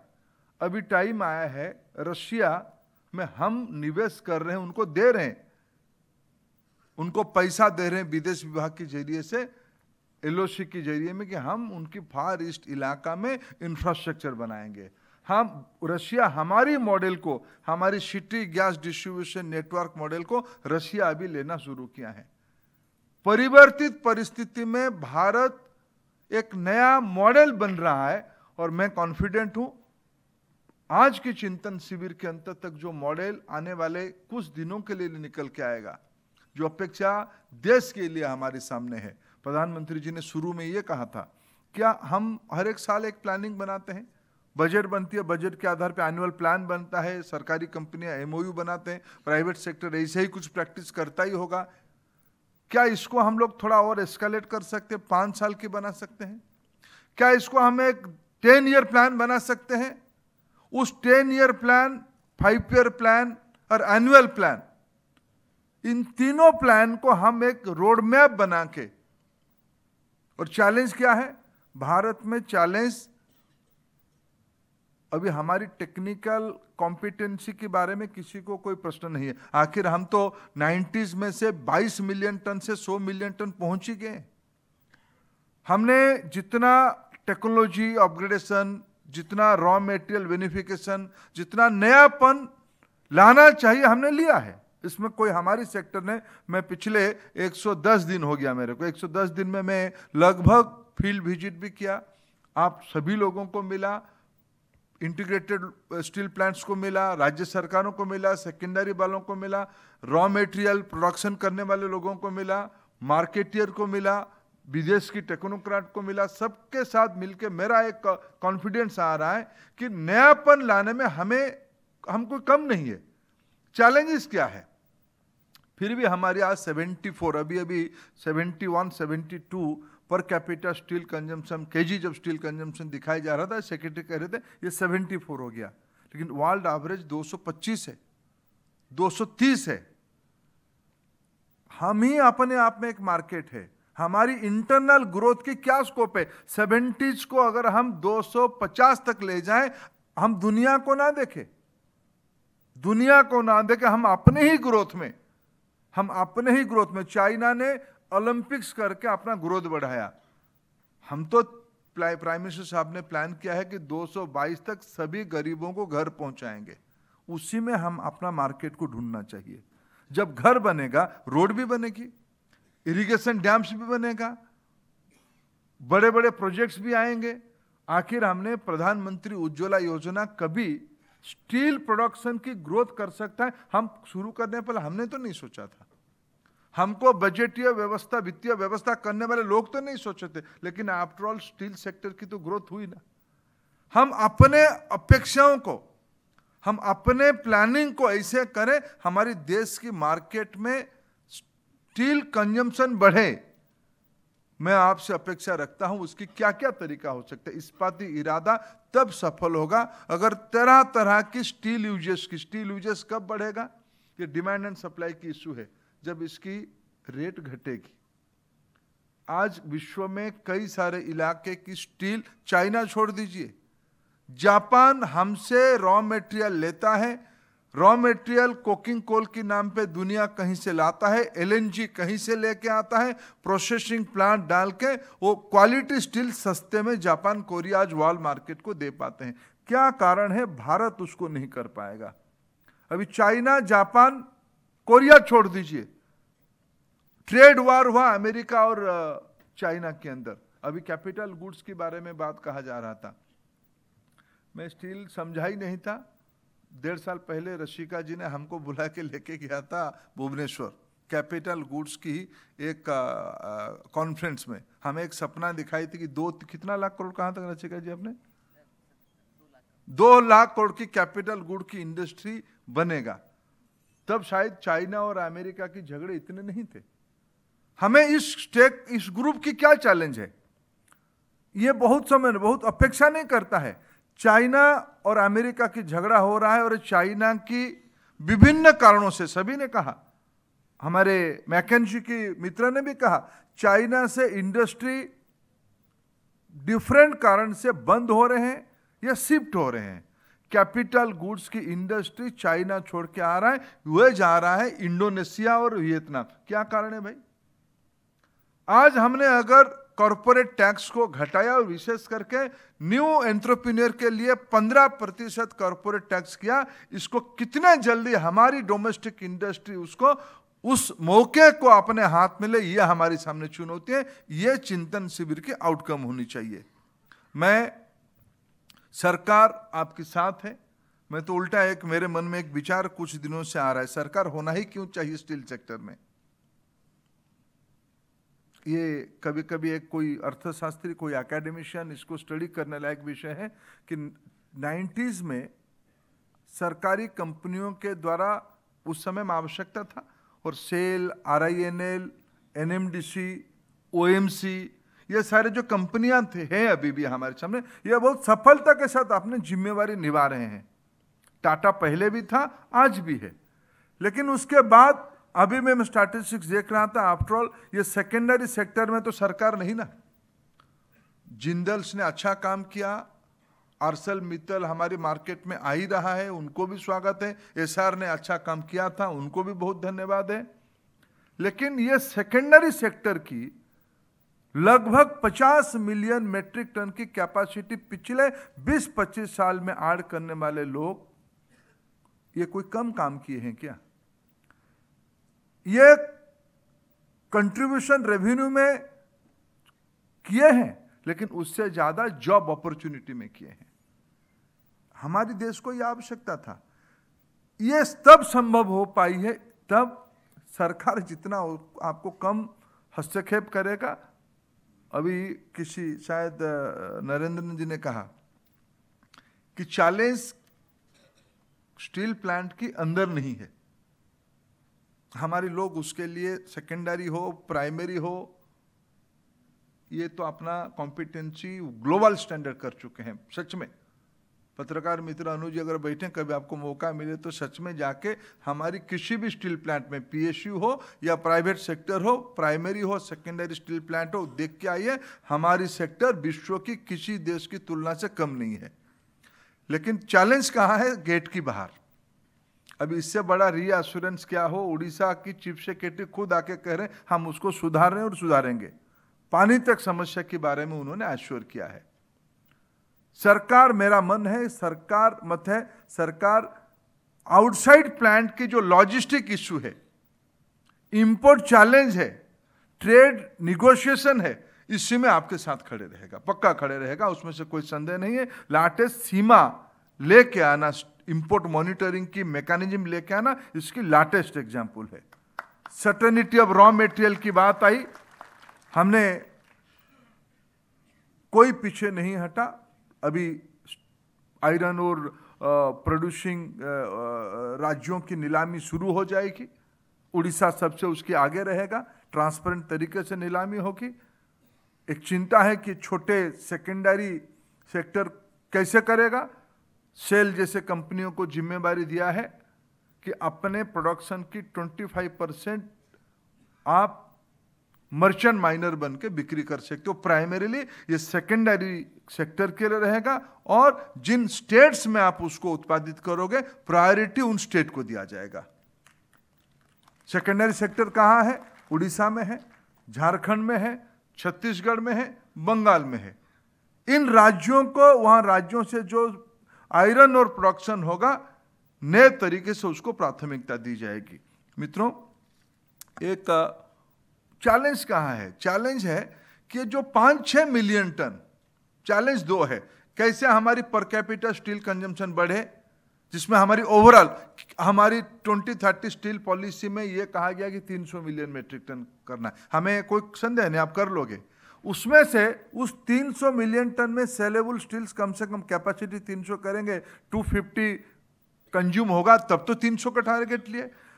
100 मैंने कभी इन दिनों में पूछा है मेरे इंडस्ट्री के मित्रों को, finally any kind of steel, capital good, white good, any kind of steel, domestic produce steel या इंपोर्टेड गुड्स के नाते, ये सारा स्टील भारत की स्टील इंडस्ट्री से आनी चाहिए।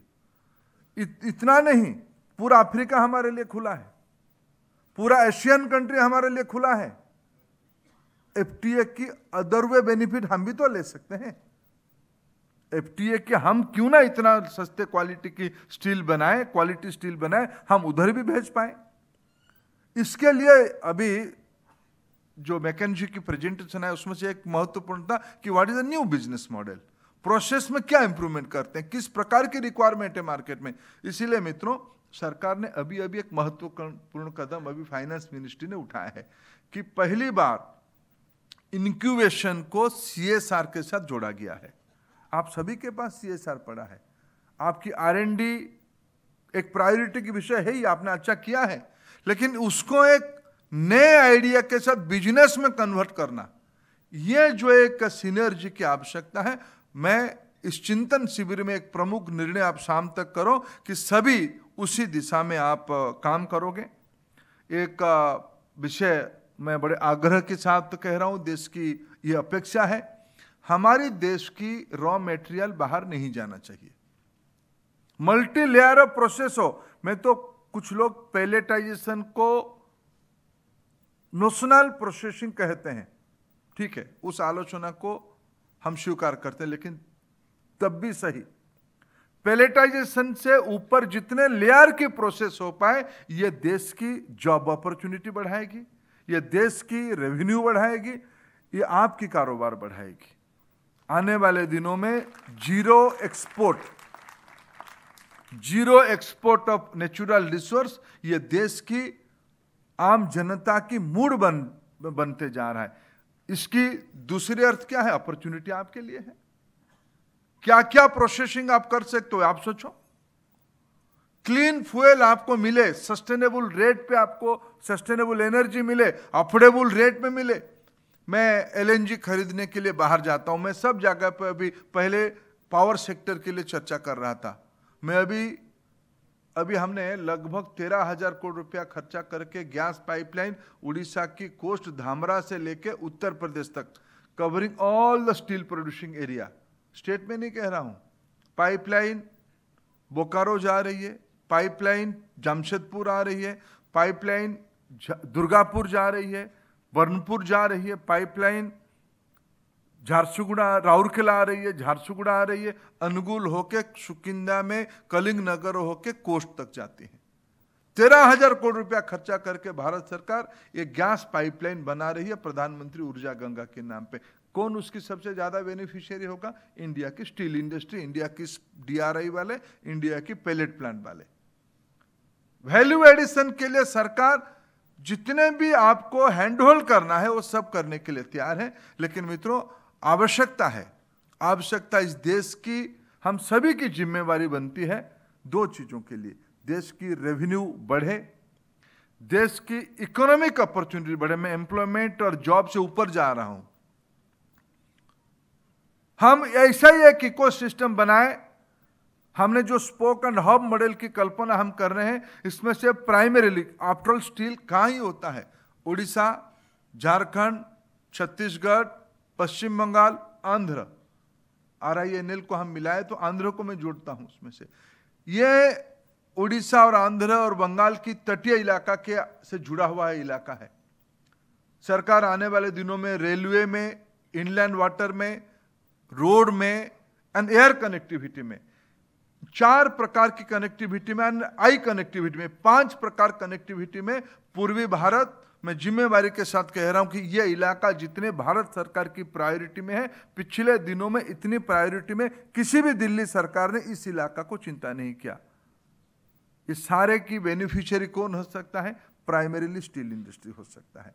इसीलिए मित्रों, ये अपेक्षा को इस चिंतन शिविर की जो मूल आउटकम है, ज्यादा स्टील खपत हो, कॉस्ट इफेक्टिव स्टील बने, डोमेस्टिक मार्केट की रिक्वायरमेंट को पूरा कर पाए, ग्लोबल मार्केट तक हम अपने प्रोसेस को, प्रोडक्ट को पहुंचा पाए, लॉजिस्टिक एक नया इंडस्ट्री इस इलाका में बन जाए, स्टील नॉलेज की नई नई सर्विसेज इस इलाका में से यहाँ के नौजवान न्यू बिजनेस मॉडल में दुनिया तक लेके जाए। मित्र आप सोचिए, देखिए निकट में जो ईस्टर्न वॉल में, eastern part of the wall में भारत की cost competency, after all Bengaluru में दुनिया की IT इंडस्ट्री क्यों पहुंचती है? दुनिया की IT कंजम्पशन करने वाले बेंगलुरु की सर्विस क्यों खरीदते हैं? बेंगलुरु में intellectual capacity and cost effectivity दोनों की सिनर्जी के नाम है बेंगलुरु। दुनिया की कोई कंपनी नहीं है जिसकी अकाउंटिंग डिवीजन की तार चेन्नई में जुड़ा नहीं हुआ है। ये हमारी DNA की एडवांटेज है, हमारी जेनेरिक एडवांटेज है। ऐसे एक knowledge steel service, steel industry की सर्विस इंडस्ट्री में क्यों ना हम इलाका में हमारी प्रैक्टिस को, हमारी मार्केटिंग को, हमारी प्रोडक्शन कैपेसिटी को हम अपना अपॉर्चुनिटी में कन्वर्ट ना करें। सिर्फ भारत की बाजार नहीं है, मैं फिर कह रहा हूं, विश्व में अफ्रीका में जितने लोग रह रहे हैं उनके वहां जितना रिसोर्स है। अभी अभी प्रधानमंत्री जी व्लादिवोस्तोक जाके आए, अभी कंगो के राष्ट्रपति जी 3 दिन पहले भारत आए थे, वो प्रधानमंत्री जी से एक काम करवा के लेके गए। वो काम का क्या था? काम था कि कंगो में दुनिया की मेट्रोलॉजिकल कोल की अपार भंडार मंगोलिया में है, कंगो कह रहा हूं, मंगोलिया में है। मंगोलिया की सारे कोयला चाइना ले रहे हैं, वो चाइना को देना नहीं चाहते, वो विश्व में भेजना चाहते हैं, भारत भेजना चाहते हैं। मैं अभी हमारी एक टेक्नोलॉजिकल टीम जा रही है रशिया की फार ईस्ट इलाका में देखने के लिए लॉजिस्टिक क्या है, कोयला की क्वालिटी क्या है, पोर्ट की फैसिलिटी क्या है। अभी ट्रांस साइबेरियन लिंक में भारत सरकार एक रेलवे लाइन मंगोलिया के लिए लिंक लूप बना के देने वाला है। उसकी फायदा कौन लेगा? सबसे ज्यादा इंडिया की स्टील इंडस्ट्री ले सकता है। आज हम 55 मिलियन मेट्रिक टन मेट्रोलॉजिकल कोल ऑस्ट्रेलिया से लाते हैं। हम क्यों ना अब मैं एक उदाहरण देके मेरे वक्तव्य समाप्त करता हूं। हमारे स्टील की इस्पात इरादा का क्या यूएन में हमको, यूएन सिक्योरिटी काउंसिल में विश्व की देशों की मदद नहीं चाहिए? उस मदद से हम क्या क्या नहीं कर सकते हैं? हमारी नेतृत्व कि अर्थ क्या होता है। मंगोलिया के राष्ट्रपति पहले शब्द कहे मेरे को जब मिले कि हम आपके साथ यूएन में सिक्योरिटी काउंसिल में भारत परमानेंट इन्वाइटी हो, मंगोलिया उसकी पहला हकदार है, प्रवक्ता है। क्यों? हम उनकी रेलवे लाइन बनाएंगे और उनकी मेट्रोलॉजिकल कोल हम और लेके आएंगे। जिस रेट पे लेके हमको उन्होंने कहा है कि मैं आप लोगों को बता दूंगा, सभी को आपको जाना पड़ेगा वहां, जिस रेट पे आपको देंगे। भारत की बाजार को सब व्यवसाय करना चाहते हैं, उसकी अपॉर्चुनिटी को हम ना खोएं, ये इस चिंतन शिविर के आउटकम हो। और मैं अंत में एक बात कहूं, सरकार धीरे धीरे, प्रधानमंत्री जी ने कहा मिनिमम गवर्नमेंट मैक्सिमम गवर्नेंस, मैं उस विषय का पुजारी हूं, विश्वासी हूं। सरकार अभी भी मेरे पास फाइल आ रहा है कि इतने 1000 टन इंपोर्ट एक्सपोर्ट होगा, आप अनुमति दीजिए। मैंने सचिव साहब को अनुरोध किया है कम से कम इस कामों से तो हमें मुक्ति कर दीजिए, ये प्रोसेस रन थ्रू हो। स्टील मिनिस्ट्री के पास काम ना रहे, ये मेरा हार्दिक इच्छा रहे। आगे चल के स्टील मिनिस्ट्री जहां एक रेगुलेटरी रोल पे वो मिनिस्ट्री रहे ना रहे, ये भी एक आफ्टर ऑल आज सेकेंडरी स्टील इंडस्ट्री को हम क्यों तंग करेंगे, हम प्राइवेट सेक्टर को क्यों तंग करें, हम सेल को क्यों तंग करेंगे, हम आरआईएनएल को क्यों तंग करेंगे। हम एनएमडीसी की ग्रोथ अपने आप में हो, इसे क्यों नहीं सोच पाएंगे। हम एक business friendly, pro people, cost effective, pro environment, world class model हमारी भारत की स्टील इंडस्ट्री अभी तक बनाया है और आने वाले दिनों में बनाएगा। उसमें सारे राज्यों की उसमें सहयोग है और आने वाले दिनों में रहेगा। मैं पुनः आप लोगों को इस कन्वेंशन में, इस शिविर में स्वागत करता हूं और शाम तक कम से कम आने वाले दिनों में जो लक्ष्य है, आने वाले 1 साल का, आने वाले 5 साल का और आने वाले 10 साल का, देश की एक ग्लोबल स्टैंडर्ड की स्टील सेक्टर बने। बहुत धन्यवाद।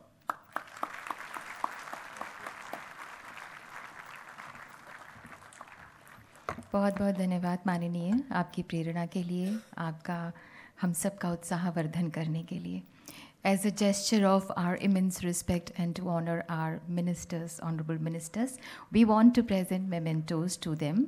ये सैपलिंग है स्टील का। अब मैं रिक्वेस्ट करूँगी श्री बिनोय कुमार जी जो सेक्रेटरी हैं, I request you to kindly present the memento to honourable Dharmendra Pradhan ji.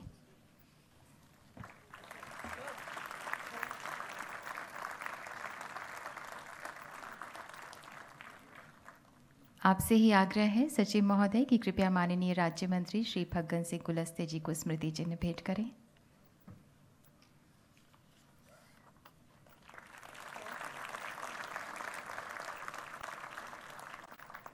Thank you so much. All the liaison officers of the esteemed guests on the dais are requested to collect the mementos after the function for handing it over to all the guests on the dais.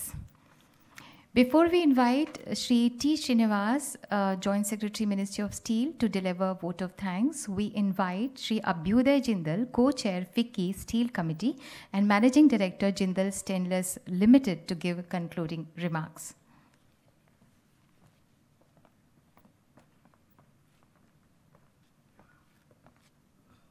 Thank you.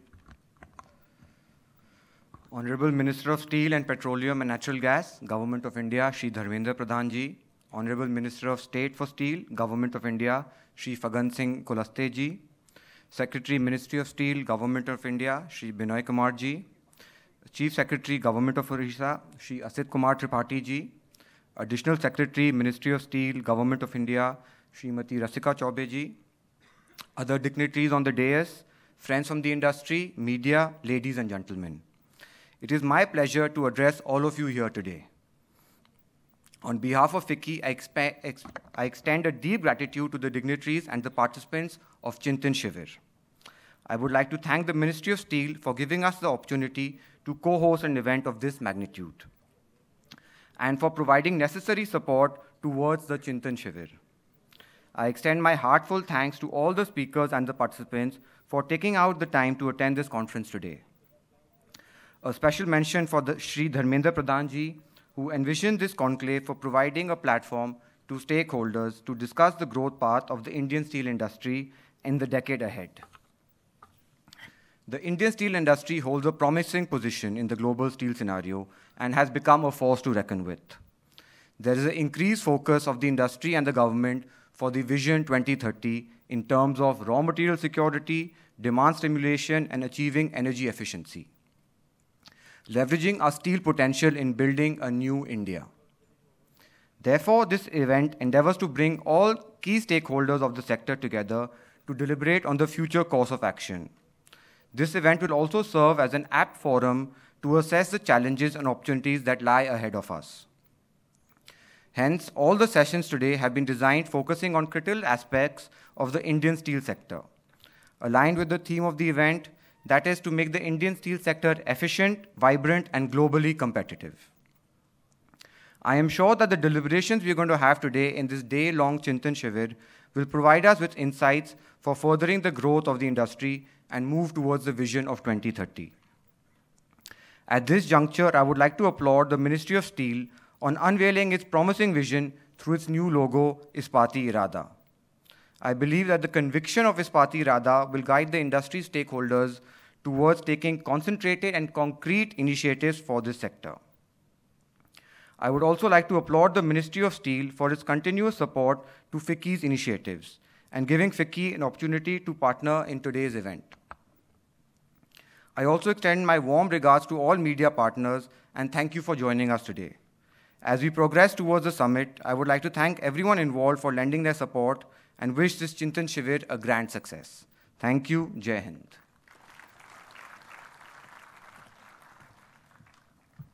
Thank you so much. और अब मेरा निवेदन है Shri T Srinivas, joint secretary ministry of steel, आपसे कि कृपया आभार प्रकट करें.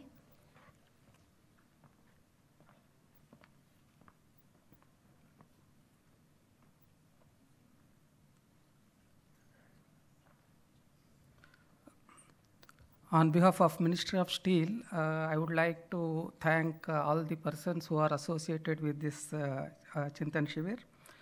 First, I would like to thank our Union Minister of Petroleum and Natural Gas and Steel, Shri Dharmendra Pradhan ji. Sir, you have been a great guide for us since you assumed the office. And this Chintan Shivir is an outcome of your suggestion. And sir, all the topics were chosen carefully for today's Chintan Shivir based on your suggestions. And we hope that at the end of the day, we will definitely be able to come out with solutions for the problems which are plaguing the steel industry. I would also like to say that we have been doing a good work ever since you have assumed the office, sir. And in the coming year also, we would be doing the work as per your guidance. And I would also like to thank our Union Minister of State for Steel, Shri Fagan Singh Khulste ji. Sir, you have been a great support for us, and your eye for details are really good for us because you have been guiding us in various events. And I would like to also thank our Secretary, Shri Binay Kumar ji, for helping us in organizing this event. And I would also like to thank the Secretary, Government of Odisha. Sir, it is really a delight for us to see you here in this Chintan Shivir because Odisha is an important state for us, for the Ministry of Steel. And I would also like to thank all the captains of the industry who spoke, who are on the dais and who spoke today. And because we have to work together with the captains of the industry, and there are several prominent persons who are off the dais. I would also like to thank all of them for coming and attending this event. And I would also like to thank FICCI and JPC, which have organized such a wonderful event today, and all the arrangements that have been made by them. And I would also like to, at the end, thank the media friends who have come here to cover the event. And I would thank all other persons who have been associated with this event. Thank you, one and all. धन्यवाद, बहुत बहुत धन्यवाद माननीय मंत्री महोदय श्री धर्मेंद्र प्रधान जी, माननीय राज्य मंत्री महोदय श्री फग्गन सिंह कुलस्ते जी। मंच पर पधारे हुए सभी महानुभावों और मेहमानों का हम हृदय से धन्यवाद करते हैं पधारने के लिए, और आप सभी का भी धन्यवाद। इसके पहले कि मैं आप सभी को चाय के लिए आमंत्रित करूं, ये सिर्फ 10 मिनट का ब्रेक है, उसके बाद हम वापस से यहाँ पर पहले सेशन के लिए वापस इकट्ठा होंगे।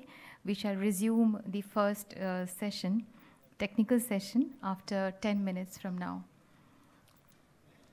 आप सभी चाय पर सादर आमंत्रित हैं। हम माननीय मंत्रीगण on a nomination basis. This is my request. Thank you. No, now with the recent announcements, lot of incentives are available. So I think it is available across the sector, and it is also available to capital goods manufacturers. And we can extend the availability of land parcels around our steel plants, because land acquisition is also a problem in many cases. So I think in today's time when everything is available to everybody, giving customized incentives sometimes does not work out. And the system of nomination and giving work on nomination basis to PSUs or even to other companies, sometimes it leads to many problems which may not be appreciated in the beginning itself. So I request, like, we should come out of that mindset. We should become competitive, and if your manufacturing is available in India, there will be no other option but to go for that kind of facility, because availability of spares, less lead time, all these are very important factors. So I think the big players like Polward should consider all these factors also. Right, sir. Thank you. So now I request the organizers, do we have time to take questions from the audience, or we will reply them in due course of time? Do we have time, or we are overshooting our time? I think we have already overshot. So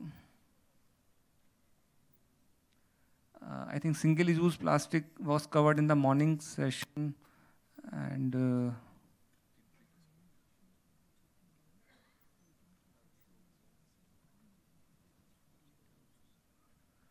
one initiative is the Nal Se Jal.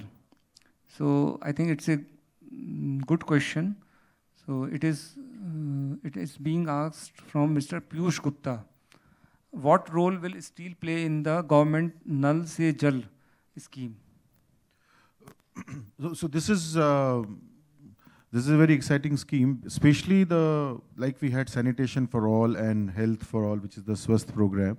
The Jal for all will mean that you can do the last mile connect or the last kilometer connect of the water pipelines.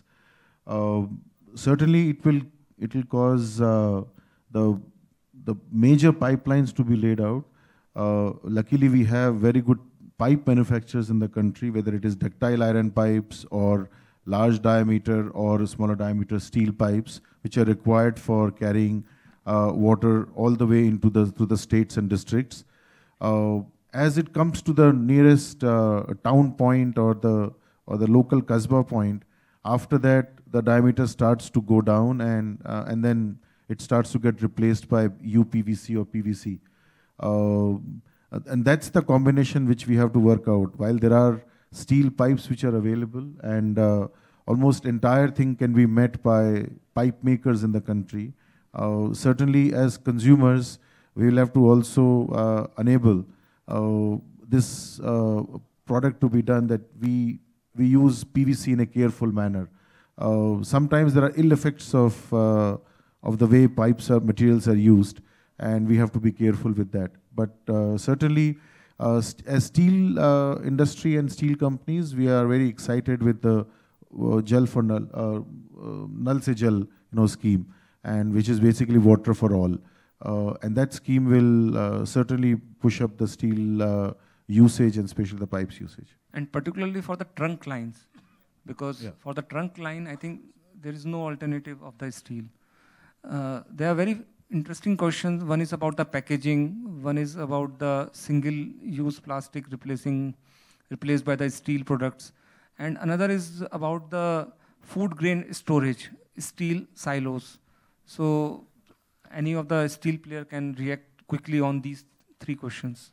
On the single-use plastic, I think just for information, a tin plate in terms of steel packaging is a sustainable solution to plastic.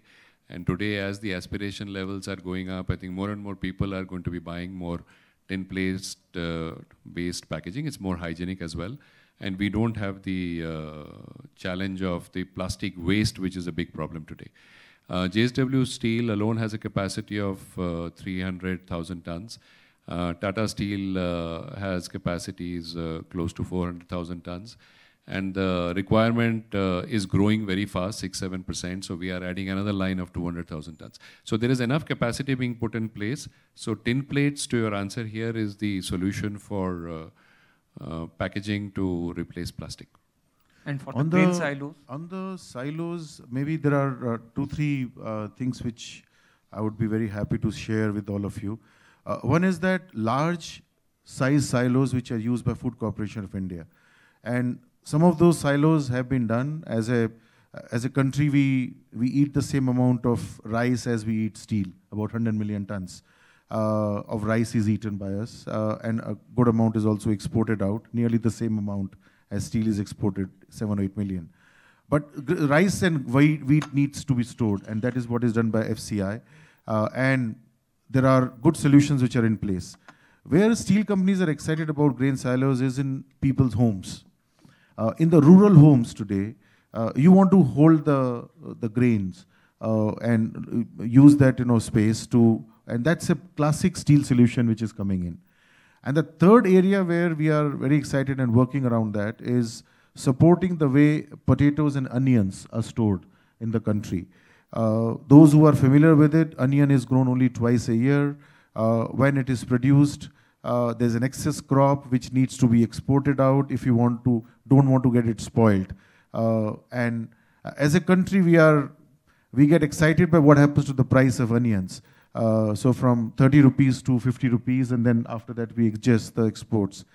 But onion needs to be stored properly. Today, only Maharashtra, which is over 30% production of onion, requires warehouses which are made in a very old, rickety wooden warehouses which do not breathe, do not allow air to be circulated. Humidity is not controlled. And because of which about 20% onion crop is wasted. And that's why they are forced to sell and export it out or sell it at ridiculous prices. So in steel, we have developed some smart warehouses. These can be given out in the form of those, with the panchayats. It doesn't have to go all the way up to NAFED or FCI. We can create these basically done with the FPOs. And these smart warehouses allow crop production or crop storage to be done. It's important for holding for onion and potatoes because the price of these items is not so high, unlike which can be stored in refrigerator. So if it's cherries or grapes, you can store it in refrigerator. But onions and potatoes will not allow to be stored. And therefore, steel is a very good option. So on this item number 5, large grain silos, I think more or less the solutions are there in place. We have Mekon coming up in the second session after that. And if Mr. Atul Bhatt is there, he can talk about that. The house silos is the one which is a retail offering which can be done by steel companies. And then, of course, in storage of crops, also vegetables like onions and potatoes. And question number 4 about the steel for skyscrapers and iconic structures. So who would like to react on it?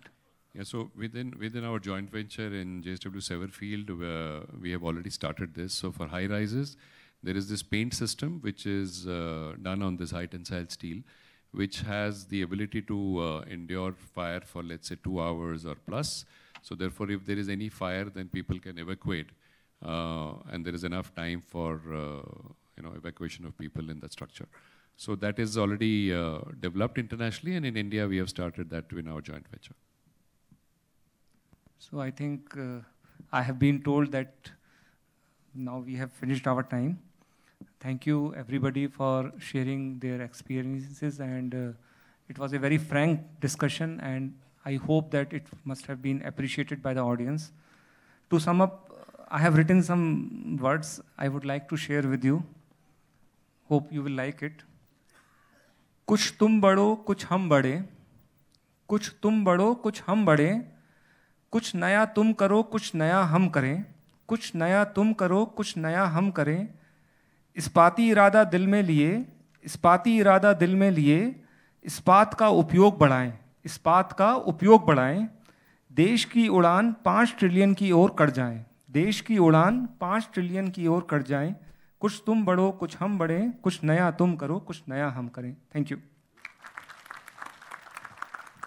Thank you so much for nice words. मैं आपसे निवेदन करूंगी पुनीत कंसल जी कि हमारे सभी जो guest बैठे हुए हैं मंच पर उन्हें ये मेमेंटो प्रदान करें, स्मृति चिन्ह.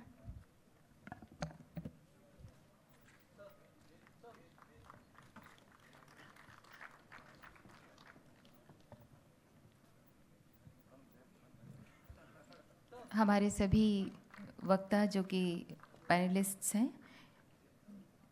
जिन्होंने अपने वक्तव्य दिए उन्हें स्मृति चिन्ह प्रदान करते हुए संयुक्त सचिव श्री पुनीत कंसल.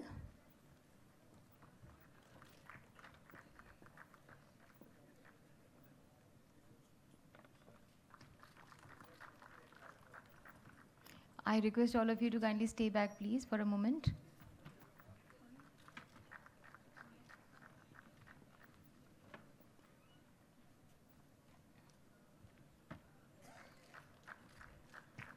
तालियों की एनर्जी बनाकर रखिए. इस्पाती इरादे की बात हो रही है और तालियों में इतनी कमी हो रही है.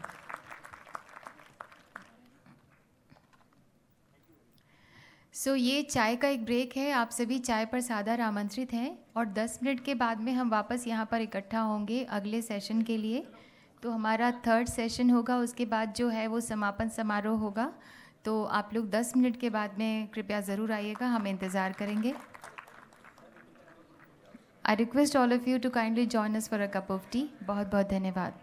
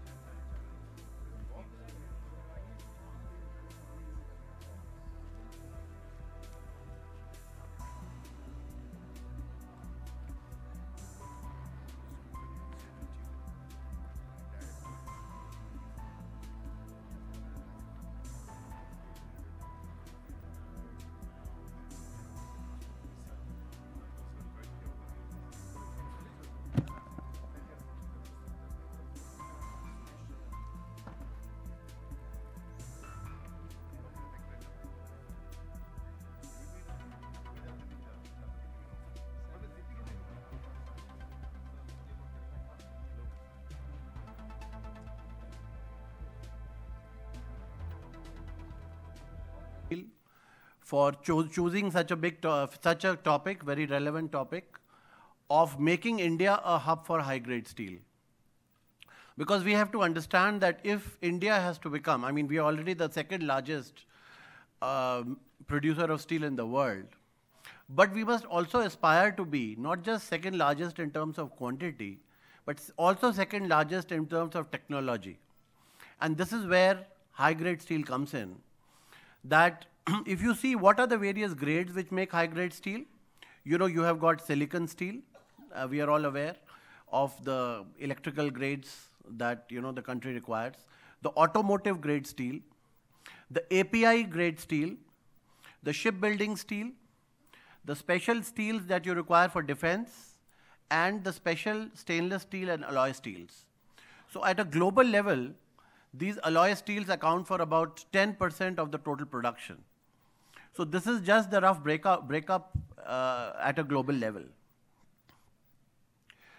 Now, if you come to India, what are the imports? You know, out of the roughly about, let's say about 100 million tons that we produce, 10 million tons is your alloy and stainless steels. Out of that, about 20%, 23% is imported. And this imports is roughly, you can say 76% is your alloy and stainless steel, and 24% is your carbon steel. If you see the breakdown, mostly it is 31% of what is being imported is actually electrical steel. And if you see which are the major grades being imported in the country, in plates it is line pipes, 95 and 97%. In case of hot rolled strips, it's mainly the high strength and the API grade. If you see the bars, it is mainly alloy and tool steels. And if you see your imports of cold rolled, mainly the high strength variety is coming and stainless steel is coming. This high strength is mainly going into the automotive. Now, why is it that if you see overall the spend on R&D, now India spends only about 0.65% of its GDP on R&D. And if you see, the countries which invest more on R&D are actually the countries which produce more of the high-grade steel. If you see steel industry versus other industries, you know, you have got industries like the plastics industry, like the, the other industries which are spending, much more on R&D, about 4 to 5% compared to steel, which is less than 1%. Now, if you see the number of companies who are investing in R&D, you have, the top 10 companies which are, listed here. And as you can see that India doesn't feature in that list. And the amount that we spend on R&D is merely about 0.3 to 0.5% of the turnover. So this was just the perspective of, one of the reasons we are not able to develop these grades is because we are not investing enough in R&D. And I think it is very much required that going forward, we continue to invest in R&D so that we are able to indigenize the production of these grades in the country.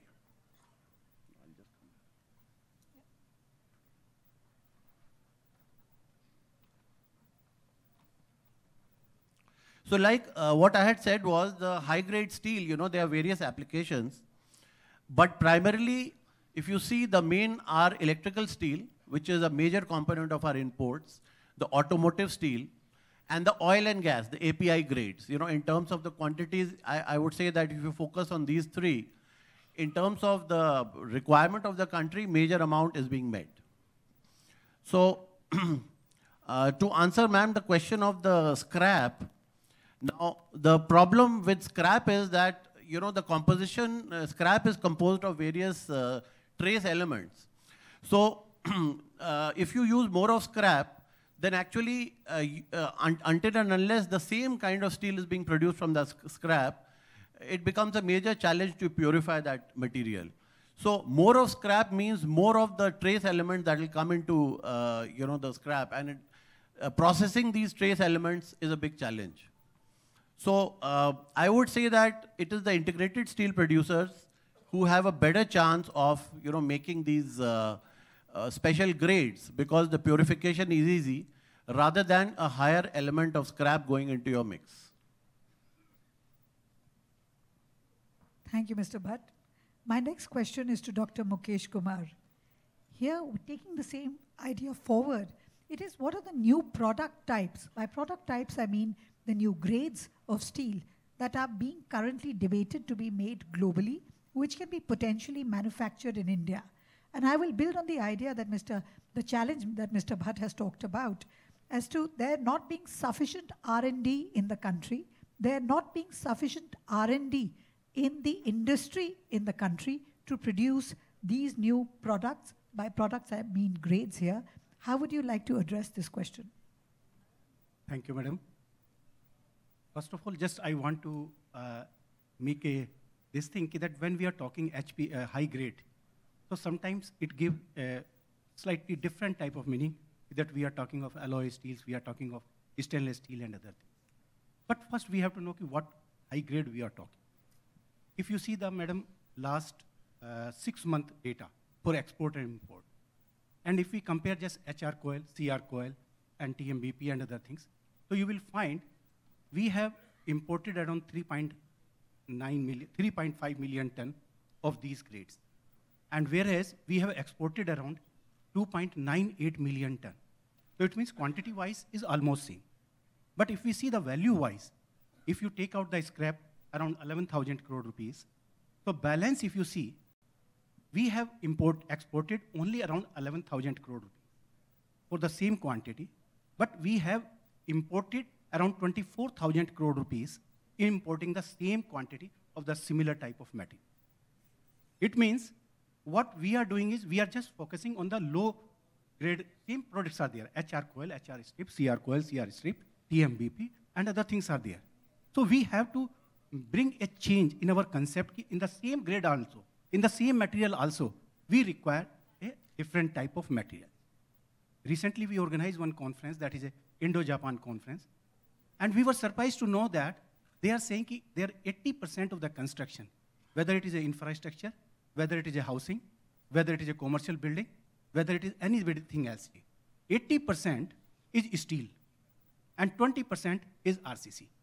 And they say the capital cost in installing a steel structured infrastructure building is at least 18 to 20% cheaper than the RCC building. Whereas in our country, the concept is totally different. Why we have? When we just discussed, we found we are saying we are producing sections of different grade, 400, 500, 450. But do we have a choice of producing same section as a customized section? I require lesser strength in a building, but we have to change the thickness of the beam. Whether do we have that capability with us? We require a different type of section in the same this thing. Like in bridge, they told they have developed a steel that is called SBHSA steel. Steel bridge, high strength. Can we think? We are not. They are making all their cable bridge, cantilever bridge, everything we using SBHS grade. We can't make this thing. Now coming to our coastal area, we have a large coastal belt area. CPWD people and other people they are talking. We can't use steel because it is a corrosion problem is there. Loss of material is there. But same thing is there with Japan. What they have done? They have produced a steel that is called weathering steel. Weathering steel is a non-rust peel-off type. Over a 30 years time, a rust is formed. But rust is not a rust, it is a paint. And only in 30 years, there is a loss of only 0.3 millimeter. Can we think of weathering steel? Why we can't think of weathering steel? Weathering steel, if it is available, all our infrastructure, nobody can think of going for a RCC or PCC, either in a coastal area or in a general area. We say we are making weathered steel. But what do you mean by that? If it is not meeting the specific purpose. In weathering steel, when they constructed all the bridges and infrastructure, they have not done any painting for the last 50 years. They have saved on the painting. And what is happening is, whatever dust, rust is giving the color, that itself is becoming a paint. So we have to think for different type of thing. So when I say that high grade, I just don't want to mean a alloy steel or a electrical steel or other things. Yes, electrical steel we have to produce. We are requiring around 7 lakh ton of electrical steel annually, spending around 6,000 crore rupees. Somewhere we have to develop. We have set up by Ministry of Steel a special center. Like in NML Jamshedpur, we have developed a center called HPDS, where hot dip galvanized processing center we are having, but nobody is using. If we can make aluminum, zinc, steel, magnesium coating, zinc, aluminum coating, and do the optimization there. What optimized thickness we want. We are not in a position to use those type of facilities there, whatever is available there. Like nowadays, people are going away with nickel steel. Nobody wants to use nickel because nickel is very costly. They are shifting towards the manganese steel. So why we can't think? We have to produce electrolytic manganese metal. If that is required, we have to be self-sustained. So when we are talking high grade, high grade does not take just like a API grade or electrical steel. That is my thinking. We have to see what is the utility, where we want, where we can save our steel, where we can promote steel, so that the steel construction can compare with my RCC company. Second question came, somebody raised about the fire resistant, whether steel is a fire resistant or not. So, Mr. Mukesh, Yes, go I will ahead. take I 1 think minute, we'll madam. have to, Yes, I will yeah. take 1 minute.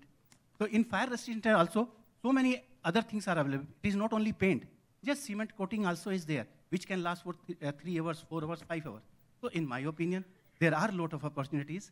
Within the same structures also, we have to develop a different type of structures, grades, other thing as per the customer need, and then we can increase our steel consumption to a large extent. Thank you. Thank you for your inputs. I think the common theme that is emanating from what Mr. Bhatt mentioned and Dr. Mukesh Kumar mentioned is the need for a response to a challenge, a demand that exists, the need for the industry to respond, to invest in R&D, to take up any changes, whether they are mega changes or minor changes in the product, to actually deliver to that need, which then the product, we can call it a high-grade steel. In this regard, I would like to ask my question to Dr. Manjini Sambandham, Associate Vice President, R&D Scientific Services, JSW. My question to you, sir, is R&D investment by companies require a sustainable ecosystem. How can the private sector create a synergy with the top-tier institutions like IITs, NITs to develop the desired high-grade steel? What further requirements are there to enable this collaborative approach? Thank you, ma'am. Before going into what kind of investment is required for R&D, if you go through the import data, you say that what is given by JPC, you say that out of 7.8 million tons, about 2.9 million tons comes from Korea, which is about 36-37%, and another 18% from China, and then 15% from Japan. If you analyze what is being imported from Korea, it's largely flat steel used in automotive, which is called high-strength steel, which is basically 590, SPH 590, or even up to 980. And what is, leave out China, which exports a lot of other common grades. If you see Japan, mostly it's a long product, which is called low alloy, low carbon, low alloy steel, special steels, again used in automotive. So in the past, what we've been doing is, we've been putting up facilities to produce those, like a catch-up as an import substitution. Like in Vijayanagar, we invested large investment in a cold rolling facility, which can produce, which we were intended to produce up to 980 MPa, and we have developed steel up to 1280 MPa now, which is ready for the market. So these are all kind of incremental improvements, what we have done through our in-house R&D, which is facilities which have been put up with a collaboration, technical collaboration with the external other countries. Similarly, in long products, if you see that what are being imported, it's largely steel for bearing, large steel for spring steels, flat spring or and some of the alloy steels for boiler quality kind of things.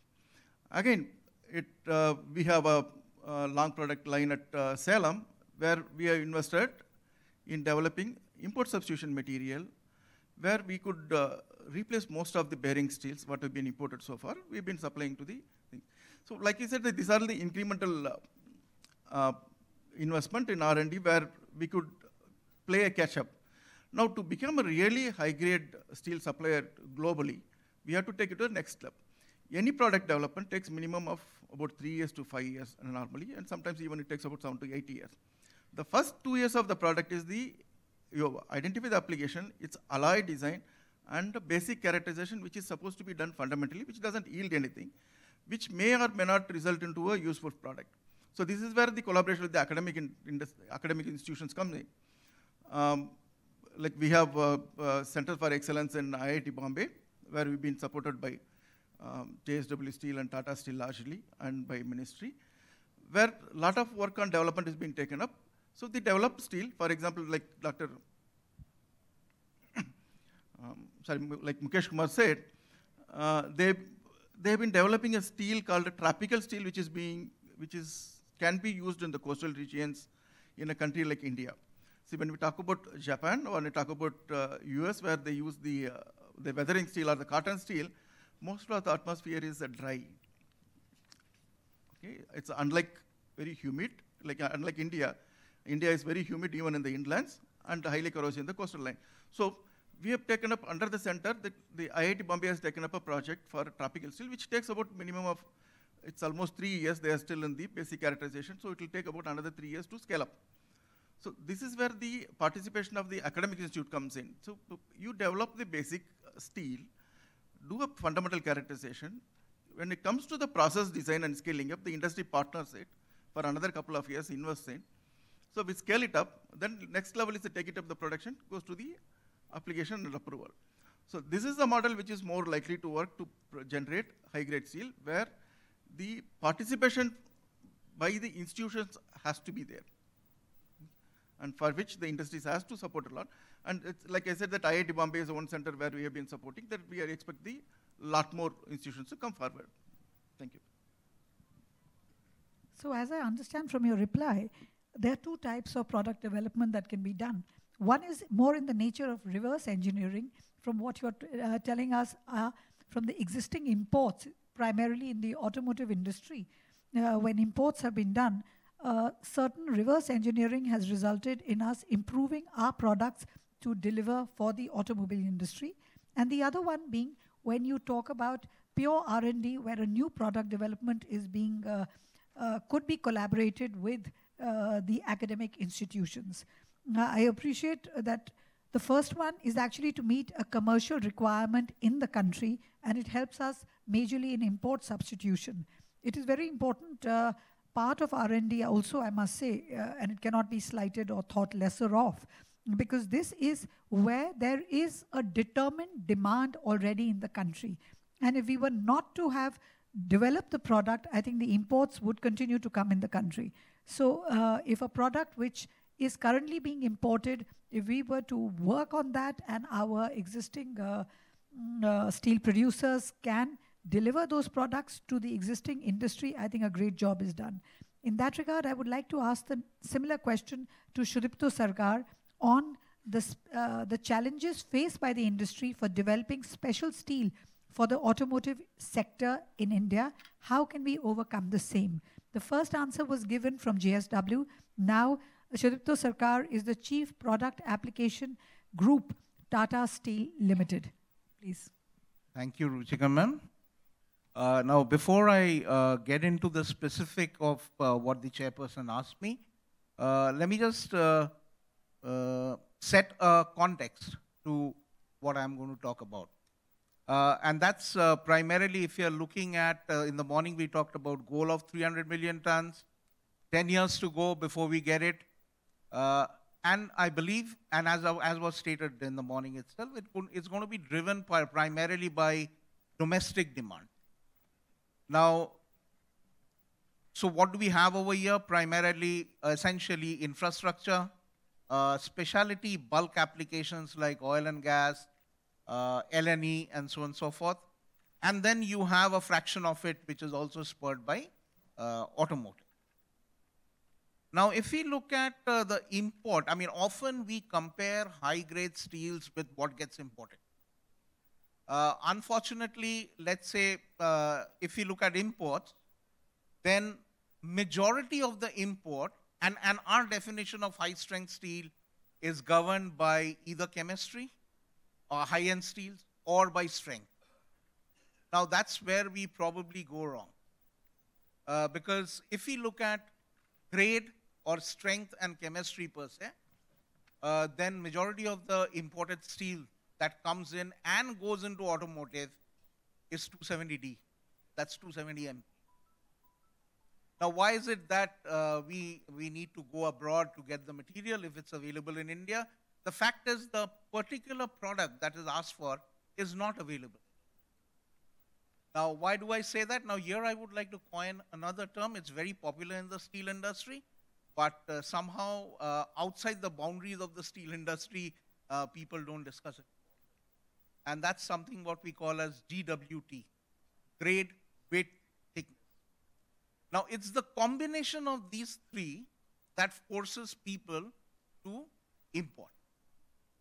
Now, if I were to make a body side outer, that's the frame of the car that's there on the outside, now that is a size which none of us in India can make. Now, why can't we make it? Now, let's say JSW probably makes up to 1.8 meters, right, of CR skin? 1.9. Now, let's say a slightly bigger size car, this would be about 2.2. Now, this incremental investment that's required for a mill, please understand, once you put a 2.2 meter mill and then you expect people to make 1.2 meter wide sheets out of it, they're going to go bankrupt anyway. And so then the banks, as was said, the banks don't trust the steel industry much these days, because too often have we done this. So the incremental investment is actually prohibited. As a result, we don't produce these products in the country. As far as grade, strength, and chemistry is concerned, we can do it.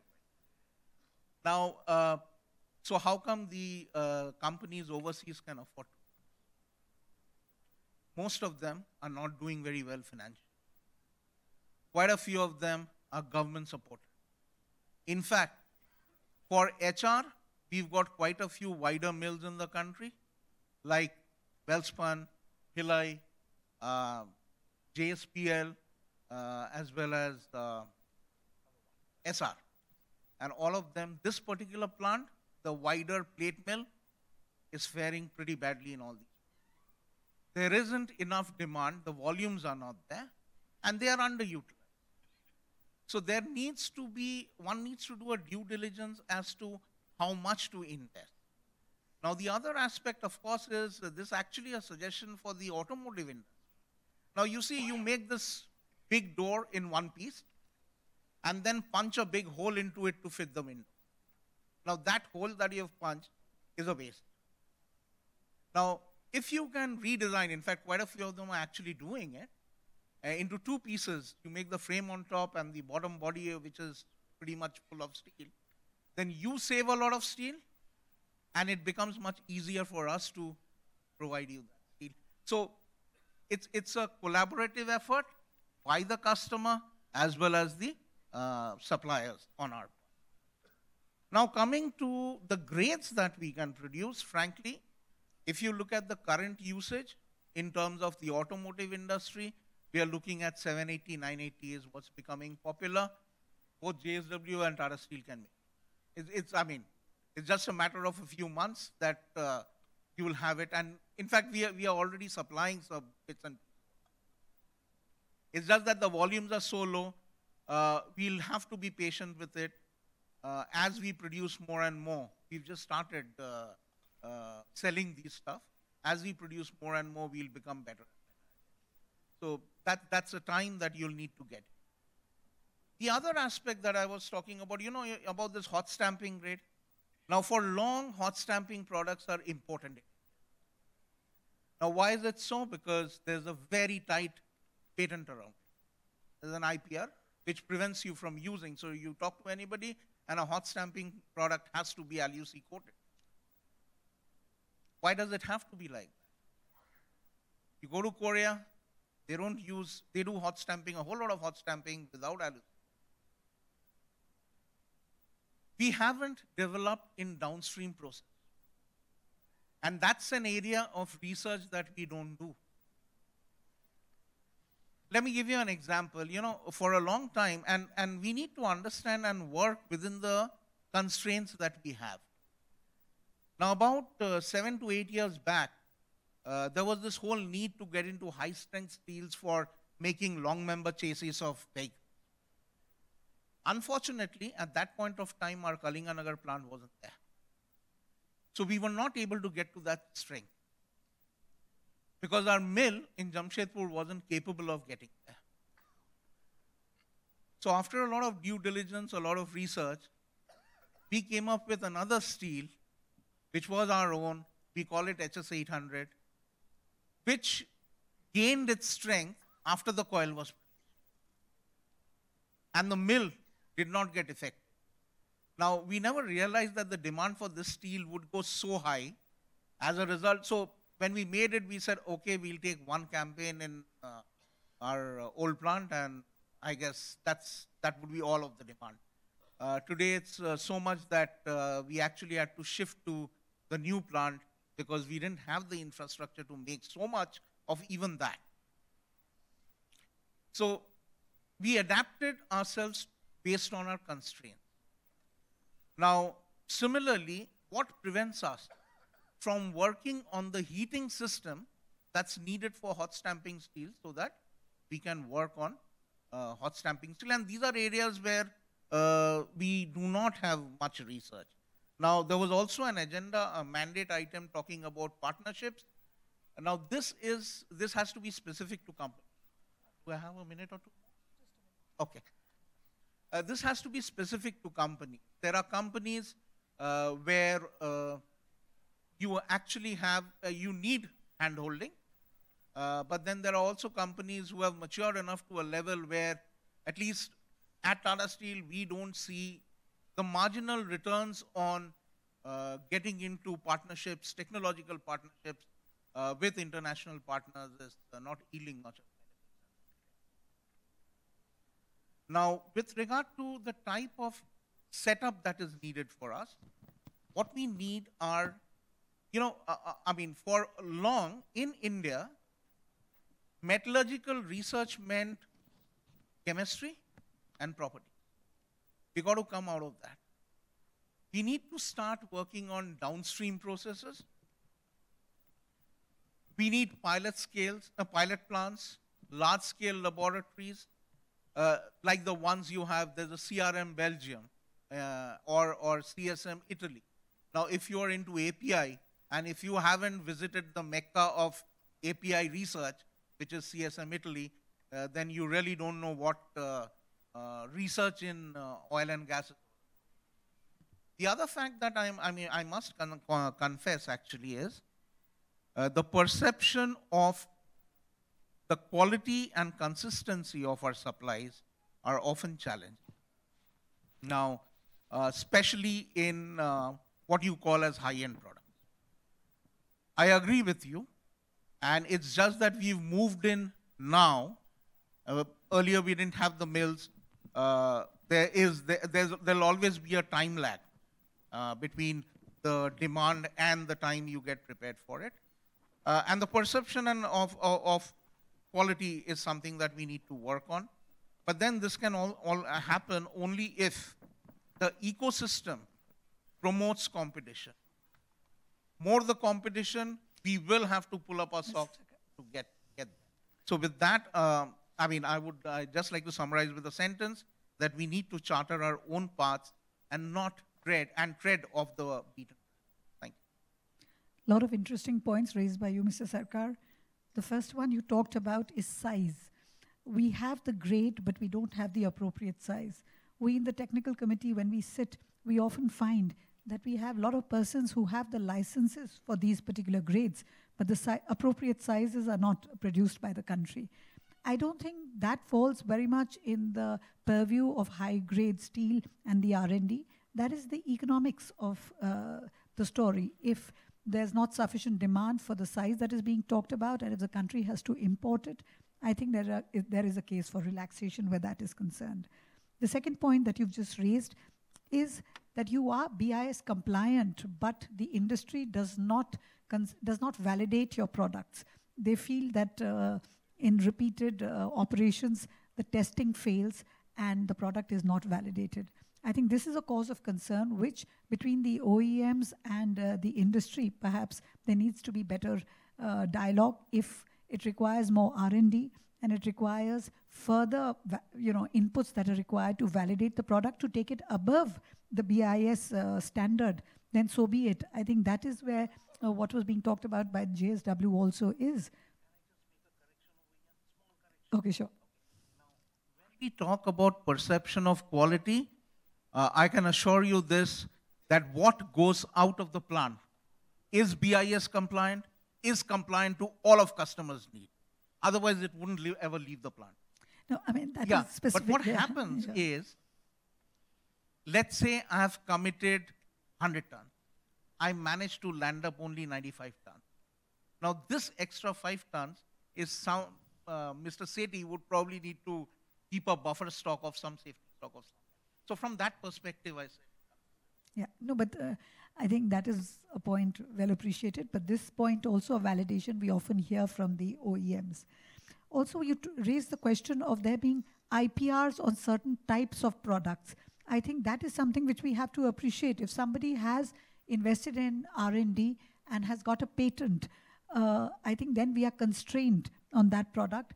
Perhaps an alternative product could be developed by R&D. And I think now our industry is mature enough to identify what that patented product actually seeks to deliver. And we could perhaps, invest more in our R&D in-house or with academic institutions and work towards developing an alternative product, a substitute product. Otherwise, I think we live with the IPR. I don't think we should talk about coming out of that. Another peculiar story we witness often in the ministry is that it is where the quantity desired is so small that nobody actually takes the initiative of producing that particular quantity. It could be a grade which falls within a standard. There are licenses of that particular standard, but that specific grade does not get produced because the quantity is so small. And this requires consistent relaxation. I think the debate also has to be of the large producers versus the small producers. The large producers have their heats which are so large that they can only produce large quantities, but the smaller quantities which are required at times are not produced. And here, while you've talked about not wanting or not really desiring a partnership, I think our smaller producers have done well by having partnerships. I do not have with me today, though I'd wanted Sunflag to be here, to discuss how their partnership has worked well with a Japanese company to actually produce high-grade steel. In the alternative, we have today with us Kalyani Steels. Though my question was not really about partnerships with you, perhaps you could talk about that if you would like to. The question that we have for you is, what are the specific R&D challenges faced which hinder us from developing high-grade steels in India? Is it funding? Is it consumer needs? Or are there IPR-related issues?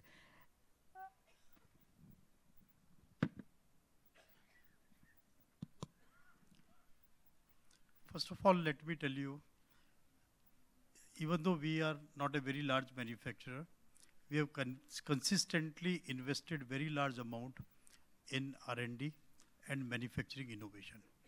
As Mr. Sarkar mentioned, it is not only the chemistry. Beside chemistry, it is the properties, and then the efforts or the money required in manufacturing the end product. Now, we have a very large capability to design any chemistry, any properties. Just to give you an example, last one and a half year, vanadium prices have gone up from $14–15 a kg to almost $120 a kg, which means almost 9,000 to 10,000 rupees per ton in a normal grade, increase in cost, and in certain grades 30 to 40,000. And some of these products are going in auto industry, not only in India, globally, and in oil and gas industry. Within 2 months, we came out with a grade which is vanadium free. Another 2 to 3 months, it was approved by the global leaders, and we have started supplying those type of steels. Now, as far as very niche products are concerned, till now we have talked about millions and billions of tons of steel, but let me talk about certain niche grades of steel. Now, there are a lot of super alloys required. I'm largely talking about engineering steel long products, which are now used in various niche applications like aerospace, aviation, defense. Now, there the quantum required per size and per grade and the shape is very, very small. And we are catering to this industry. The total requirement in the country is only around 10 to 12,000 ton in a year. But then these are the products which are sold at a price of anything between 2 lakh rupees a ton to almost 10 lakh rupees a ton. And we are catering to this industry very well. And again, the challenge is that the quantums are very small, and we can produce any and every grade. Most of these rocket launchers or this whatever has been launched by Vikram Sarabhai or LPSC, there are a lot of steel which has gone from Kalyani.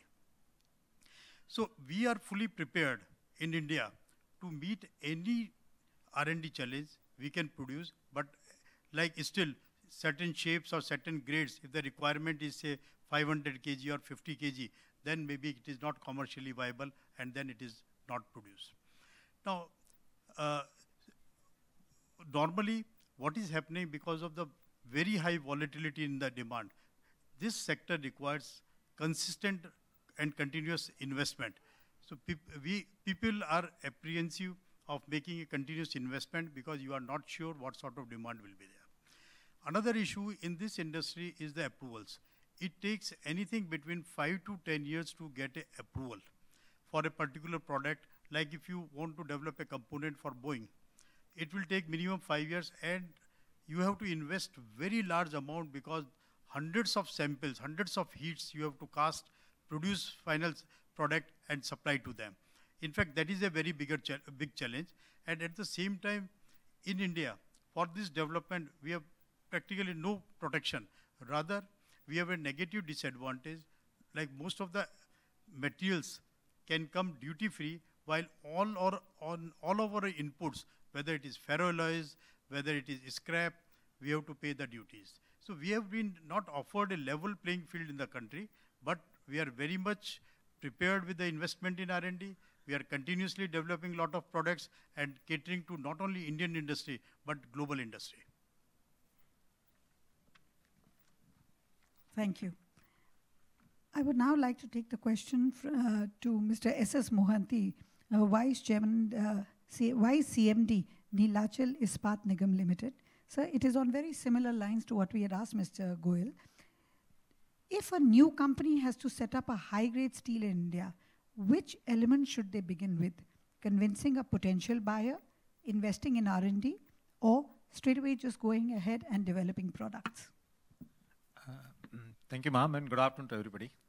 In fact, I was waiting when my question will come. I think the question is that which one of will be taking the first step?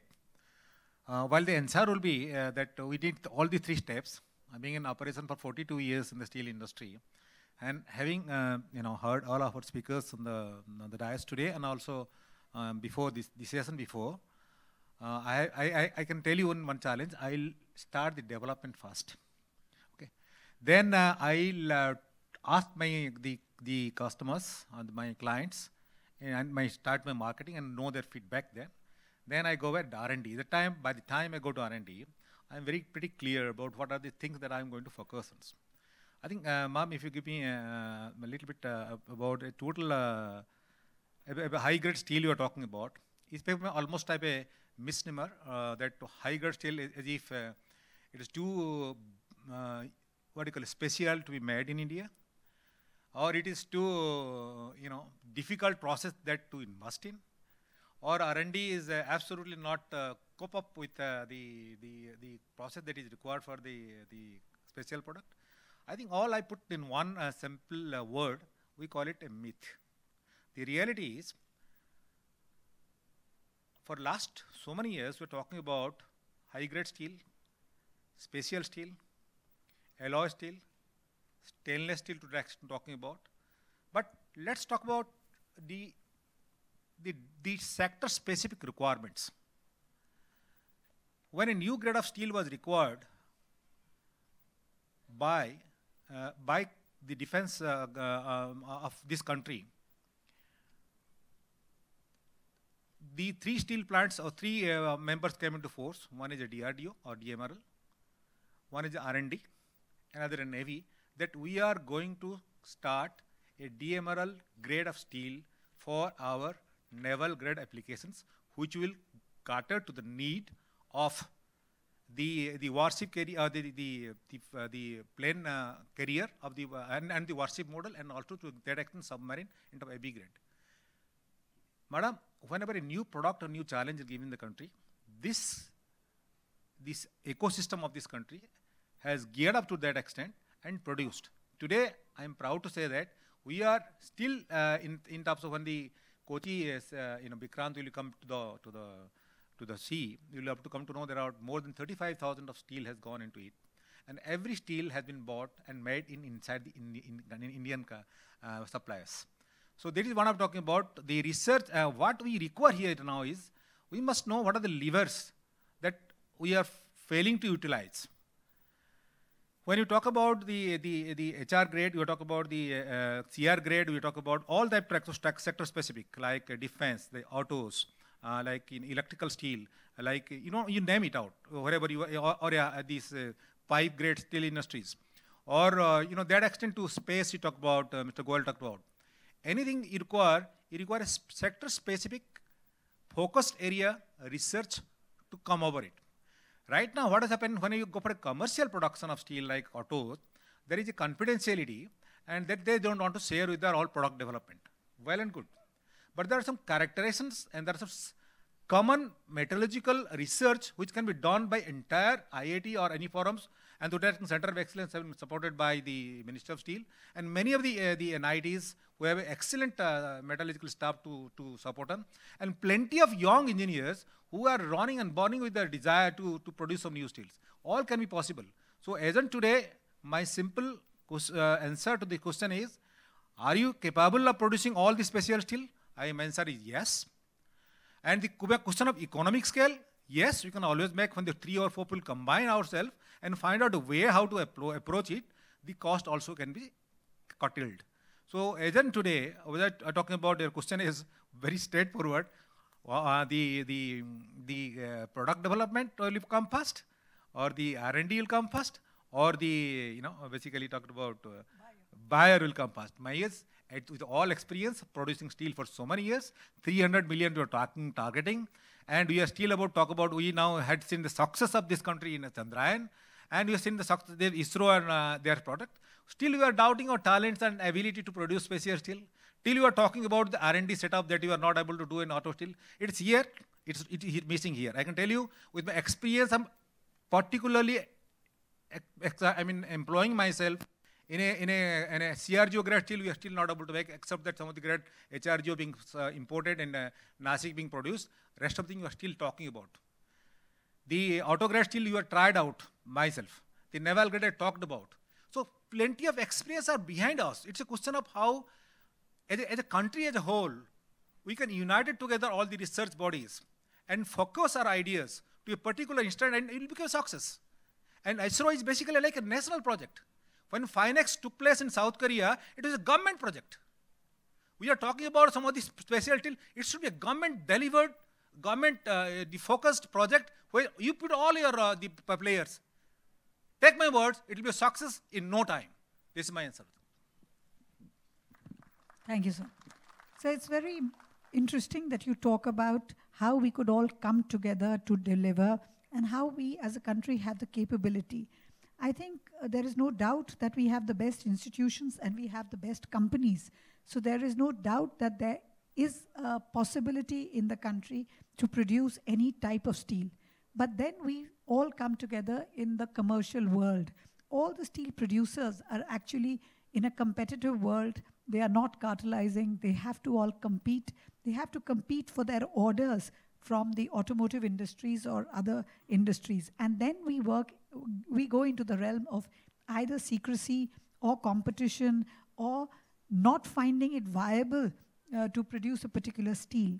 That brings us to the next question is, can such R&D, which is actually competitive in nature because it's going to yield a profit if there's going to be an IPR at the end of it, can such R&D be done on a common platform? Does R&D for commercial use essentially have to lie in the domain of private companies and then they do their R&D to produce a particular grade which they get an IPR for and then they go ahead and sell it commercially? Can we, is this the only model of working or can we come across, if it's a national requirement perhaps, as you said for Navy or for ISRO, then perhaps we all put aside our commercial desire, we come together to produce for the country. But on a business as usual, everyday business, I think our SAIL and our Tata's, JSWs, all the smaller ones, would not come together to share their trade secrets for an R&D. My question is I think thank you, ma'am. It's a very pertinent question today. And when we started this SRTMI, I was the founder director of this initiative. In fact, we also got the approach from the company like ArcelorMittal from outside. They said, can we participate in this SRTMI? Then there are a lot, because we thought it's like an indigenous event where we'll talk, all the units got together, it will be industry, there will be ministry, and there will be government, and all participate. And in the process, we develop some of the common causes of, or common, you can say, issues of steel industry, which can be talked by the common R&D. Coming to product development, ma'am, we're talking about is like a commercial product which got a confidentiality, which has a profitability linked to it. But nobody stops, I mean, talking about, and in this context I have answered it, we need to have a structural shift in our R&D approach. In our R&D approach today, we don't need a piecemeal basis approach. Today, if you are failing in failing in a special steel, it is because we have a piecemeal basic approach of R&D in entire ecosystem, whether it is a IIT, whether it is an ML, whether it is our R&D center in SAIL, or everybody does his own research, but in a piecemeal basis. And in the piecemeal basis, success will not come in a quantum jump that you're talking about. That is what we're talking about. You need a structural shift in the R&D effort. What is the structural shift? The structural shift is that you need, when I went to visit a castif in Nucor plant in US, you'll be surprised, ma'am, to know they don't have an R&D setup at all. They believed in some of the R&Ds in the private where they buy these R&D products. So who stops it that the model to be being implemented in the country where a common industry gets benefit, where a common user gets benefit? Why can't the private R&D model can be set up where it can be sold in terms of this? This can be a center of excellence laboratory by their patent research, and their government company, they can give their product to somebody at a price, and their technology at a price. All these things are available. When you are not able to get a technology ourselves from other company because they are asking for, why can't a R&D setup also a structurally different what you are talking about in terms of private setups, where it's like a beneficial, it's a profit-making R&D. Thank you. Today, our alloy steel producers, we also have stainless steel. I think with Mr. K.K. Pahuja, there is a case to understand why stainless steel is still being imported in the country. Why do we have production of stainless steel still only limited to about 3.5 million ton? While the country has grown in its production, we still see that the future demand of stainless steel is still being met. I mean, current demand as well as future demand, we see it coming from imports. What are the new products that can be created in stainless steel to cater to all the newer demands of stainless steel that will be coming up? How do we see R&D shaping up in stainless steel? Because there's a lot to be done in stainless steel. What is ISDA's position in this? Mr. Pahuja, please. Thank you, ma'am. First of all, the stainless steel, like the rest of the industry, is consisting of two parts, long and flats. Long product is a very, very export-oriented industry. That means they are world-class and they are able to export to the advanced market. So the flat products also is equally world-class and can make all kind of steels. But the imports are taking place not because these steels cannot be made here, but for some other reasons. In the morning, the minister said that raw materials should not go out of the country. But here we have a situation where, the steel making raw materials like chrome ore or ferrochrome goes out to some other countries, even for that matter, graphite electrodes. And it goes to the very same countries which make stainless steel and send it back to India at zero duty, so-called FTA countries. So most of the imports which is taking place is because of some other reasons, not because the domestic industry cannot make it. And the capacity utilization of the domestic industry is still about 65–67%. That means there is enough capacity in the country to make those steels. And if you must be seeing in your technical committee, these are not very high-end steels. These are normally normal use steels which normally come. And therefore, some other reasons or trade issues are involved, which we have been discussing with Ministry of Steel. And I think Mr. Goyal also mentioned it briefly in his presentation. Now, as far as these countries from where this material is coming are facing a kind of a slowdown in their own demand, but they're not bringing down the production, and they prefer to target a lucrative growing market in the country. As far as the demand of stainless steel is concerned, it's growing faster than the rest of the steel industry. For example, last year we say that overall steel industry grew by 7%, but the demand for stainless steel grew by almost 10%. So it's a faster growing industry, but somehow the market, incremental market or whatever growth is taking place is being captured by import for some other reasons, not because the domestic industry cannot make it. Now, as far as the another question of is ultimately to compete vis-a-vis import or look for some trade measures which are already under consideration. But in this, I mentioned about chrome ore. There's another angle about the volatility of nickel prices, which have gone up 1.5 times in last 3 months. And in this context, I would also like to, ma'am, take a note in the context of what Minister said in the morning with respect to Russia. Now, he talked that India wants to develop a strategic business relation with Russia, and we should look for coking coal there. But let me also tell you that Russia is also has the 3rd largest nickel reserves in the world, and they don't have too much of demand, stainless steel demand in their own country. If we can look for some strategic tie-up of bringing that nickel ore economically, this needs to be studied.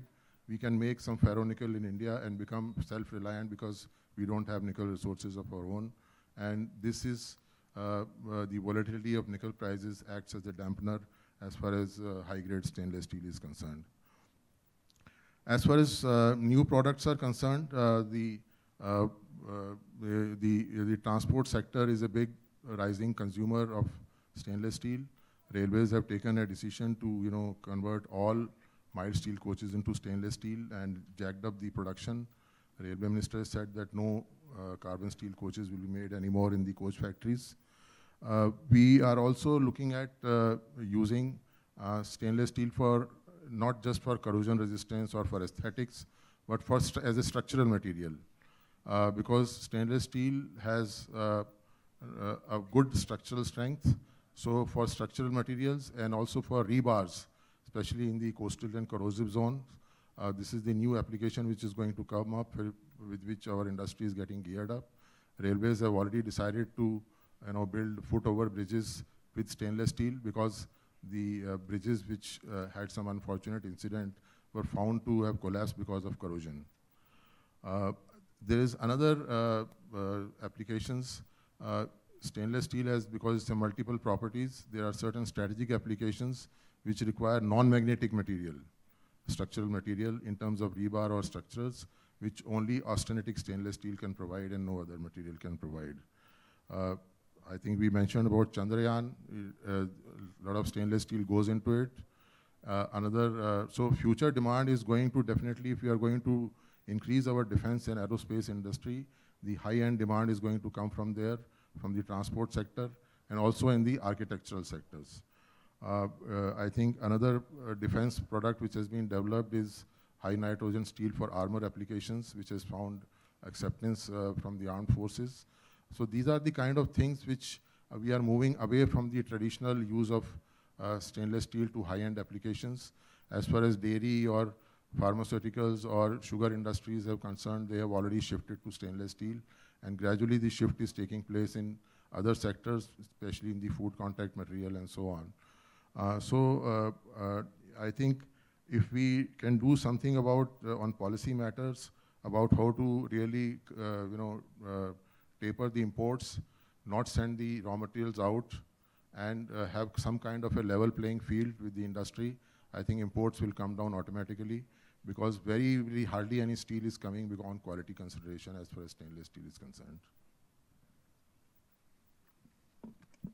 In this regard, Mr. Pahuja, I would like to ask you, on our technical committee, we find a lot of products which don't even have an ISO recognition, which are some kind of stainless steel, but do not have an ISO grade.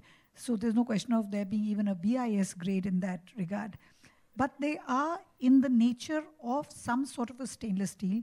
They find their way in imports in the country and in the category of others. Is it a case that we could have more R&D in stainless steel to make different variety of steels, and these different varieties of stainless steel actually go to somewhere reducing the costs? To hold that these are not products which are perfect would probably not be true, because they are finding a lot of imports and usage in the country. They are not the regular composition stainless steels, but different grades of stainless steel which have not yet even got recognition. How would you like to react to that? Ma'am, I think the answer lies in updating our standards at a faster pace. We have standards for stainless steel in this country, and after the quality control order, I don't know exactly which grades, unless we study that, we'll know, but I have a feeling that some of these could be to bypass the quality control requirements and somehow import in the country by tweaking the specifications here and there. So answer lies that we update our standards at the earliest, and then anything other than standards should not be used for that particular application. Somehow it happens that the standard making little bit lags behind the industry requirement, which we keep updating every time. There are some products for which standards are yet to be made, for example, in pipes and tubes. So these are the kind of things which lead to a situation like this. Once we have the standardization process going on and we speed up that process, I think this problem should be overcome. Thank you. With this, we come to the end of this third session. I don't know whether we have time to take questions, because I think both the MOSs for the valedictory function are here. I would just like to ask the organizers, are we taking questions or are we concluding the session? I can see the questions have come up.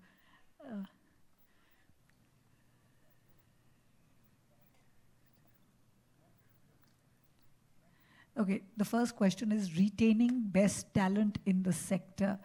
It is a common question. I would not like to take this at this stage. We could send you an answer in this regard, because it is not just retaining best talent in metallurgy, in steel making. I think this is a question which relates across the board to specialized sectors and retaining people in the specialized sector. I think we could give an answer in writing to Mr. Amarendra Kumar, who's asked this question. The second question is for Mr. Pahuja. If an SME wishes to set up his own small alloy steel plant using scrap as a raw material, what finance and know-how support does government offer in this endeavor? It's addressed to the government, but I'll try to address. See, it's for you, it's for the entrepreneur to secure technology and finance. Nobody else can do it for you. Depending on the viability of your project, you have to do your own study and take an investment decision. As far as our association, ISDA, is concerned, we are a non-profit organization providing all kind of services that are available at our disposal. So we can sometimes help in the proper product identification or for market studies or things like that. Or we hire certain experts who can give you some technical know-how as far as production is concerned. So all that is available free of cost from our side. But the basic investment decision has to be taken by the entrepreneur himself. Thank you. The next question is very interesting. Are there issues with IPR which stop Indian players from forging technology partnerships? In this regard, I would like to say that even if there are IPR issues, people are forging technology partnerships, especially the smaller producers we find have a lot of these things. They do on IPR, I guess, pay heavy royalty. That is an issue which often we hear about, but I don't think it's stopping the Indian players from forging a technology partnership. But in this regard, as the question has been referred to Mr. Sambandhan, we'd like your views, and after that, we'll ask Mr. Mukesh Kumar, Dr. Mukesh Kumar also to react to this. Thank you. In fact, it's the other way. it's the IPR which forces you to forge a partnership with the, the inventor or the other firms.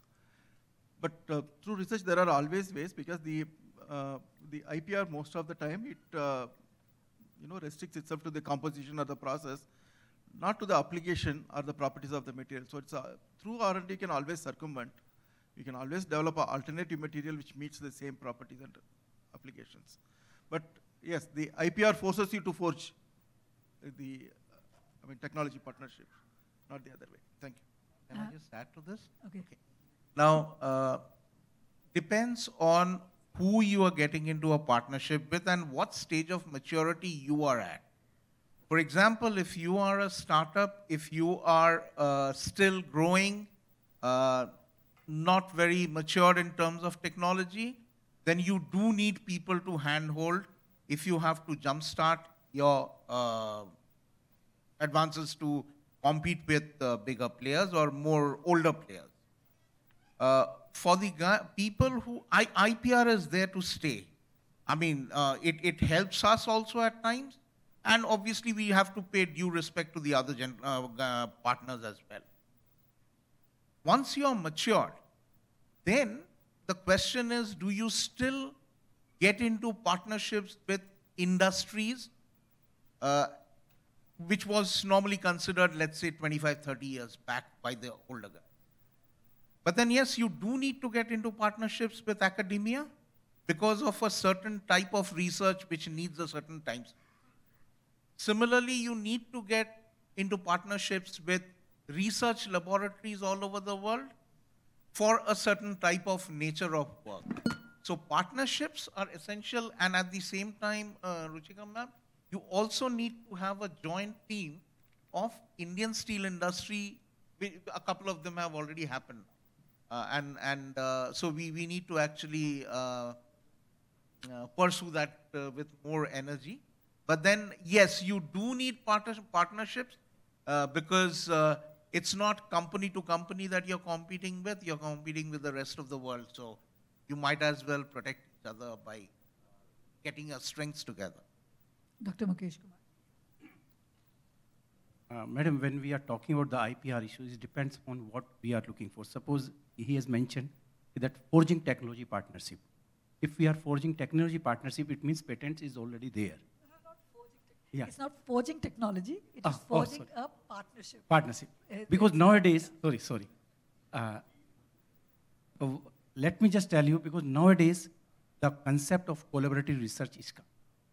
And when you see today, whether it is hydrogen, whether anything, it is not only one country or one company who is doing. The concept of collaborative research has come. Like in hydrogen, Australia have joined hand with around 11 countries. Japan has joined hand with 21 countries. Hisrana, Tata Steel is developing one technology where they have tied up with number of companies. So I don't think that IPR should be an issue there, that type of issue. But it depends what, like recently, Moyle has developed some technology with some laboratories, but they have joint patent there. And once they have a joint patent in the name, for them, they are using, there is no issue. But once they are going to someone else, yes, they can transfer. It depends, like Steel Research Technology Mission of India as well. So whatever research we are doing in a collaborative research, we want to share with all the industry in the country. Like some number of patents we have done with Ministry of Steel funding. So those we have already written on the website that these research, whatever we have done, is available to anyone who wants to use it. Because their Ministry of Steel has invested the money. So I think... Yeah, thank you. We do hear in the ministry of certain players who are, forging these kind of partnerships. But these partnerships take years of wooing each other, of testing and checking each other, and they're done in extreme secrecy. So there are IPR issues, there are ethical issues, there are social issues, a lot of demand issues. It's a very complex world when you are forging a partnership for the sake of technology, for the sake of commercial production.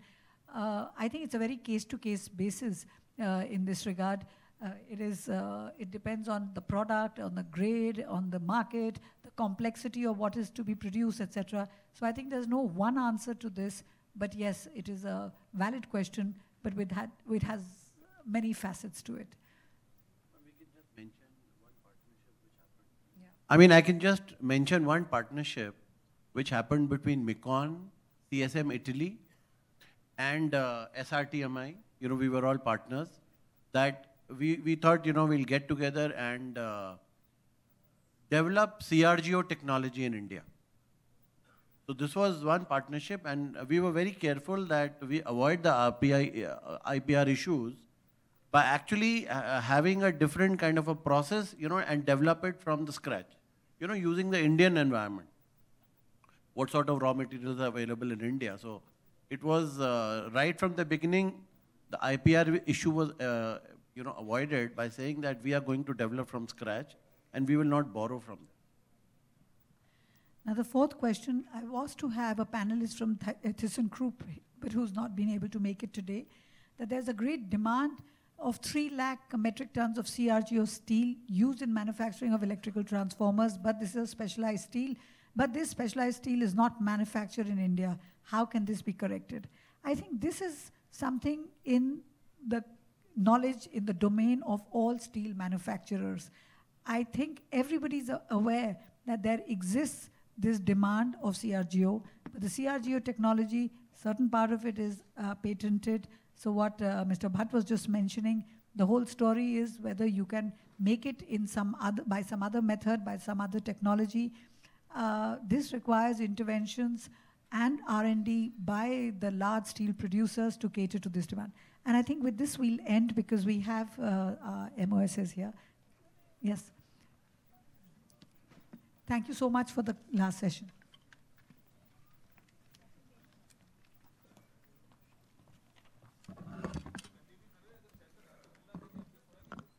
Thank you so much, sir. लेकिन हमारे sir कोई 1.5 घंटा से चल रहा था, हमारा detail discussion sir हो चुका है. अभी हम बस क्वेश्चंस जो डिस्कस कर रहे थे सर वो भी खत्म हो गए. मेरा निवेदन है रुचिका चौधरी गोविल से कि सभी जो हमारे पैनलिस्ट हैं उनका स्वागत करें सैपलिंग प्रदान करके.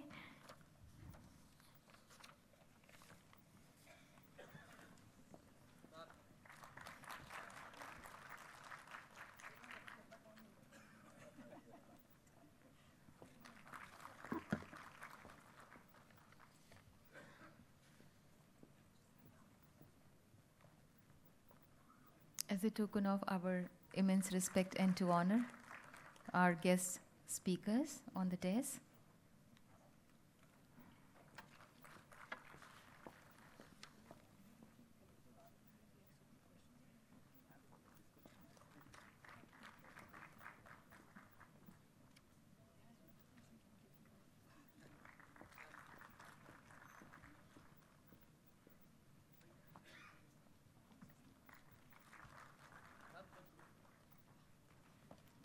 और हम आपको बताएं, हमें बहुत खुशी है, बहुत हर्ष है कि आज हमारे बीच में माननीय Shri Arjun Ram Meghwal ji, honourable minister of state parliamentary affairs and heavy industries and public enterprises आ चुके हैं. बहुत ज़ोरदार तालियों से हम उनका स्वागत करेंगे.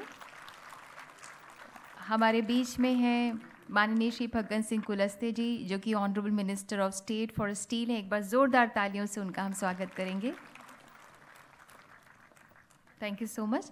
हम माननीय मंत्री जी से निवेदन करते हैं कि कृपया मंच पर थोड़ी देर में पधारेंगे क्योंकि ये थोड़ा सा मंच रीसेट हो रहा है.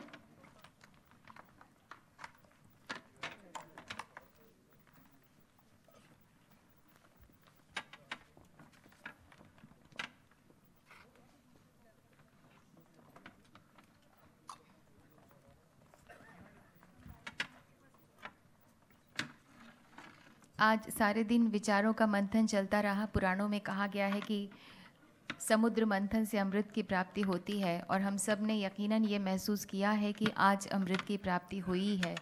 इस्पाती इरादा तो है ही हम सबके दिल में, साथ ही साथ जो अमृत यहाँ से हम लेकर जाएंगे वो जो भारत निरंतर गतिमान है उसकी गति को और भी आगे बढ़ाएगा, ऐसा हम सबको विश्वास है. क्योंकि स्टील इंडस्ट्री का बहुत महत्वपूर्ण उपयोग है भारत को गतिमान बनाने में.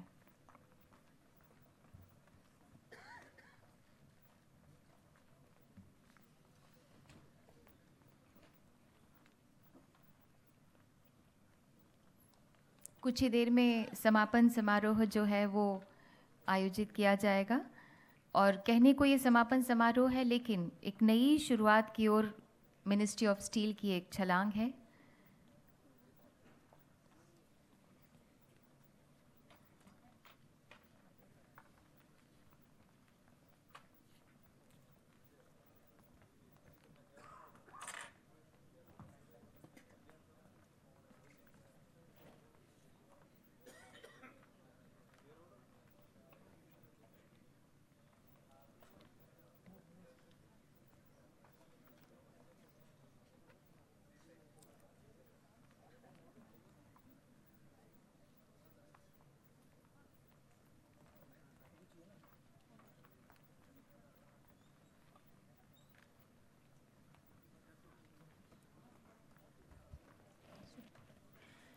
हम हृदय से स्वागत करते हैं माननीय श्री अर्जुन राम मेघवाल जी का। माननीय आपसे निवेदन है, कृपया मंच पर पधारें।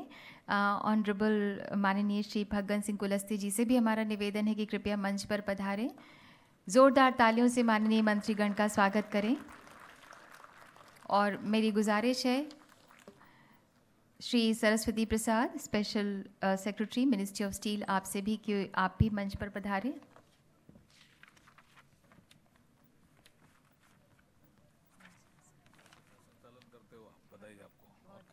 प्रधानमंत्री के कार्यक्रमों में देखा, राष्ट्रपति के कार्यक्रमों में देखा। 15 अगस्त में भी सुना। 15 अगस्त में भी सुना। अच्छा, वहाँ पे तो 15 अगस्त में बाबा आपके शेर शायरी लेनी पड़ी। हाँ।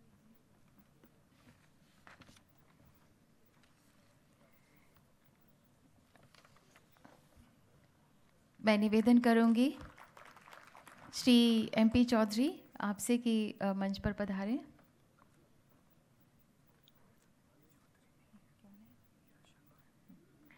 Shri VR Sharma, managing director JSPL, आपसे निवेदन है कि मंच पर पधारें।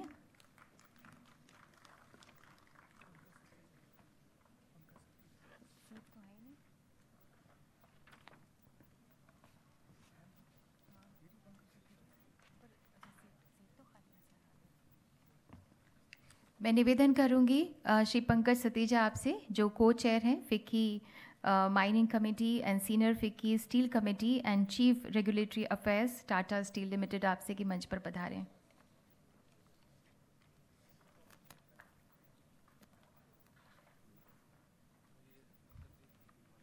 तो क्यों ना हम समापन समारोह की शुरुआत एक नई एनर्जी, एक जोरदार तालियों के साथ शुरू करें। सबसे पहले मैं respected special secretary ministry of steel Shri Saraswati Prasad से निवेदन करूंगी कि कृपया कंक्लूडिंग रिमार्क्स के लिए यहाँ पर पधारें।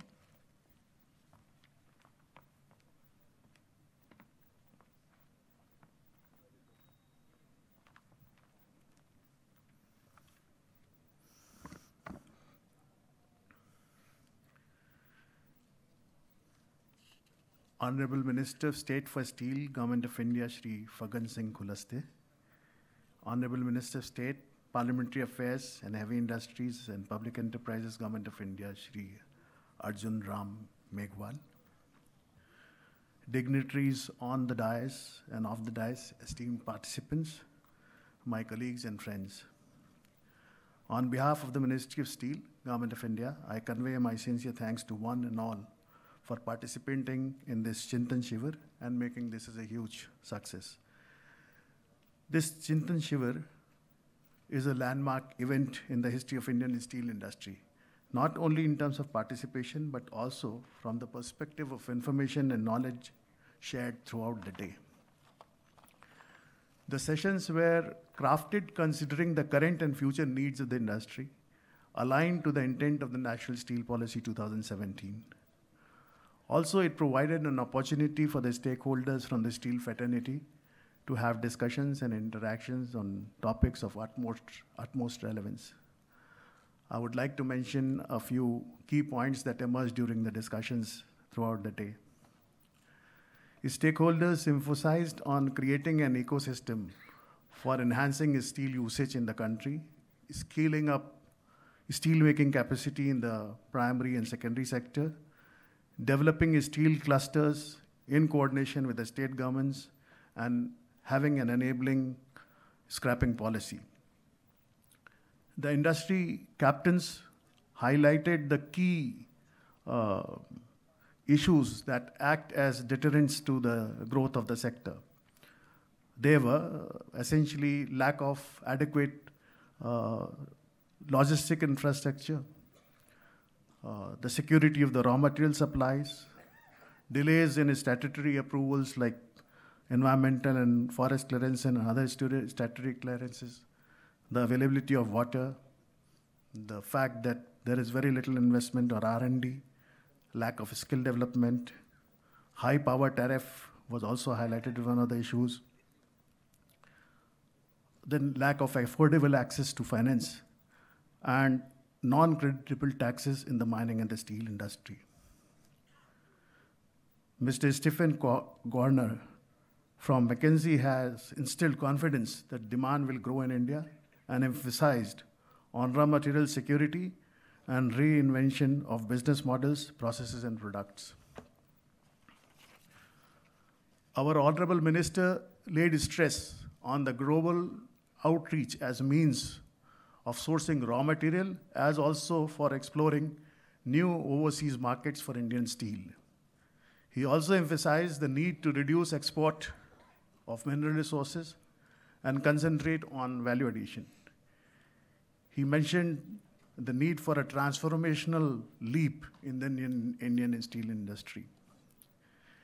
It also emerged during the sessions that the state government and the Government of India are working together to avoid any anticipated disruption in the iron ore supplies due to the expiry of the mining licenses in March 2020. In addition, issues relating to logistics are also being resolved through effective coordination between the state governments and the Government of India. A suggestion was made that the industry should engage in regular dialogue with the banks to bring back the confidence of the bankers for lending to the sector. The discussions brought forth the existence of knowledge gap with regard to usage of steel. Resolving this would help to generate demand as such. Also, taking advantage of various initiatives of the Government of India, such as Bharatmala, Sagarmala, housing for all, pipe water supply for all, etc., will also lead to enhanced steel consumption. During the last session, it also emerged that there is a need to enrich product mix by moving from our current basket of generic products to value-added products, value-added high-end steels. We saw active participation from audience with numerous questions. The ministry has made a note of the various questions. Some of them were answered, but many of them remained unanswered. I'm sure the ministry will make use of those questions in formulation of the policy. I would like to thank all the speakers of the conference who enriched us with their knowledge and broadened our perspective regarding the challenges, solutions, and growth opportunities in the Indian steel sector. Thank you.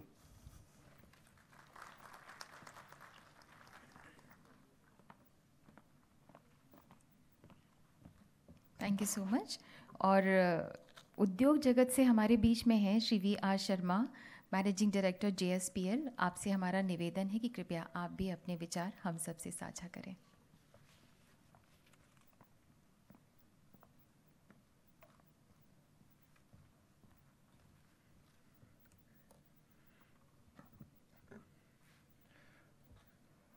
Honorable Shri Fagan Singh Ji, Minister of State Steel, Honorable Shri Arjun Ram Meghwal Ji, my friends, and the technocrats, people from the ministry, people from Steel Ministry, those who are involved in day-to-day activities of steel industry.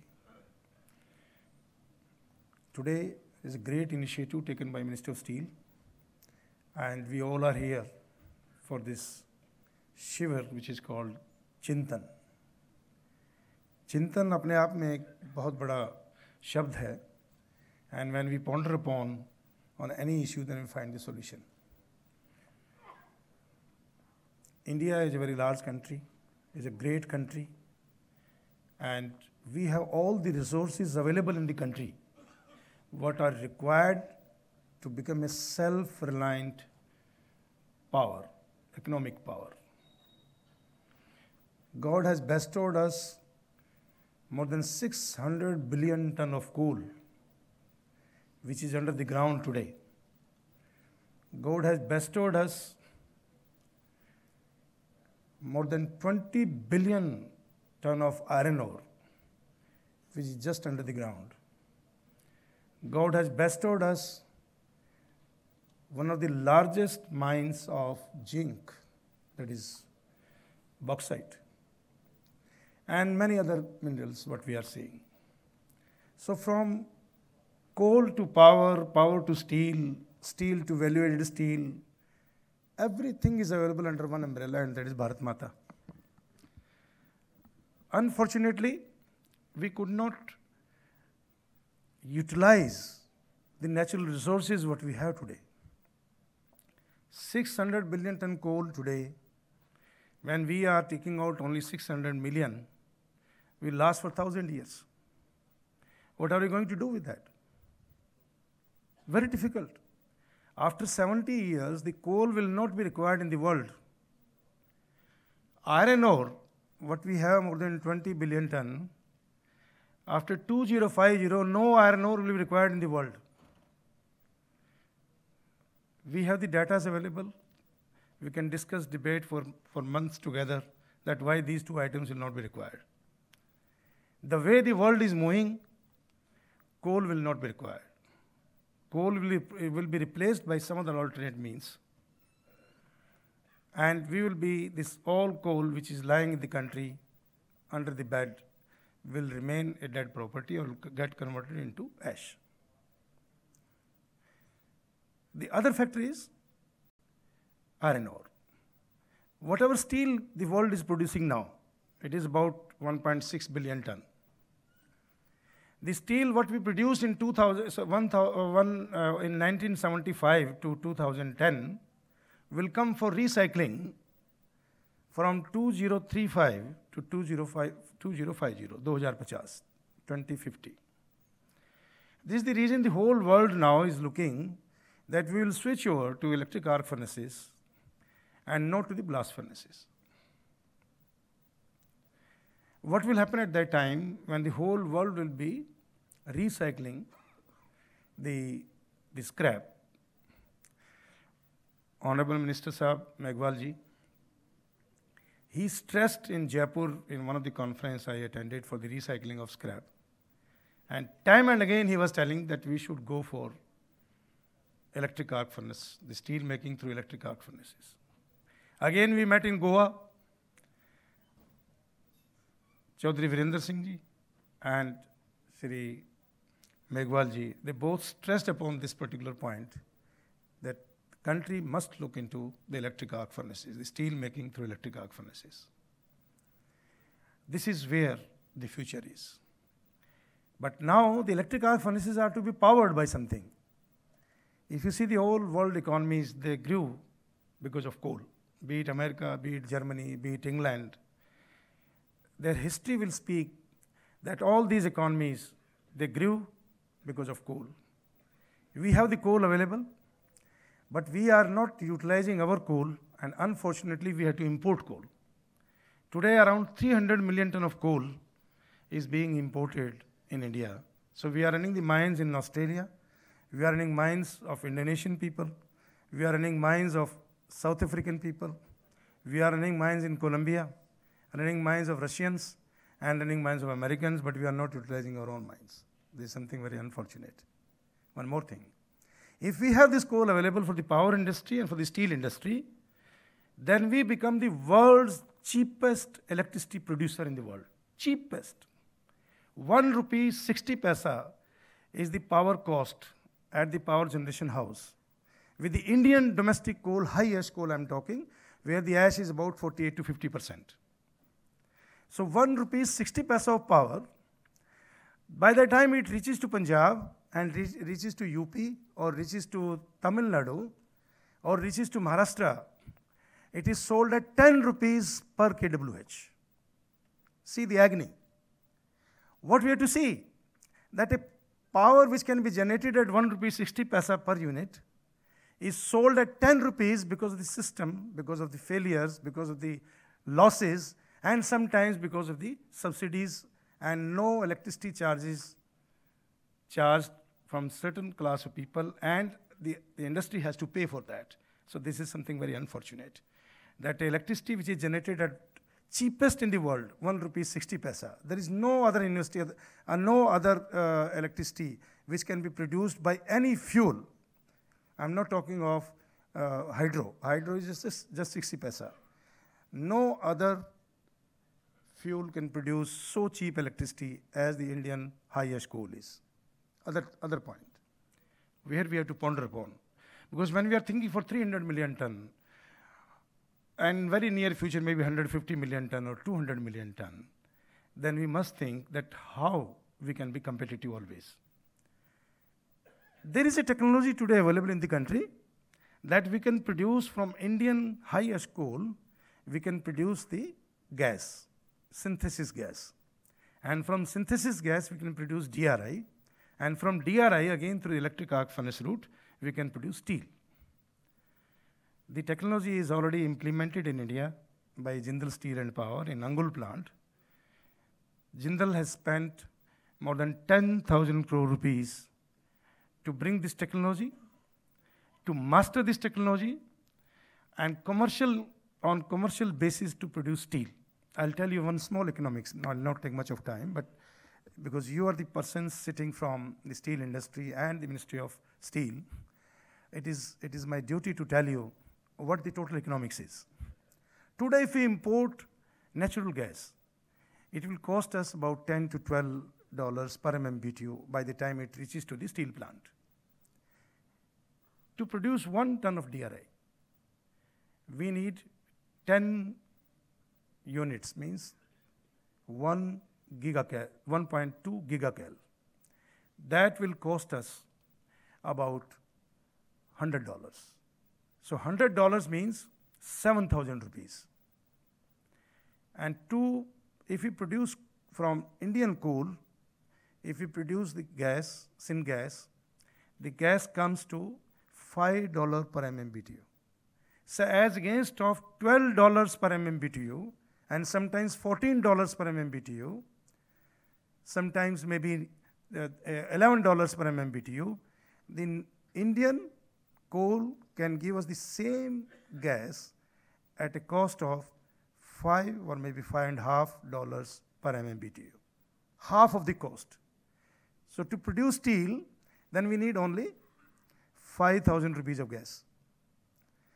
And God has given enough iron ore to us. The best of best iron ore in the country is available at 4,000 rupees. If we take 1.6 times, it will be 6,000 rupees. And 5,000 rupees is the cost of gas. So it makes 11,000 rupees. 1,000 rupees will be some other expenses, and another 1,000 rupees for the interest and depreciation. So total put together in 13,000 rupees we produce DRI. Nowhere in the world today, at 13,000 rupees, the DRI can be produced. This is where the catch is. When we are thinking for 300 million ton, it is a very good step. The government is thinking 300 million ton. So there are two factors we must also think, that from where this material will come. Who will feed the energy? God has given us the gift of 800 billion ton of the coal, from where the 600 billion ton is mineable. So this is a great amount of energy which is lying in India. We must utilize this particular energy. Now the story will come that if you take out coal, it creates a lot of pollution. Yes, it creates. But we don't have to use coal as a coal in the coal form. We have to convert this coal either into CBM, coal bed methane, or into a syngas. This is where we have to utilize our resources. In 1975, first coal gasification plant came to Talcher. That was with the technology of Cooper's, Germany. This plant went off in 1995. So technology came in 1975. It was available. After a gap of 15 years, Jindal Steel and Power, led by Mr. Naveen Jindal, he brought this technology again from Sasol of South Africa to India through a company called Lurgi, and this plant was established in Angul. The plant is still there, but unfortunately, the plant is not working because the coal is not available. So we are like we are sitting on the Ganges River and still thirsty. Honorable Mr. Sirs, Ganga के किनारे पे बैठे हैं और प्यासे हैं. ये सबसे बड़ी अग्नि है दुनिया की. इससे बड़ा मेरा ख्याल कोई अनहोनी नहीं हो सकती. इतनी हमारे पास आप देखिए what we are seeing, the delegations, all the delegates, all our senior steel fraternity people, technocrats, they are speaking, they have immense knowledge of steel making. I was listening, the outer skin panel, how you can make an outer skin panel. These all outer skin panels, side body outer, side body inner, inner panels, outer panel, doors, everything were developed in this country in 2001. The name of the company is Bhushan Steel, today is Tata. They produced all downstream, and they were the only company who was supplying to Maruti, to Toyota, and at that time it was Matiz, Daewoo, and then finally Honda, and you name it, and they were there. Yes, what we were lacking in that particular era, that the steel, basically the interstitial free steel was not available, IF steel was not available. But downstream facilities were fully graduated to produce that kind of steel, and it is available today also. So that knowledge is available. Whether knowledge is in private sector or public sector or under one R&D center, I mean, that's different. But within this house or within one umbrella, under one umbrella, the technology is available, the thoughts are available, and we can definitely develop all those things, what we intend to do and whatever we want to do. We have good IITs available in the country. We have very, very good Ministry of Steel, where we feel that yes, there is a place where we can go happily, we can cry, and we can joy also. But who will bring the things to order? These all scattered gems are to be produced and to be brought to one table. So this is where we need the support of ministry, of the government. 3 issues. 1, the coal should be utilized as much as possible. Number 2, the iron ore today, whatever we can use, we must use it. Full potential we should use. And we should consume 300 million ton steel in this country, so that after 30 years again, this 300 million ton each year will be available for recycling. The another point, Mr. Saab, I will tell you, and I will request you, please stop from your office, stop using the wooden furniture. Steel Ministry tomorrow should throw all the wooden tables and chairs out. Each and every house which is being built by government should not have doors made out of wood, or the household items, be it a sofa, be it a bed, be it a chair, be it a dining table, should be made only out of steel. And then see, we will protect the environment, we will protect the forest, and we will create a demand of steel, and this is where the things will start from the home. Then another factor, sir, Honorable Mr. Sir, the biggest factor today, where the challenge is, we have everywhere floods. Madhya Pradesh full of flood, Gujarat full of flood, Maharashtra full of flood. And after 4 months, what will happen? That the farmers are suiciding in Maharashtra because there is no water. Agony hai. Bhagwan ne itna diya hai. God has given so much of water to us. 97% water goes back to the sea. 97% हमारा पानी समुद्र में चला जाता है, minister साहब. ये जो एक इनिशिएटिव हमने लिया कि पाइपलाइन का काम करेंगे, and we will connect each and every city, we will make the anicates, we will make dams, we will make the catchment areas, and we will pump from one place to another place, we will pump the water through the pipelines. This is what we have to do. There is no dearth of water. People speak that the next war, world war, will be fought on water. No, it is a myth. It is a bad management. Nature, the god, the rain god, Indra Devata, is showering a lot of water to us. Each year, last 10 years, there is no drought. The water rainfall had been very good, by and large, throughout the country. But still people will suicide because there is no water available. There is no drinking water, no potable water, no water for the irrigation. How to do it? The next campaign should be taken, what Honorable Prime Minister has told, that water for all. So this is what we have to do. Last point. 100 lakh crore, 100 lakh crore. Honorable Prime Minister Sahab ne declare kiya from Lal Kila. This is what we are going to spend on infrastructure. This is a wonderful declaration. Means 20 lakh crore rupees per year in next 5 years' time. If this 20 lakh crore rupees per year is spent on infrastructure physically, then steel industry gets out of that 10 lakh crore. The moment is 10 lakh crore, we have done wonderful job. Entire steel industry will be minting money and will be creating jobs and creating fortune for the country. But we have to see that this 20 lakh crore rupees is spent every year, year-on-year basis. So whatever Honorable Prime Minister Sahab has told, somebody will have to see that this money should start flowing in. Sir, these are some of my suggestions. I am thankful to Ministry of Steel who have organized this particular Chintan seminar. I am thankful to both the ministers. They are present with us. They are here to encourage the steel fraternity. They are here to encourage all of us so that we reach to 300 million ton of our target. One last point I'll tell you. Entire world, if you see, the steel consumption cannot be increased unless government spending starts taking place.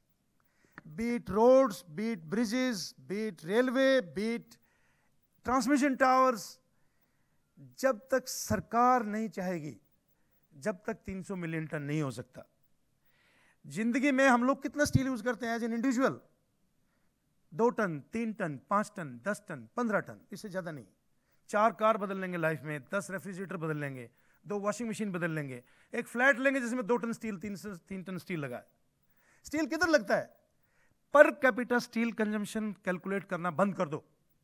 It's a myth of life. हमें यह करना पड़ेगा कि सरकार कितना steel promote करती है. Per capita has no meaning. 1 person uses only 10-20 ton steel in lifetime. बाकी स्टील तो किसको यूज करना है? Highways, bridges, airports, railway station, railways, high speed railways, dedicated freight corridors. This is where we need. And that means the government. We all are there to fulfill the dream of the government. We have the knowledge, we have the capabilities, we can take risk in private sector as well as government sector. We are there to work shoulder to shoulder with the Ministry of Steel and with the Government of India, and let us fulfill the dream of our Honorable Prime Minister, who wants to spend 100 lakh crore, 100 lakh crore रुपया infrastructure में. हम लोगों को खुशी है इस चीज़ की कि हमारे इतने से प्राइम मिनिस्टर हैं जिन्होंने इतना बड़ा एक बीड़ा उठाया है कि इस देश को ऊपर उठाने के लिए. हम उनका धन्यवाद करते हैं और मिनिस्टर साहब का धन्यवाद करते हैं कि आप यहाँ आए और हम लोगों को प्रोत्साहन दिया. Thank you so much. धन्यवाद. ये हमारा परम सौभाग्य है कि आज हमारे बीच में honourable minister of state, parliamentary affairs and heavy industries and public enterprises Shri Arjun Ram Meghwal ji पधारे हुए हैं. अपनी तमाम व्यस्तताओं के बावजूद माननीय आप यहाँ पर पधारे. हम हृदय से आपके आभारी हैं. आपकी उपस्थिति हम सबका उत्साहवर्धन कर रही है. माननीय, हमारा आपसे आग्रह है कि कृपया हम सबका मार्गदर्शन करें, हमें राह दिखाएं.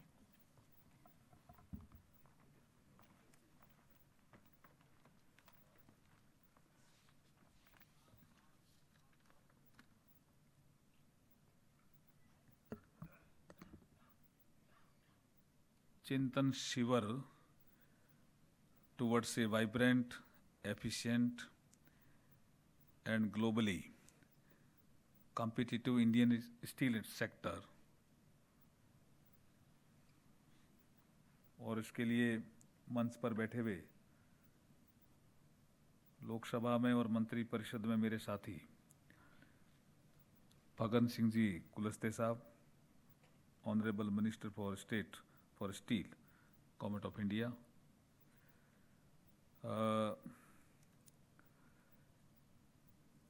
वी आर शर्मा जी, पंकज सतीजा जी और सरस्वती प्रसाद जी,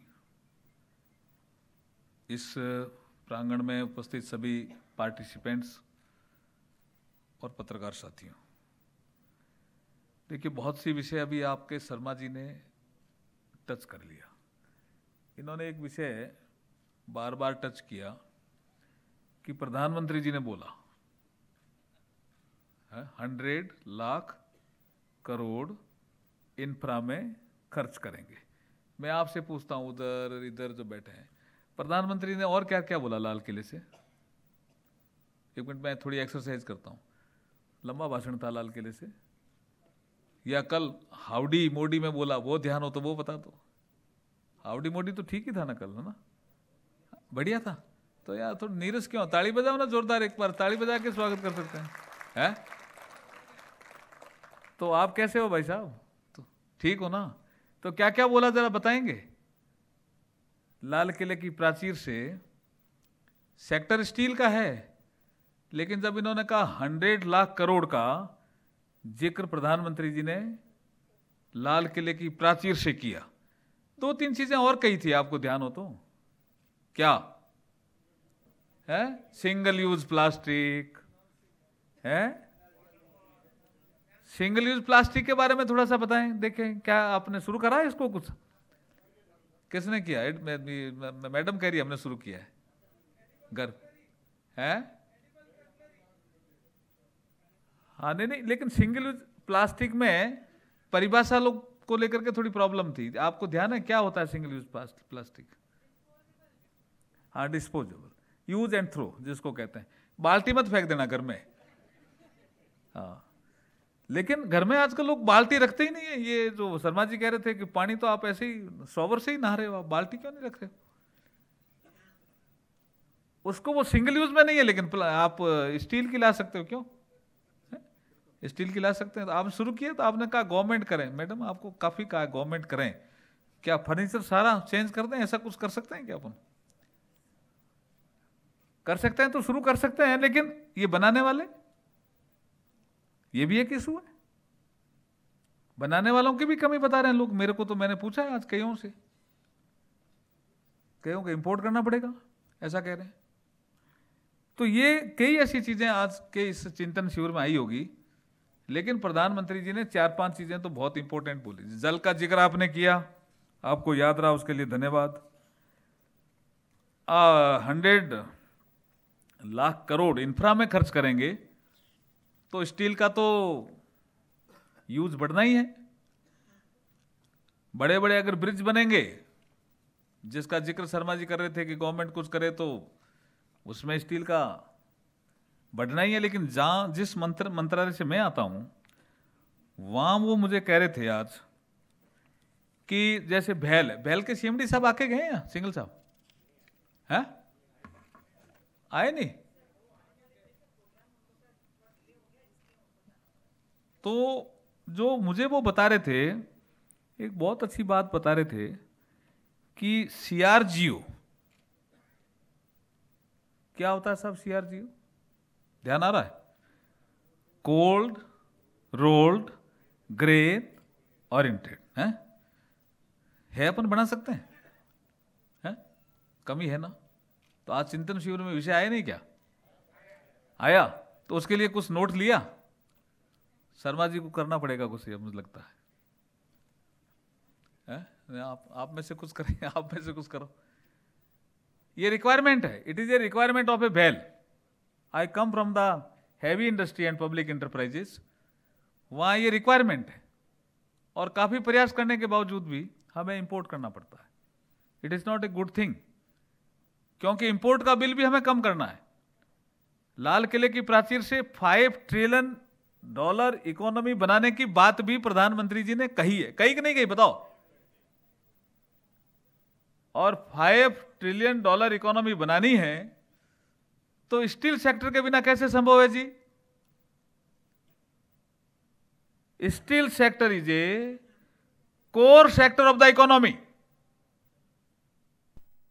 आपने तो कह दिया शर्मा जी कि थोड़ा सा स्टील यूज करते हैं, लेकिन घर में भी स्टील यूज करते हैं, हर जगह स्टील यूज करते हैं। गवर्नमेंट का कोई बड़ा ठेका है तो स्टील यूज करते हैं, कोई पुल बन रहा है तो स्टील यूज करते हैं, कोई रोड बन रही है तो वहां भी स्टील यूज कहीं ना कहीं हो ही जाता है। लेकिन रिसाइकलिंग जोन हमारे यहां कम है। ये एक चिंतन शिविर का पार्ट होना चाहिए था, हुआ कि नहीं हुआ? रिसाइकलिंग जोन जैसे चाइना ने रिसाइकलिंग जोन बना दिया। मैं आपके साथ जब जयपुर और गोवा में था तो मैंने प्रपोज किया वीरेंद्र सिंह जी को। मैंने कहा राजस्थान में जगह बहुत है और कोई पॉल्यूशन का भी इतना बड़ा इशू नहीं आएगा, तो वहां पे रिसाइकलिंग जोन होना चाहिए।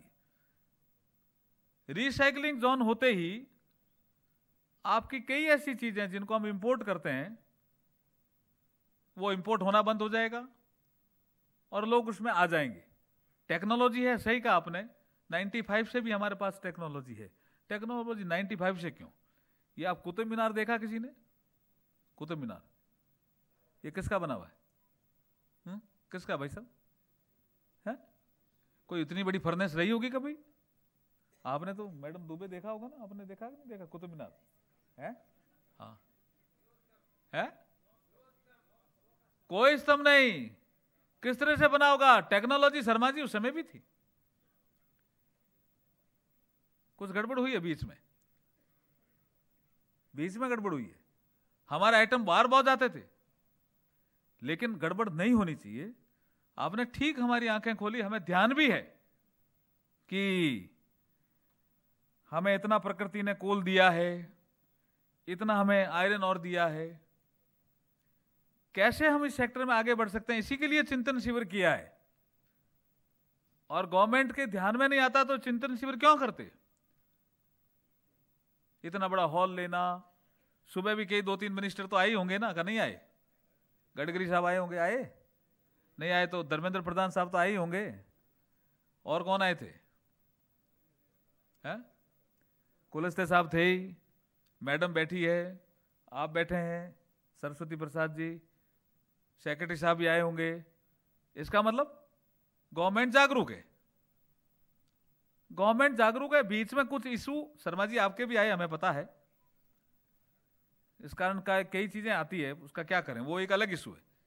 इस देश में जुडिशरी भी है, एग्जीक्यूटिव विंग भी है, लेजिस्लेटिव विंग भी है, टेक्नोलॉजी में काम करने वाले लोग भी हैं, फैक्ट्री चलाने वाले लोग भी हैं। आपने भूषण इंस्टीट्यूट का जिक्र किया, उसका जिक्र तो कई तरह से आपने वैसे किया, लेकिन लोग कई तरह से करते हैं। उसका क्या करो आप? क्यों आप हंसे कैसे? आपको जानकारी है ना, ऐसे कैसे हो सकता है? चीजें तो बैलेंस में देखनी पड़ेगी ना। We have to see the things in a balance. One should have a balance behaviour. एक तरफा नहीं चला जा सकता जी। आप किसी को धोखा दो और कोई एजेंसी काम नहीं करे, यह संभव नहीं है जी। इस देश में यह संभव नहीं है, यह संभव होगा भी नहीं आने वाले समय में। यह बोला भी है लाल किले की प्राचीर से प्रधानमंत्री जी ने, हर घर में जल, यह भी बोला है। अब नल होगा तब जल होगा। नल किसका? स्टील का काम आ सकता है इसमें कई जगह। कई ऐसे इशू हैं जी जिनको हमें चिंतन शिविर में ही हमें बात करने का एक मौका मिलता है। ये जो सरिया बनाने वाले लोग, बिलेट और इनगट बनाने वाले लोग और इनगट से प्रोसेस करने वाले लोग, ये स्पेकुलेशन की भी बात करते हैं। वो भी आपकी फील्ड में है या नहीं है? है ना। इसको कैसे रोक सकते हो? ये भी चिंतन शिविर में आया कि नहीं आया? बताओ आज। ये नहीं आया, लेकिन ये फील्ड में है या नहीं है? है तो इसका क्या है जिससे आप इसको ठीक कर सकते हो? बताओ। ये बड़ा विषय, ये आपकी पावर की टैरिफ का विषय तो आया, जिसका एडिशनल सेक्रेटरी साहब जिक्र कर रहे थे, ये तो आया। और ये भी कैसे ठीक हो सकता है बताइए? ये भी बड़ा विषय है, छोटा विषय नहीं है। आप देखिए हर इलेक्ट्रिसिटी रेट के बारे में सेंट्रल रेगुलेटरी अथॉरिटी बनी हुई है ना, फिर भी वो स्टेट रेगुलेटरी अथॉरिटी उसको नहीं मानते ना। कई बार आप केस में गए होंगे तो 10 साल तक केस का निपटारा नहीं होगा, नहीं होता है। तो ये इशू क्यों नहीं लाए आप चिंतन शिविर में? लाए कि नहीं लाए? हाँ भाई जी राम राम, कोई है कोई राजस्थान वाला है कि नहीं? 2-3 थे बैठा हो गई तो भाई जी लाया क्या? कोई नहीं, इन्हें लावना चाहिए था ने। पाऊजा जी है नहीं, है तो शर्मा जी है, कोई बात नहीं हो, चेहरा एक दूसरे एक मिल रहा है चेहरा हमारा। तो शर्मा जी लाए क्यों नहीं इसको, इशू को? ये लाना चाहिए था ना, इशू था कि नहीं था? बताओ, टाइम बाउंड फैसले होने चाहिए कि नहीं होने चाहिए? बताओ। है ये भी एक इनपुट है जो चिंतन शिविर में तो निकलेगा, और कहां से निकलेगा? 10-10 साल तक लग जाते हैं फैसलों में, है? तो इसको आप लिख के दो, मैडम भी बैठी है, हम भी चिंता आपको, हम आपका ही पॉइंट मैं बता रहा हूं। BIS का भी इशू है इसमें। आप देखिए आपके रायपुर में शायद आप आयरन और से स्टील बना रहे हो, शर्मा जी आप भी वहां गए होंगे, सल्फर है वहां, सल्फर है कि नहीं है? है? तो सल्फर का इशू सेटल हुआ कि नहीं हुआ? अभी तक नहीं हुआ, नहीं हुआ, हुआ कि नहीं हुआ? बताओ मेरे को। नहीं हुआ तो कौन करेगा? कौन करेगा? यह भी चिंतन शिविर का ही पार्ट है। मैं राजस्थान से आता हूं, हमारे यहां किसी जमाने में एक डिपार्टमेंट ऑफ हैवी इंडस्ट्री में भवानी सिंह मीना सेक्रेटरी रहे। उन्होंने कहा यहां आयरन ओर है बहुत अच्छा, स्टील ग्रेड का है, ये कहा।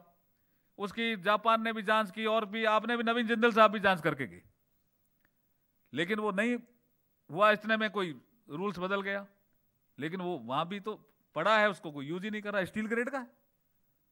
ये ऐसे जो ग्रे एरिया है उसका चिंतन करना ही जरूरी है चिंतन शिविर में। और ये मुझे लगता है कि हुआ है काफी चीजें, आपने जिस तरह से एडिशनल सेक्रेटरी साहब ने बताया उस तरह से मुझे लगा कि काफी चीजें इसमें कवर हुई है। लेकिन फिर भी मैं ये चाहता हूं कि हमें कुछ चीजों के प्रति, जो टेक्नोलॉजिकल चेंज है उसके प्रति अवेयर रहना पड़ेगा। जैसे BS4 से BS6 हम जाएंगे साहब, टू प्रोटेक्ट द एनवायरमेंट और सेव द नेक्स्ट जनरेशन। जाना ही पड़ेगा हमें। BS4 से BS6 में जाएंगे, और India is one of the signatories of the Paris agreement, तो हमें एनवायरमेंट को भी प्रोटेक्ट करना पड़ेगा, जिसका जिक्र शर्मा जी भी कर रहे थे। तो जब हमें ये चीजें करनी पड़ेगी तो हमें इलेक्ट्रिक व्हीकल की तरफ भी बढ़ना पड़ेगा। इलेक्ट्रिक व्हीकल में आप कह सकते हो कि चार्जर नहीं है, इतने इंफ्रास्ट्रक्चर नहीं है, तो अगेन वो जो एक हमने 1 लाख नहीं 100 लाख करोड़ है, वो 100 लाख करोड़ जो इंफ्रा में देंगे वो यूज में आएगा। वैसे भी हमें फेम सेकंड में हमने 10,000 करोड़ रुपए प्रोविजन रख रखा बजट में। फेम फर्स्ट हमारा चला गया, वो भी यूज हुआ है। फेम सेकंड में हमने 10,000 करोड़ का बजट हमारे मिनिस्ट्री में रखा हुआ है, और 64 शहरों में हम 5,595 इलेक्ट्रिक बसें हमने या इलेक्ट्रिक व्हीकल हमने सैंक्शन भी कर दिए। तो इस दिशा में भी तेजी से बढ़ेंगे। स्टील अगेन, तो डिमांड का विषय अलग है, लेकिन टेक्नोलॉजिकल चेंज में हमें सावधानी से आगे बढ़ना पड़ेगा। मैंने जो जिक्र किया है CRGO का, इसमें भी अपने को इस चिंतन में विषय मैं भी दे रहा हूं, आया भी होगा। हमारे यहाँ बहुत से ऐसे हैवी इंडस्ट्री में आइटम बनते हैं जिसमें स्टील की रिक्वायरमेंट है, हमें इंपोर्ट करना पड़ता है कई बार। आपने कहा टेक्नोलॉजी है सब है, लेकिन हमें इंपोर्ट करना पड़ता है। मैं आज भी पूछ के भी आया हूँ कई जगह, बोला नहीं है इस विषय में, तो इस विषय में भी अपने को सावधानी रखनी पड़ेगी। आप सुबह से बैठे हो, थक गए होंगे, क्यों? ज़्यादा टाइम हो गया ना, काफी टाइम हो गया होगा। भोजन तो मिला था कि नहीं मिला था?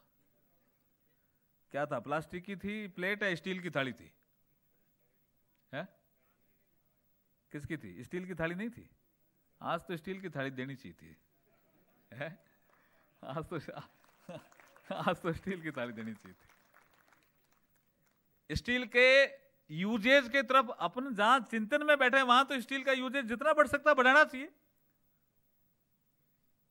आज मैं सुबह हमारे भारत हैवी इलेक्ट्रिकल लिमिटेड में था, तो वहां जैसे ही कुछ वो प्लास्टिक बोतल आने लगी तो उन्होंने कहा साहब अगर आप यूज नहीं करेंगे तो अल्टीमेटली प्लास्टिक बनाने वाले एरिया, मैंने कहा सब विषय भैया, लेकिन प्रधानमंत्री जी ने बोल दिया सिंगल यूज प्लास्टिक का प्रचलन हम धीरे धीरे कम करेंगे, तो कम करना ही चाहिए। वैसे बैन हम नहीं कर रहे हैं, लेकिन हम जागृति फैला रहे हैं। जागृति फैला रहे हैं, उसमें आप सिंगल यूज प्लास्टिक देखिए, चीजें टेक्नोलॉजिकल बदलती है, उसके बाद अपना आप लोग यूज टू हो जाते हैं, उसको बनाने वाले भी आ जाते हैं। ऐसा नहीं है कि नहीं आएंगे उसके बनाने वाले, उसके बनाने वाले आएंगे। तो मैंने कहा आपके यहाँ स्टील की गिलासें नहीं है क्या? तो उन्होंने क्या बोला, स्टील का ही क्यों मंगा रहा हूं? मैंने कहा वो स्टील के चिंतन शिविर में जा रहा हूं, तो अभी से ही मेरी बॉडी में केमिकल कंपोजिशन स्टील जैसा रहा तो वहां ढंग से भाषण दे पाऊंगा।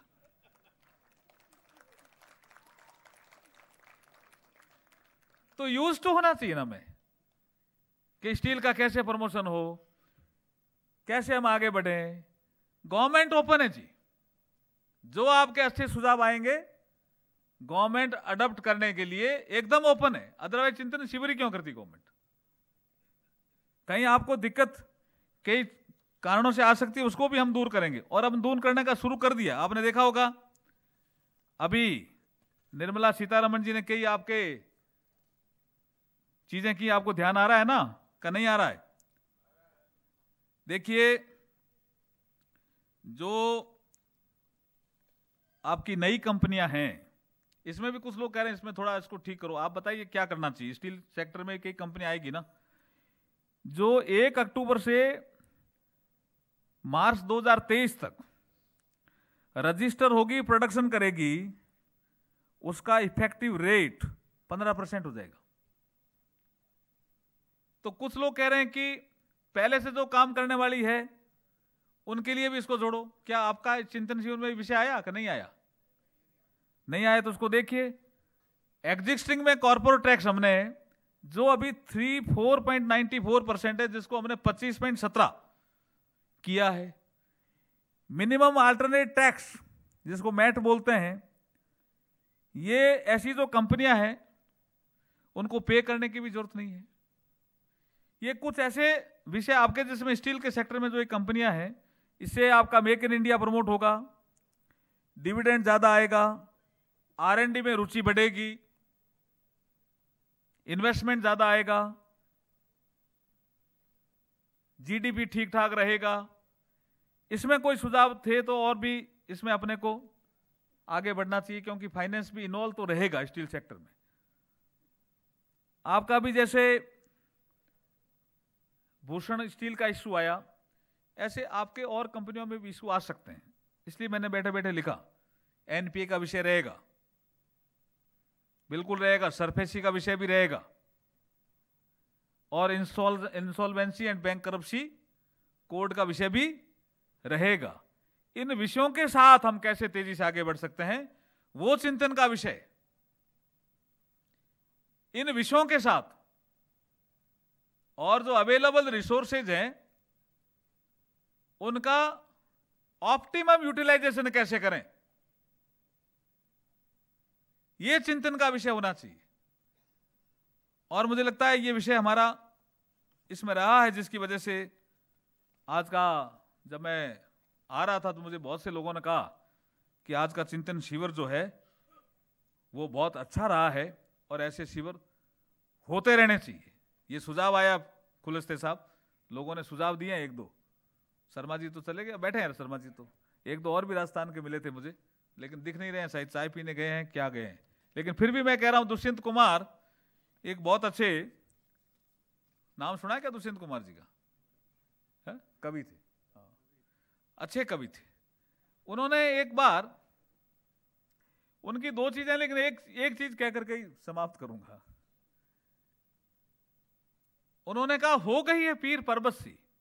जब बहुत जगह मीटिंगें कर रहे थे, बहुत चिंतन कर रहे थे, तो उन्होंने इस तरह से कहा कि हो गई है पीर पर्वत सी, अब पिघलनी चाहिए, और इस हिमालय से कोई गंगा निकलनी चाहिए, जिसका जिक्र कर रहे थे शर्मा जी, गंगा का भी कर रहे थे। आग मेरे सीने में नहीं, तेरे सीने में सही, लेकिन जहां कहीं वो आग, लेकिन आग लगनी चाहिए।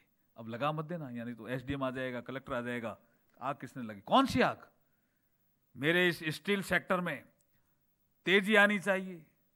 कुतुब मीनार कैसे स्टील सेक्टर में अपने आप में विश्व धरोहर बन गया, हमारी ऐसी कोई कंपनी क्यों नहीं हो सकती जो विश्व धरोहर बने, और भारत का वैसा ही नाम स्टील सेक्टर में जैसे ऊंचा था ऐसा ऊंचा हो, ऐसी आग लगनी चाहिए। और ये चिंतन शिविर से ही लगती है जी। हो कहीं भी आग, लेकिन आग लगनी चाहिए। सिर्फ हंगामा खड़ा करना मेरा मकसद नहीं है। आज कोई मिनिस्टर ऑफ स्टील का कोई हंगामा खड़ा करना मकसद नहीं था। सिर्फ हंगामा खड़ा करना मेरा मकसद नहीं है। मेरी कोशिश है कि इस स्टील सेक्टर की सूरत बदलनी चाहिए, इस स्टील सेक्टर की सूरत बदलनी चाहिए। ये भाव आज मिनिस्टर ऑफ स्टील का था, और मेरे को भी बुला करके आपने मंच पर बोलने का अवसर दिया। मैं और आपने भी बहुत धैर्यपूर्वक सुना, इसलिए आप सबको शुभकामनाएं देता हुआ कि आने वाले समय में स्टील सेक्टर तेजी से आगे बढ़ेगा। इन चिंतन शिविर से जरूर मंथन निकलेगा, चिंतन मनन मंथन से अमृत निकलेगा, और जब अमृत निकलेगा तो जब भारत 2022 में अपने आज़ादी का 75वां साल मनाएगा, तो भारत के स्टील सेक्टर की ऊंचाइयां देखने लायक होगी। इन्हीं शुभकामनाओं के साथ मैं मेरी वाणी को विराम देता हूं। जय हिंद, जय भारत।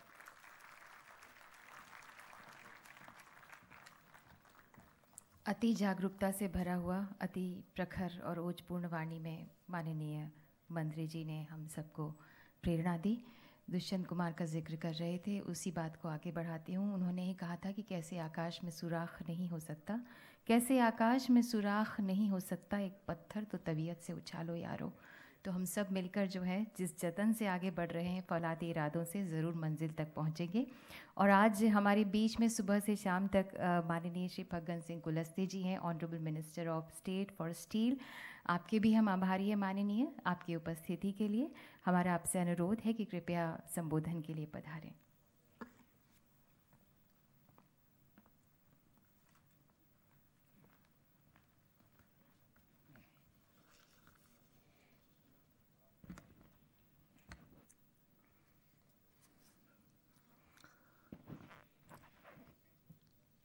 आज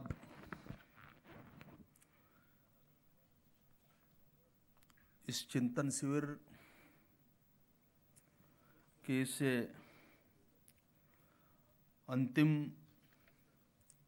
सत्र में अभी हम सबको जागरूक करने के लिए हमारे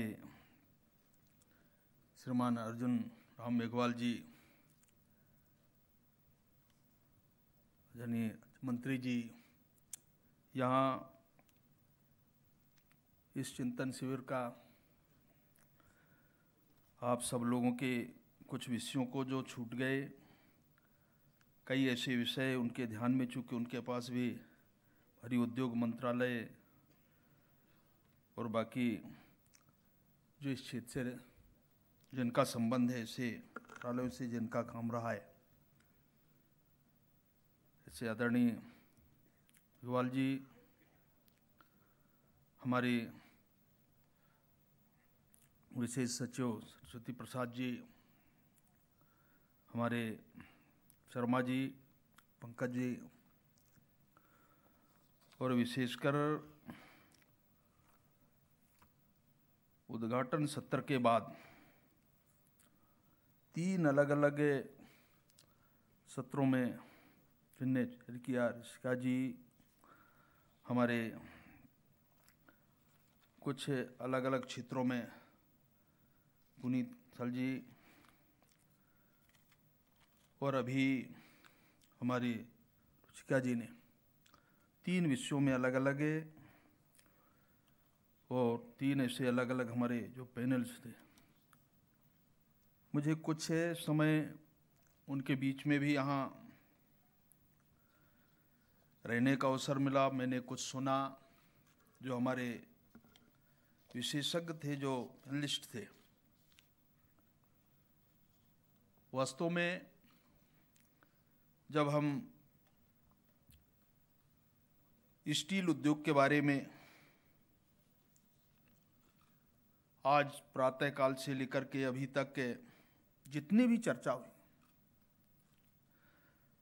देश के आर्थिक विकास के बारे में और विशेषकर इस्पात उद्योग पर आयोजित इस चिंतन शिविर का,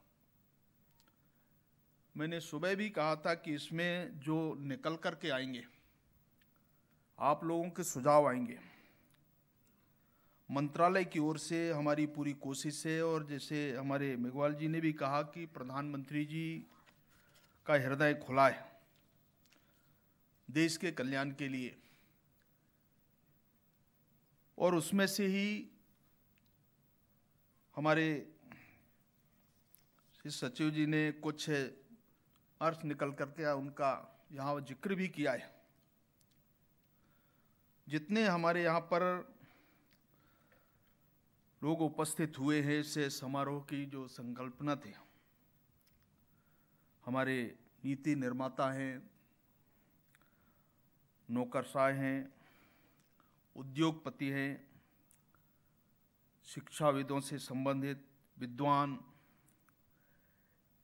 इत्यादि, जिनकी उपस्थिति से ये हम अनुमान लगा सकते हैं कि जो कुछ भी विषय इसमें निकल के आए, मैंने तय काल भी कहा कि हमारे देश के लिए कि जो बुनियादी बातें हैं, जो हमारी क्षमता है देश के अंदर, वैश्विक प्रतिस्पर्धा, क्षमता और उत्पादन, और इसको आप लोगों ने अनुभव किया होगा। और मुझे कहते हुए प्रसन्नता है कि जब मैं कुछ चीज़ों को देखा तो भारतीय इस्पात क्षेत्र के जो वर्तमान परिदृश्य पर जो विचार विमर्श के बाद जो हमारे हितधारक और ऐसे अधिक महत्वपूर्ण है और प्रभावी जो प्लेटफार्म है, और इस प्लेटफार्म को उपलब्ध कराया मंत्रालय ने, और जिसके बारे में यहाँ जितने लोगों ने इनका सुझाव हमारे लिस्ट ने इसको थोड़ा आगे बढ़ाने का एक प्रकार का साहस किया है, और यही हमारे देश के लिए हमारी अर्थव्यवस्था को आगे बढ़ाने में मददगार साबित होगा। भारत का इस्पात उद्योग है, 1 शताब्दी से भी अधिक पुराना है, अभी जिनका उल्लेख हमारे मेघवाल जी ने किया है। अंतर्राष्ट्रीय बाजार के साथ साथ जो घरेलू बाजार है और उसकी उस संरचना के बारे में हमारे चाहे रियल एस्टेट हो, ऑटोमोबाइल्स हो, जैसे अनेक क्षेत्र हैं जिनमें बढ़ती मांग के कारण इसका महत्वपूर्ण आर्थिक जो पक्ष है 2018-19 में भारतीय इस्पात उद्योग ने विकास के नए स्तर को प्राप्त किया है, और उसके पीछे इस्पात की जो आज बढ़ती मांग और आज के वित्तीयमान इकोनॉमिक की जो ओर अग्रसर हो रहा है, आज हम धीरे धीरे आगे बढ़ रहे हैं। उसके पीछे कारण यही है कि हमारे यहाँ सब तरह के लोग हैं, विशेषज्ञ हैं, परंतु मैं आज गर्व से कह सकता हूँ, और हमारे लिए, और हम इस मंत्रालय को जो प्रोत्साहित करने का भी काम आप सब लोगों ने किया है, 2018 से भारत विश्व का दूसरा सबसे बड़ा जो उत्पादक बन गया है, उसके पीछे हमारे यहाँ के इस क्षेत्र में काम करने वाले हमारे विशेषज्ञ हैं, हमारे एक्सपर्ट्स हैं, इनका सबका योगदान है। और आज मैं आशा कर सकता हूं कि जब 74 किलोग्राम की प्रति व्यक्ति इस्पात की जो कम खपत के कारण एक संभावित अवसरों के द्वारा अगले वर्ष खपत की 1.3% की वैश्विक वृद्धि को हम साड़ते हुए भारत की जो विकास दर है 5% हो जाएगी। हम एक संभावना के आधार पर आगे बढ़ रहे हैं और इसके लिए हमारे पास से जितने तरह के जो तकनीक का उपयोग हम कर सकते हैं, जितने तरह के प्रयास हम कर सकते हैं, ये हमारे लिए के बहुत एक सुखद अवसर है। और मैं एक ऐसे वातावरण को और ऐसे शहरीकरण की जो स्थिति आज है और इसको सुदृढ़ करने के दृष्टि से अगर हम विचार करें और इस क्षेत्र को जब हम मेक इन इंडिया के बारे में बात करते हैं तो निश्चित तौर से ये हम कह सकते हैं कि अधोसंरचना विकास इस गति जैसे विभिन्न बड़े आर्थिक जो कारक हैं उनके बारे में भी हमको आने वाले वर्षों में इस्पात हेतु बड़ी जो मांग और उन्नत हो सकती है। खास तौर से स्मार्ट सिटी, जितने भी हमारे जो शहरी क्षेत्र हैं, महानगर हैं, और दूसरा ग्रामीण ऐसे क्षेत्र है। और अभी स्वच्छता का भी बहुत इस समय जितना भी इस बाजार के अंदर, देश के अंदर, गांव के अंदर, शहर के अंदर आज जितने भी इसके बारे में चर्चा करें, इसके पीछे आम जनमानस को जोड़ना ये भी एक पक्ष है। और इसलिए इस्पात उत्पादों हेतु नए जो प्रयोग हुए हैं और उसके अंकी उसको सृजित करना, ये अपने आप में बहुत बड़े एक चुनौती वाला काम है। मित्रों, भारतीय इस्पात उद्योग में वृद्धि और भावी विकास हेतु बड़ी संभावनाएं, और हम जब इस्पात निर्माण हेतु कच्चे माल की उपलब्धता, प्रतिस्पर्धा पर कुशल श्रम की उपलब्धता और अन्य कारकों के साथ साथ इस्पात और घरेलू बाजार की उपलब्धता के रूप में बुनियादी हमारी जो क्षमता है, इसके बारे में और उसका अब उठाने में हम कितने सामर्थ हो जाएंगे, ये अपने आप में और इस पे विश्वास और भारत की किसी अन्य देश के पास ऐसे अवसर उपलब्ध नहीं होंगे।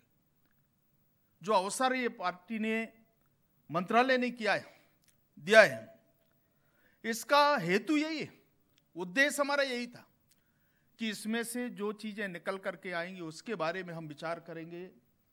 चिंतन का उद्देश्य यही था।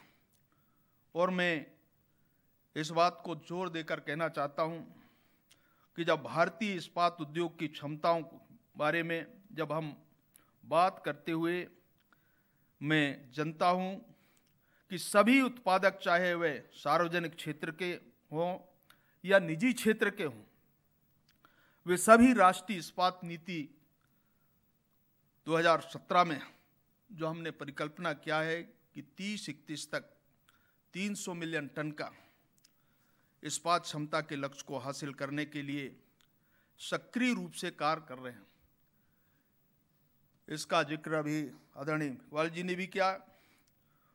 और ये लक्ष्य को प्राप्त करना है तो इसमें से जो कुछ भी निकल करके आए, इसकी जितनी तरह की तकनीक है, जितने प्रकार के इसके संसाधन हो सकते हैं, उसके बारे में हमारा मंत्रालय विचार करेगा और निश्चित तौर से हम आगे बढ़ेंगे आप सब लोगों के इस सहयोग से। तथापि कच्चे माल के बारे में, कुशल श्रमिकों के बारे में, उसकी उपलब्धता के बारे में, विभिन्न जो बुनियादी सुविधाओं के बावजूद भी जो हमारे लॉजिस्टिक लागत, वित्तीय लागत और विभिन्न शुल्क वैश्विक औसत की तुलना में काफ़ी अधिक है, जो परिणामतः भारतीय इस्पात क्षेत्र के लिए नुकसानदायी है।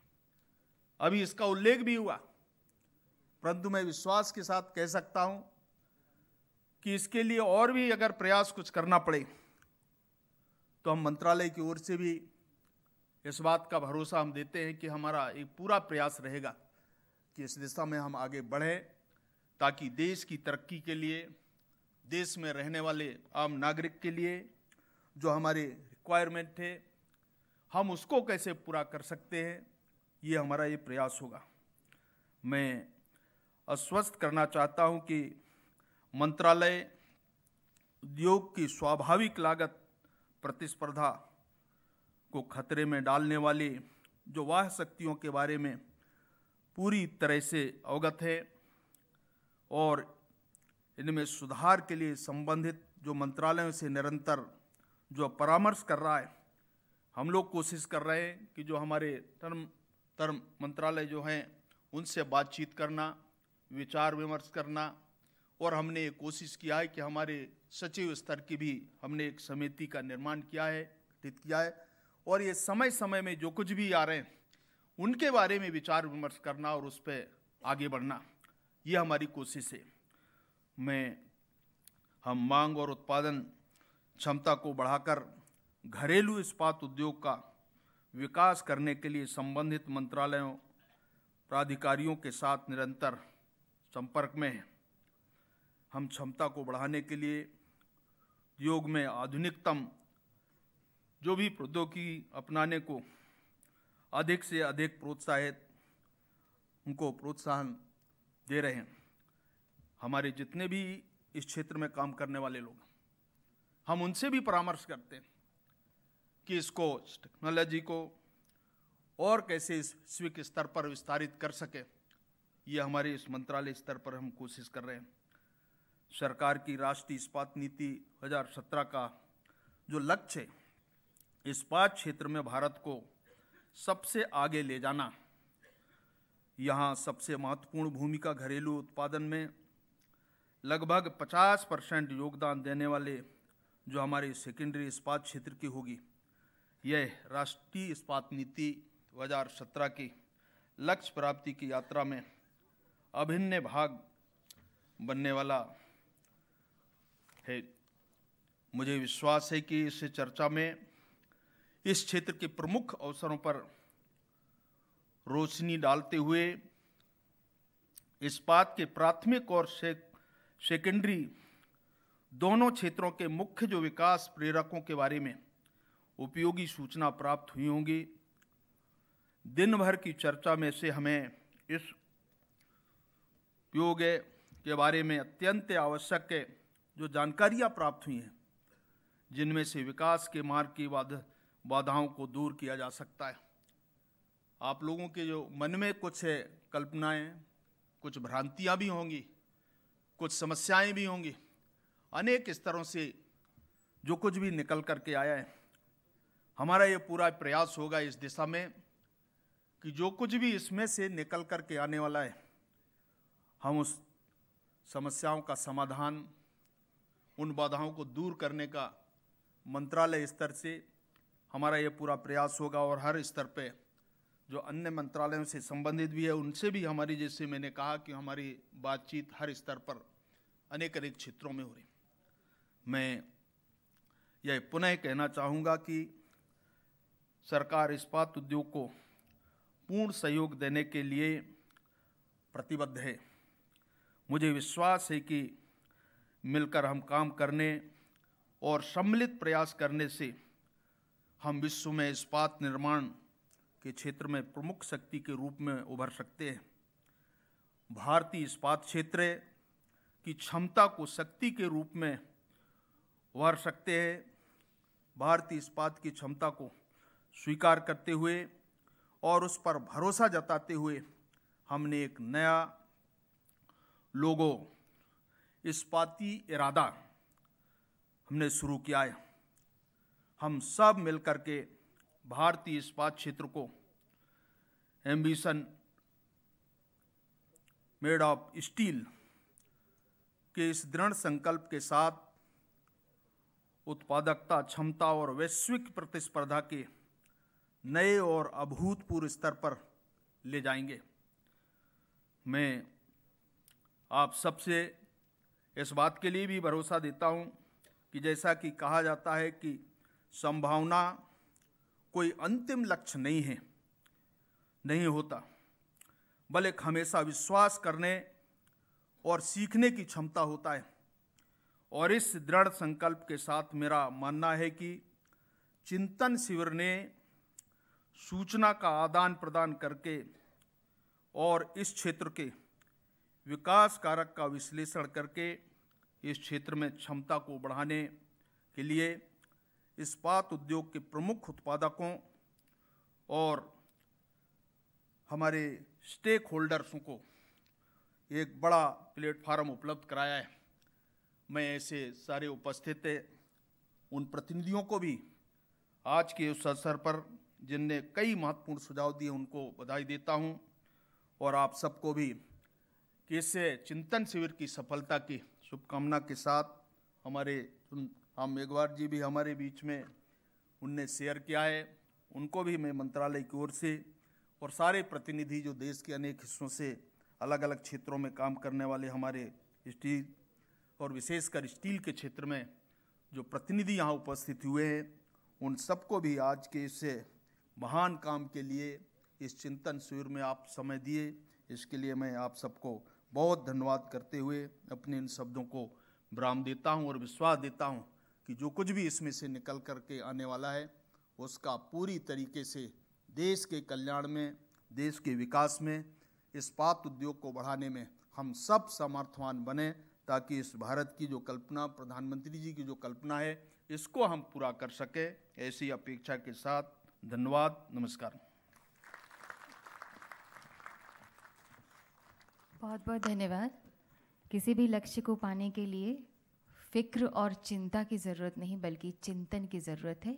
इस बात की मिसाल कायम की है मिनिस्ट्री ऑफ स्टील ने और माननीय मंत्रीगण ने भी हमें इसकी प्रेरणा दी। और अब मैं यहाँ पर आमंत्रित करना चाहूँगी श्री पंकज सतीजा आपको कि कृपया आभार प्रकट करें। आप को चेयर फिक्की माइनिंग कमेटी हैं, senior member FICCI steel committee and chief regulatory affairs Tata steel limited. धन्यवाद। श्रद्धेय श्री अर्जुन राम मेघवाल जी, श्रद्धेय श्री फगन सिंह कुलस्ते जी, मंत्रालय के सभी पदाधिकारी, यहाँ उपस्थित सभी प्रतियोगी, आयोजक तथा प्रायोजकगण। आज सुबह उद्घाटन सत्र में मंत्री महोदय हमारे सारी परेशानियों से अवगत थे, और पिछले कुछ दिनों से जब स्टील उद्योग के लोग आपस में बात करते थे तो वो ऑटो इंडस्ट्री का स्लो डाउन, FTA, आरसेप, ये सारे मुद्दे होते थे। और मंत्री जी ने उन सभी भावनाओं को समझा जो व्यक्त थी, जो अव्यक्त थी, और उन्होंने इसका समर्थन स्टील उद्योग के साथ खड़े हैं इसका भी एक अनुमोदन किया। अर्थशास्त्र में भी लिखा है कि काश पाषाण धातु नाम कृत्वा भावेन सेवनम श्रद्धा तथा तस्य Vishnu प्रसादता। Cast, wood, pashan, stone, metal, dhatu, these are blessings of Lord Vishnu and should be consumed judiciously. And probably this was the reason that Indian steel industry has been shifting between import and export. और मंत्री महोदय ने आज quantum jump की बात की, तो मैं आप सभी की तरफ से, फिक्की की तरफ से माननीय मंत्री महोदय श्री धर्मेंद्र प्रधान जी को आभार व्यक्त करता हूँ। आज कुलस्ते साहब ने सुबह 2 विषयों पर काफ़ी प्रकाश डाला। एक, उन्होंने समग्र शब्द पे ज़्यादा जोर दिया और कौशल पे उन्होंने ज़्यादा ध्यान दिया। समग्र से उनका तात्पर्य था इंटीग्रेटेड अप्रोच। और सर, मैं आपको ये आश्वस्त करता हूँ कि स्टील मिनिस्ट्री के सहयोग से हम लोग जब भी कोई काम करते हैं तो वो अप्रोच हमारा इंटीग्रेटेड ही होता है। और आपने योगा कर्म सुकौशलम पर भी बल दिया। और स्टील इंडस्ट्री हमेशा नए आयामों को स्थापित करती है, नए संभावनाओं को तलाश करती है और नए तकनीकों को उपयोग करती है। मेघवाल साहब आज जब उन्होंने अपना भाषण दिया तो वो मंत्री तो हैं ही, बट एक शिक्षक और एक अभिभावक की तरह लग रहे थे, और लग रहा था जैसे हमें वो कुछ सिखा रहे हैं, कुछ समझा रहे हैं, कहीं कहीं क्लास भी ले रहे हैं। सर, मैं जिक्र करना चाहूँगा एक महाभारत की कथा का। जब महाभारत का युद्ध हो रहा था तो उसमें उडुपी के राजा, आप सुनते होंगे उडुपी होटल, तो उडुपी के राजा जो थे वो किसी भी पक्ष से नहीं थे, लेकिन वो अपना सहयोग देना चाहते थे। तो उन्होंने कृष्ण भगवान से कहा कि मैं भी इसमें भाग लेना चाहता हूँ। तो कृष्ण भगवान ने कहा ठीक है, आप भाग लीजिए और जो खाने का काम है वो आपका है। तो जितने सैनिक इसमें भाग ले रहे हैं उनका खाना बनाने का काम आपका है। और समस्या यह थी कि कल कितने दिन सैनिक बचेंगे, आज कितने वीर गति को प्राप्त होंगे, उसका आकलन बड़ा मुश्किल था। तो वो रोज़ शाम को श्री कृष्ण के टेंट में जाते थे, उनके शिविर में, और ये देखते थे कितनी मूंगफली वो खा रहे हैं।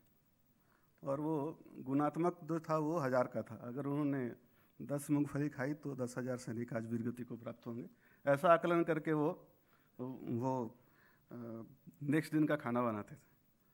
अब महाभारत की मैं इस पर नहीं जा रहा हूँ, लेकिन ये है कि वेस्ट मैनेजमेंट जो था वो सर उस समय भी था। और सर, मैं आपने जो आज प्रकाश डाला इस पर कि राष्ट्र क्या कर रहा है, इससे महत्वपूर्ण ज़्यादा है कि एक व्यक्ति क्या कर रहा है। तो सर, स्टील उद्योग, हम अपने यहाँ विनय कुमार साहब हैं, मैडम रसिका चौबे हैं, मैडम रुचिका गोविल हैं, इनके मार्गदर्शन में हम लोग वेस्ट मैनेजमेंट पर भी बहुत काम कर रहे हैं। और सर, हमारा जो एक LD स्लैग होता है उस पर हम लोगों ने काफ़ी रिसर्च किया है कि कैसे इसको हम सॉइल कंडीशनर की तरह यूज़ कर सकें, रोड में यूज़ कर सकें, ब्लास्ट में यूज़ कर सकें, और जीरो वेस्ट जो हमारा एक लक्ष्य है उसको हम कैसे हासिल कर सकें। सर, आपने दुष्यंत कुमार का जिक्र किया, और मैं आपकी अनुमति से एक और विषय जो स्टील उद्योग जूझ रहा है वो है RCEP और FTA है। और जब कभी FTA और RCEP का जिक्र आता है तो दुष्यंत कुमार की कविता हमें भी याद आती है सर, कि वो एक रेल सी गुजरती है और मैं एक पुल सा थरथराता हूँ। तो जब भी RCEP का जिक्र होता है और FTA की बात आती है तो हम लोग थोड़े से कांप जाते हैं कि आने वाला भविष्य कैसा है। लेकिन भारत संभावनाओं का देश है, और क्वांटम जंप की बात आज जैसे मंत्री महोदय ने की, मुझे पूर्ण विश्वास है कि हम लोग आने वाली हर चुनौतियों का सामना कर पाएंगे। मैं ज़्यादा समय नहीं लूँगा। यहाँ उपस्थित सभी अतिथिगण, सभी आयोजक, सभी प्रायोजक, मंत्रालय के सभी पदाधिकारीगण और जितने प्रतियोगी और प्रतिभागी आज यहाँ हैं, शाम तक उपस्थित हैं, उन सभी का सहृदय धन्यवाद करता हूँ। Thank you. आपसे निवेदन है, थोड़ा इंतज़ार करें। हमारे बीच में माननीय मंत्री श्री अर्जुन राम मेघवाल जी पधारे हुए हैं। हम सबकी भावनाओं की तरफ से आपको हम कुछ भेंट करना चाहते हैं मिनिस्टर ऑफ स्टील की तरफ से। माननीय, हमारा निवेदन है माननीय श्री फग्गन सिंह कुलस्ते जी से कि माननीय श्री अर्जुन राम मेघवाल जी को स्टील का पौधा भेंट करें।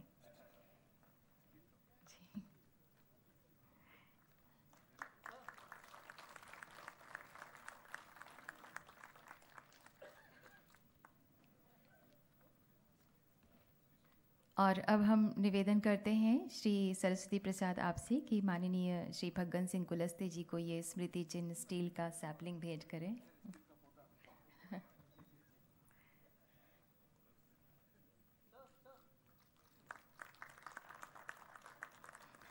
और आपसे ही गुजारिश है श्री सरस्वती प्रसाद कि कृपया श्री VR शर्मा को आप ये पौधा भेंट करें। ये स्मृति चिन्ह है, जब घर के कोने में सजेगा तो हमेशा मिनिस्ट्री ऑफ स्टील के फौलादी इरादों की याद दिलाएगा। पंकज सतीजा को भी हम भेंट करना चाहेंगे स्टील का ये पौधा।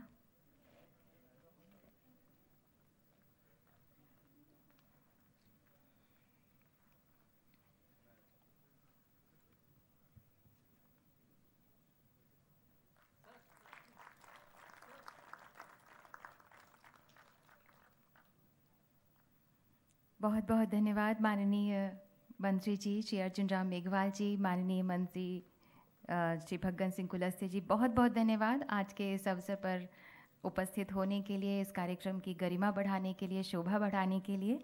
आप सभी चाय पर सादर आमंत्रित हैं, कृपया ज़रूर पधारें। मंच पर उपस्थित महानुभावों का भी हम हृदय से धन्यवाद करते हैं। आप सभी सम्माननीय जो आज यहाँ पर आए थे, टी जो है वो ऊपर है, तो आप सभी जो है वो फर्स्ट फ्लोर पर पधारें। नमस्कार। बहुत अच्छा संचालन आपका। बहुत बहुत धन्यवाद सर। हम मंडला के हैं सर, इन्हीं के गांव के। दुबे लिखते हो ना? दुबे हैं। क्या पूरा नाम? मनीषा दुबे। भाई मनीषा दुबे ने संचालन बहुत बढ़िया किया, ताली बजा के मनीषा दुबे का तो स्वागत कर ही दो। थैंक यू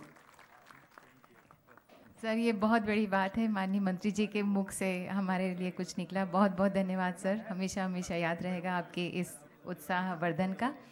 बहुत बहुत धन्यवाद आप सभी का। नमस्कार, शुभकामनाएं, जय हिंद।